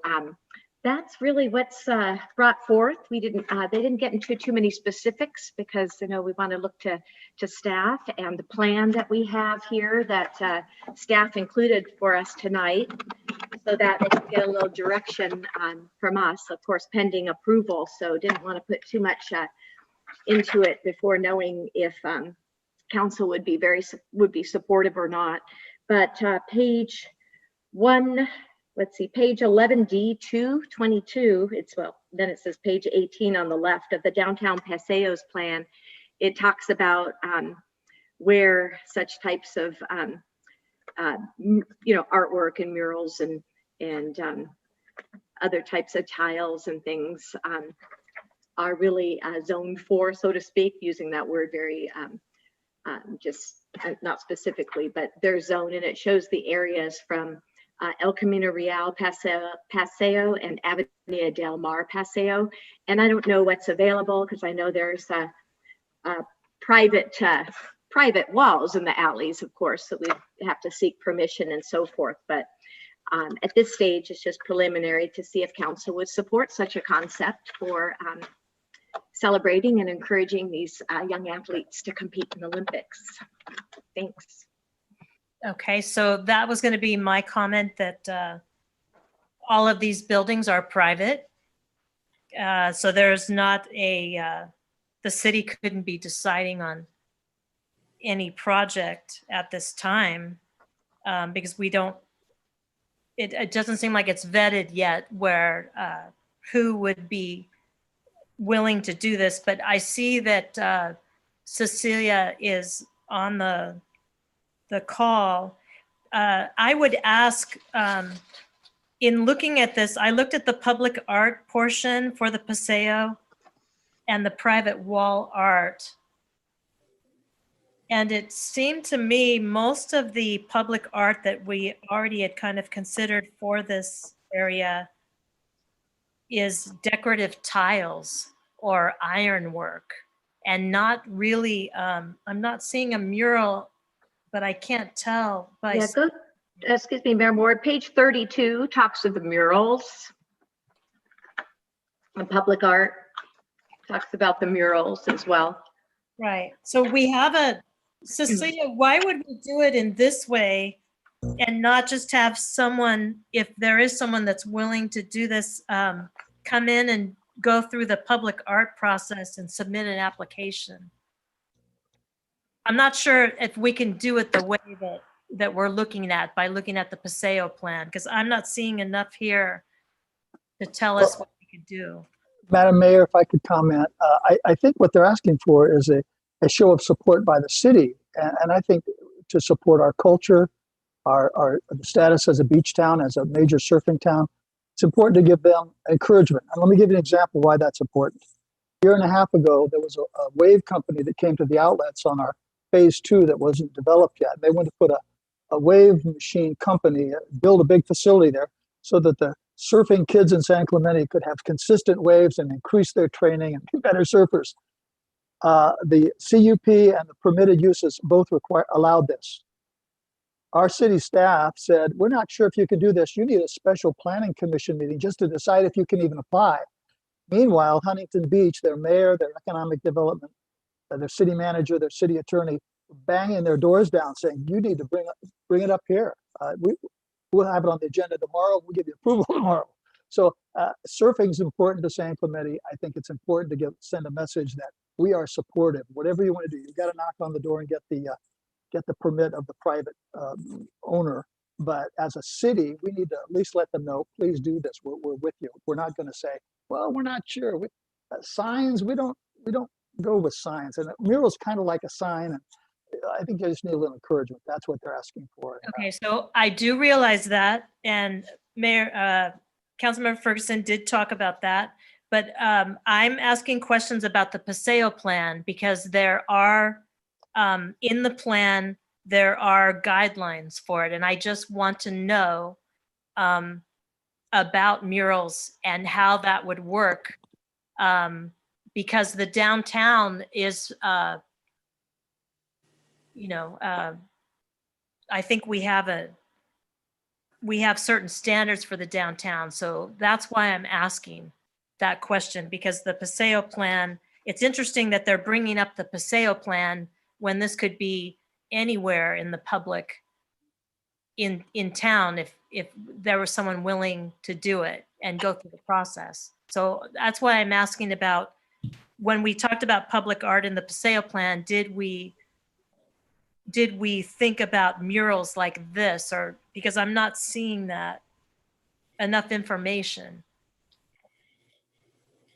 I'm looking at page 36 of 11D about public art. And then it talks about private wall art, which is, that's private.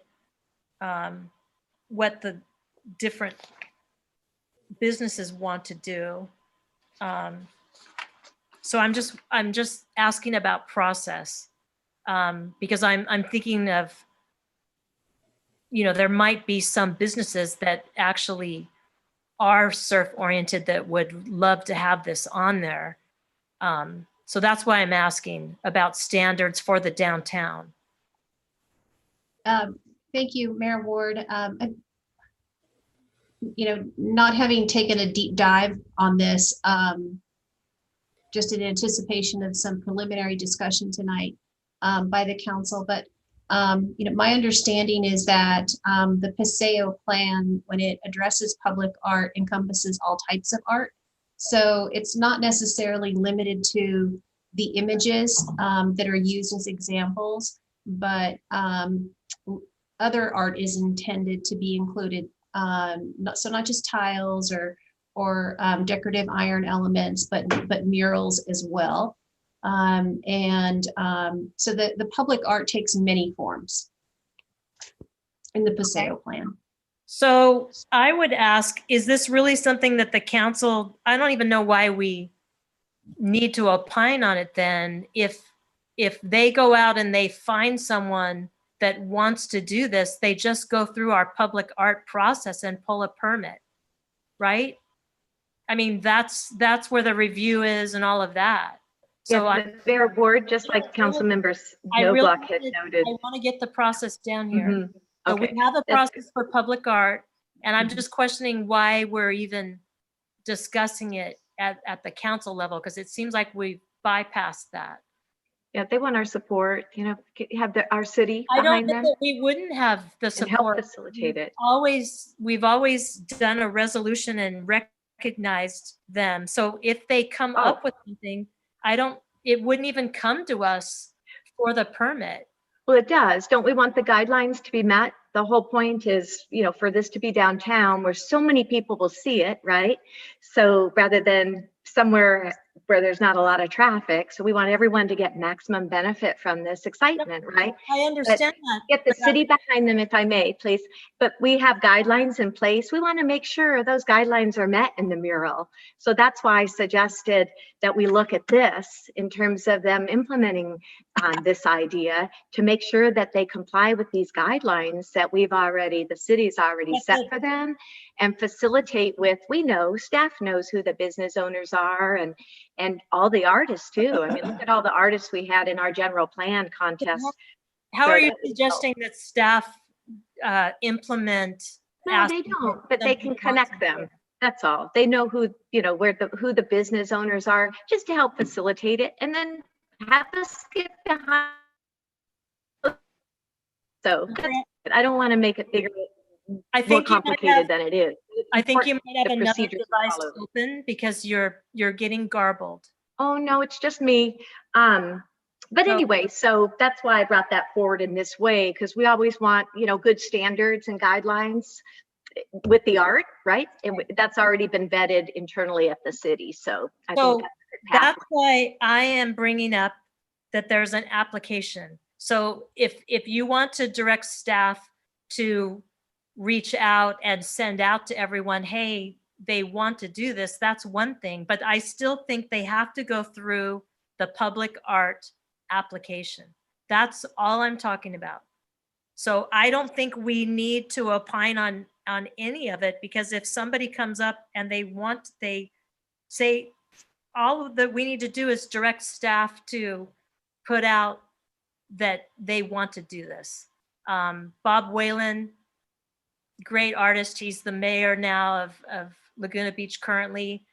Maybe he has time to do it. Maybe he doesn't, because getting this done by July might be difficult. But we have a lot of artists that applied for doing the public art on the pier, and Pier Pride and our staff already has all of those artists.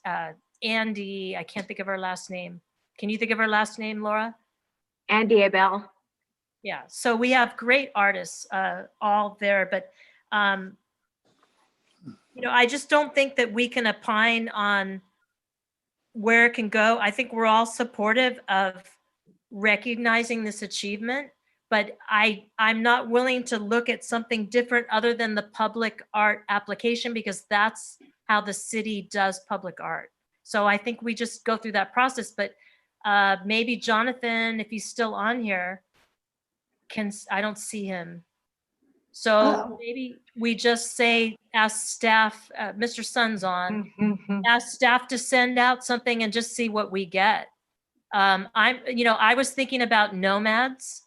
That's still in the T-zone. It's in the alley, and it has to do with surfing, and they might actually want this on their building. So I took the time to think about where it could go, but I still think it has to go through the public art process, because that's how, in our codes, that's how we do things. So I'm a little confused. Is there an ask here? Is there an ask here? More than willing to have a resolution supporting Team USA, of course. I'm just a little, I'm not concerned about anything. I'm just a little confused on what the ask is here. Yeah, it's to partner with them, right? To partner with them in celebration of surfing debuting in the Olympics by partnering on a mural. So our end, we haven't figured that out yet, but we just at this point wanted to see approval. But that could be us helping facilitate the process. It might be helping them complete the application, right? Helping them secure an artist. I could even reach out to But artists. that's not listed. That's why I'm asking the question, didn't is list none it. of that's listed here. They didn't want to bog it down too much in case it's something that council didn't want to do, right? They didn't want to overcomplicate it, so it's very fluid. But I'd personally like to make a motion to have us partner with them on a mural, and on our end, that may mean facilitation, helping them through it and figure out how to get that done, connect with a wall, as you said, maybe nomads that's available. It helps to us because we already know all these businesses are, and artists as well, and help facilitate it. So my motion would like to be that to co-partner on a mural to celebrate the surfing sport debuting in the Tokyo Olympics, and having staff help facilitate that. So I would like to clarify, I think the one thing that we could do to facilitate that right now is just to send out the interest to all the business owners, since we have their contacts. Mm-hmm. See, we do. We have wealth of information. But I think at this time, when it goes through the permit, the application process, you would have to come back and for us to even think about the cost of that. I'm not willing to sign on to something that I don't know what it is yet. But I think we're all confused because we don't know what the ask is. But okay, would you like me to restate my motion? No, I'm not willing. We can, if there's a second. I don't know that we can say we're going to partner when we don't know what it is yet. So would anyone second that, or we just come up? I have a substitute one that we just allow Jonathan Lightfoot to send this out and see if there's any interest in anyone doing it. And then Councilmember Ferguson, you can work with them and USA Surfing and figure out what they want and if there's a cost and all that, and then bring it back to the council if we even need it. If we're going to be paying for it, it's going to have to come to the council. But if somebody's willing to donate, an artist is willing to do that, then maybe we waive the application fee. I'm not sure what we can do.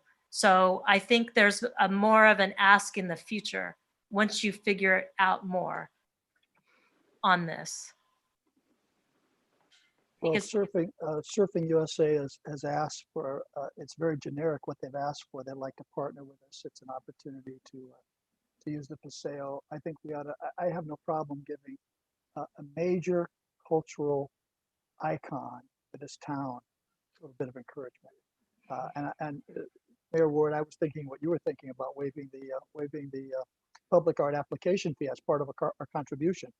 I don't know what that total contribution is, but I think an encouragement to just move forward. Would like to work with you. Let's make sure it's quality. Let's make sure it meets the standards. Maybe we'll waive that fee, but let's just that's how I think it goes through. Give them a hurrah. I think the application goes through our staff, Cecilia, isn't that true? And they vet it and make sure, of the process, right? Yes. Yeah, they submit an application, staff reviews it. I believe it also might include a design review subcommittee review. And there can also be a sunset date on the mural. So the mural doesn't have to exist on the building or the wall in perpetuity. There could be a time frame attached to it. I would ask that the maker of the motion would amend it to make sure that process excludes the design review subcommittee, and whatever is proposed comes directly to the council for approval. Because of the time frame. When you talk about the Paseo plan in downtown, I don't know that we can do that because that's part of our processes. We can amend the process, and that the motion. We can, but we can also direct staff to do this expeditiously. Also, knowing that there's a time frame here. But you're asking for carte blanche to just start painting on buildings when we have a process to go. I don't think the motion includes carte blanche painting, and my motion wasn't intended to accomplish that. So you're saying let's partner, but I don't know what the partnership means. So you need to clarify that. Okay. The partner, partnering means, right, co-celebrating in this excitement, right, of going to the Olympics, and facilitating, helping them facilitate, make this happen, right? Residents don't just know that, oh, I'd like to do the mural, but where does it go? Who owns the building, right? What's the process? What are your guidelines? But this was great. This really provides that standard for them, right? So, so it's twofold, right? So it's partnering with them in this celebration of surfing in the Olympics for the very first time, being a surf culture, surf city, right?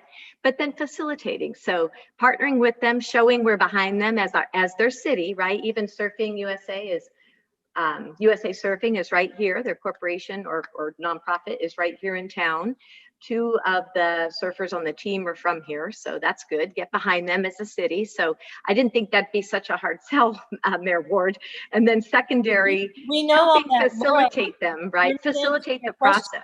So here's other ways to say that. I'm sorry. I'm trying to tell you, but it's not sinking in. If I may just make a suggestion. Thank you. Yes. Let's have a motion, if this would be acceptable to you, Councilmember Ferguson. Let's have a motion to have staff coordinate with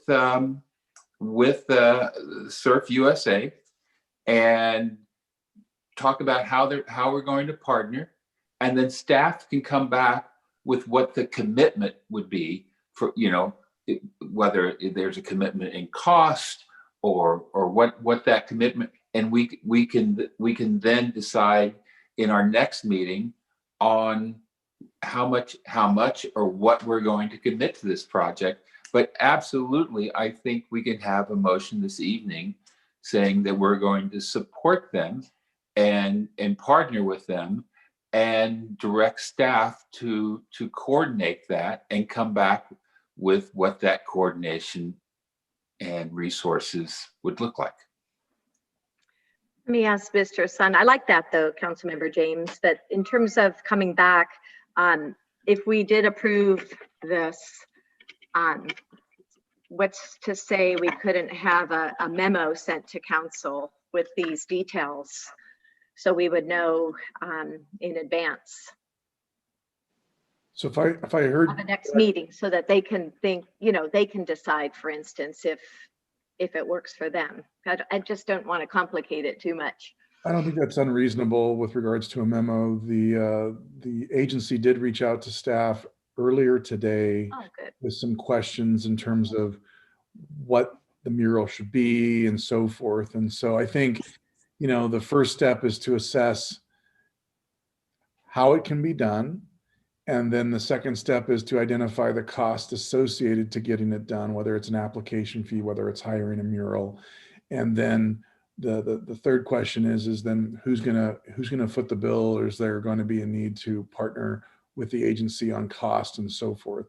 I think we can get most of those answers while still maintaining the Paseo site-specific plan, and also providing some businesses contacts to the Surfing League to be able to work with those private entities to see if there's any want to accommodate a mural on their property. What I may ask is, just from a staff resource perspective, if we could report that out at the next council meeting rather than necessarily putting together a memo. So whether it's Jonathan Lightfoot and Samantha Wiley or one of the other that could come back and report under city council comments at the first meeting in February to those findings and provide more information and direction to the council. I would agree to that, because we need a lot more information. Mayor Ward, before we go any further, it's 11:03 or 4. Yeah.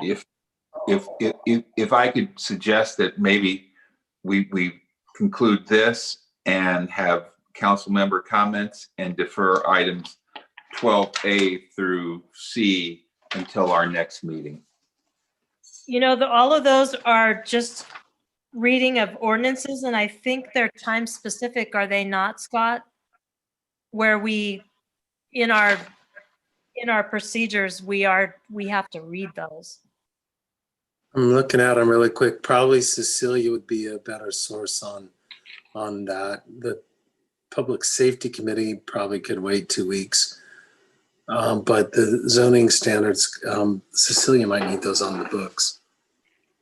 Yeah, if we delay those for 2 weeks, it just delays the implementation date because they don't go into effect until 30 days after second reading. So I say let's go quick. I mean, we've hashed this out. You know, staff is going to reach out to them and try to figure out how to coordinate this. You know, nomads in the Paseo plan in the T zone. I think they might actually. And I believe Councilmember Noblock had a motion on the floor. No, I seconded Laura's motion earlier. But Laura, would you go with the suggestion that Mayor Pro Tem James made? I think it was a good motion of a procedure. Yeah, it's fine. It's fine. And I'll go ahead and second his motion. That's fine. That works. Okay. For me to get the ball rolling on this, it's very exciting. All right. So do we need a vote on that, or we just need consensus, Joanne? You need a vote because it's a formal motion. Yeah, okay. Okay, so Councilmember Duncan? Aye. Councilmember Ferguson? Aye. Councilmember Noblock? Aye. Mayor Pro Tem James? Aye. And Mayor Ward? Aye. Carries 5-0. Madam Mayor, I know these items are fairly quick. I have no problem. Gene suggested we adjourn the meeting and postpone these.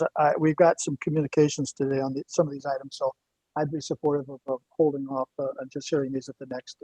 Well, I understand we have communications, but we have our community development director here to answer the questions on that. So I would like to get these. I think these are part of what we do, and we really need to keep the ball rolling.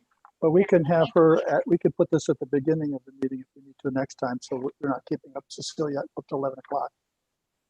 Well, I'd make a motion. I'd make a motion. I'd make a motion. I'd make a motion. We postpone these and adjourn the meeting. Laura, you're on mute. Oh, I'd second that motion.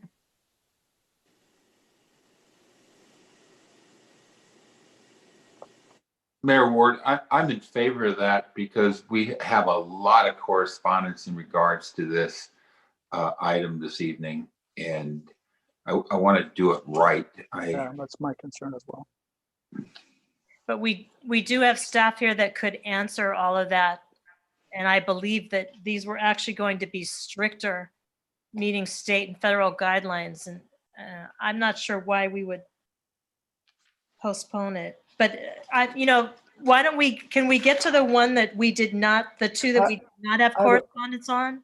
I would call for the question. There's a motion on the floor. No, I get that. But I'm doing a substitute motion. Could we skip 1707 and go and do the other two ordinances? Because staff. I'm fine with that. That's good. That's great. Is there a second on that? Second. Okay, so we have equal motions. Councilmember Knobloch, would you be willing to skip the one that we had correspondence on and do 1708 and 09? We received no letters on those. Yeah, I made a motion and there's a substitute motion on the floor. It's a tie. We can vote on the sub. Well, okay. There was a second to your substitute motion. All right. That gets voted on first.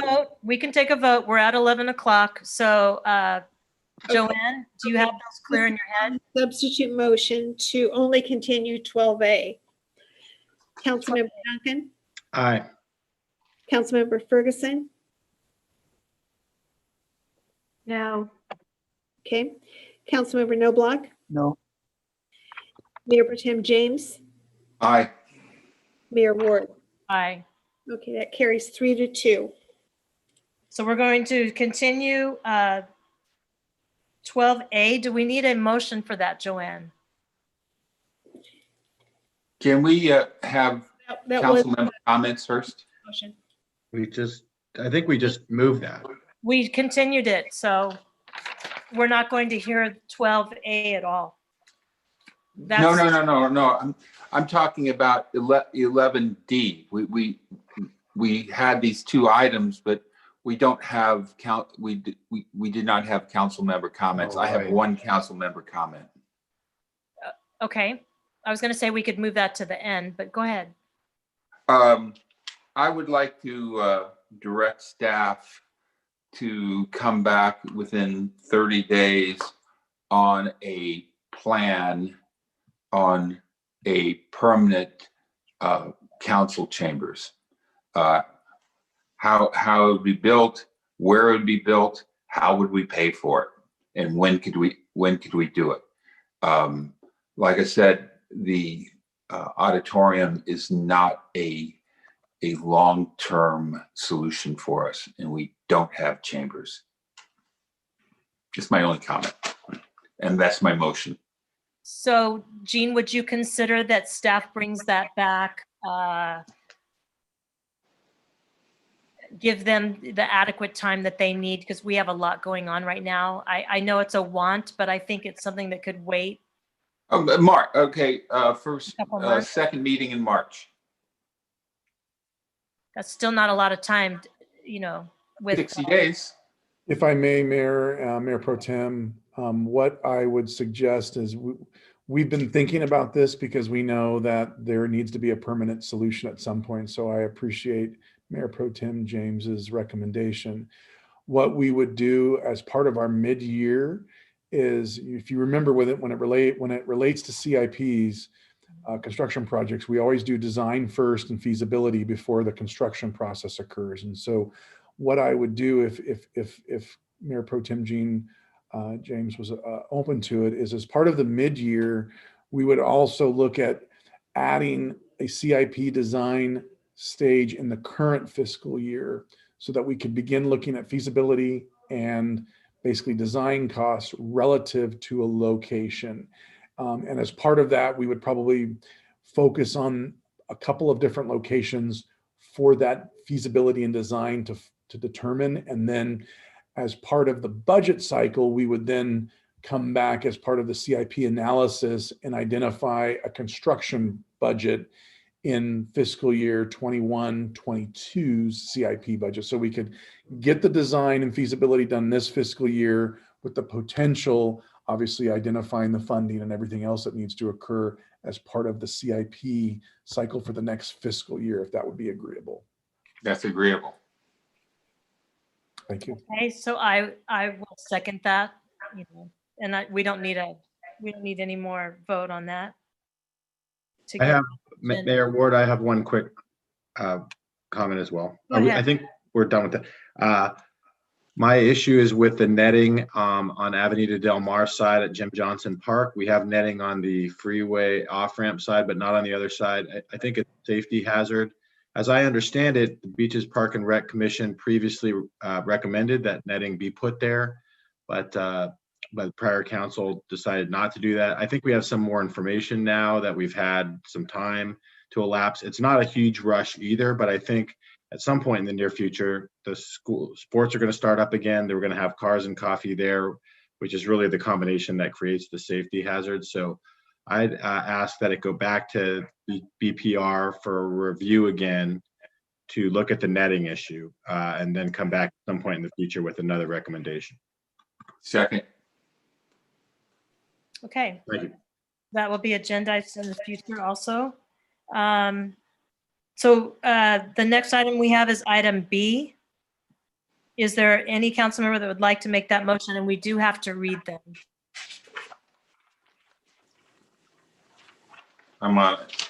So I make a motion to adopt ordinance number 1708, entitled an ordinance of the City Council of the City of San Clemente, California, amending Title 17 zoning amendment 20-258 of the Municipal Code to include provisions that increase housing opportunities by encouraging development and regulating the consolidation of adjacent standard and substandard lots. Second.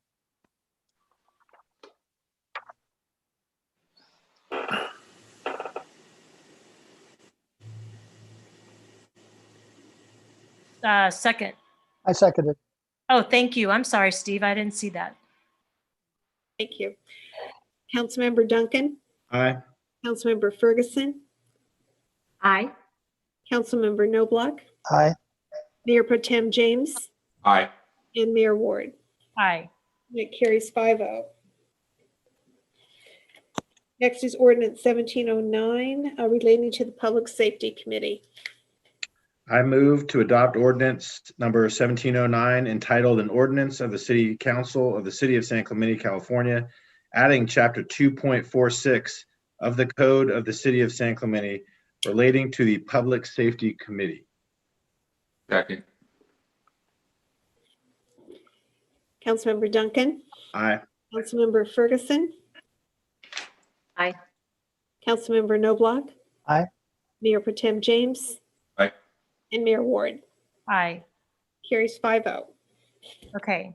Motion to I just adjourn. wanna make, I actually have to make a specific motion that we adjourn this meeting to a regular council meeting on January 23rd at 7:45 a.m.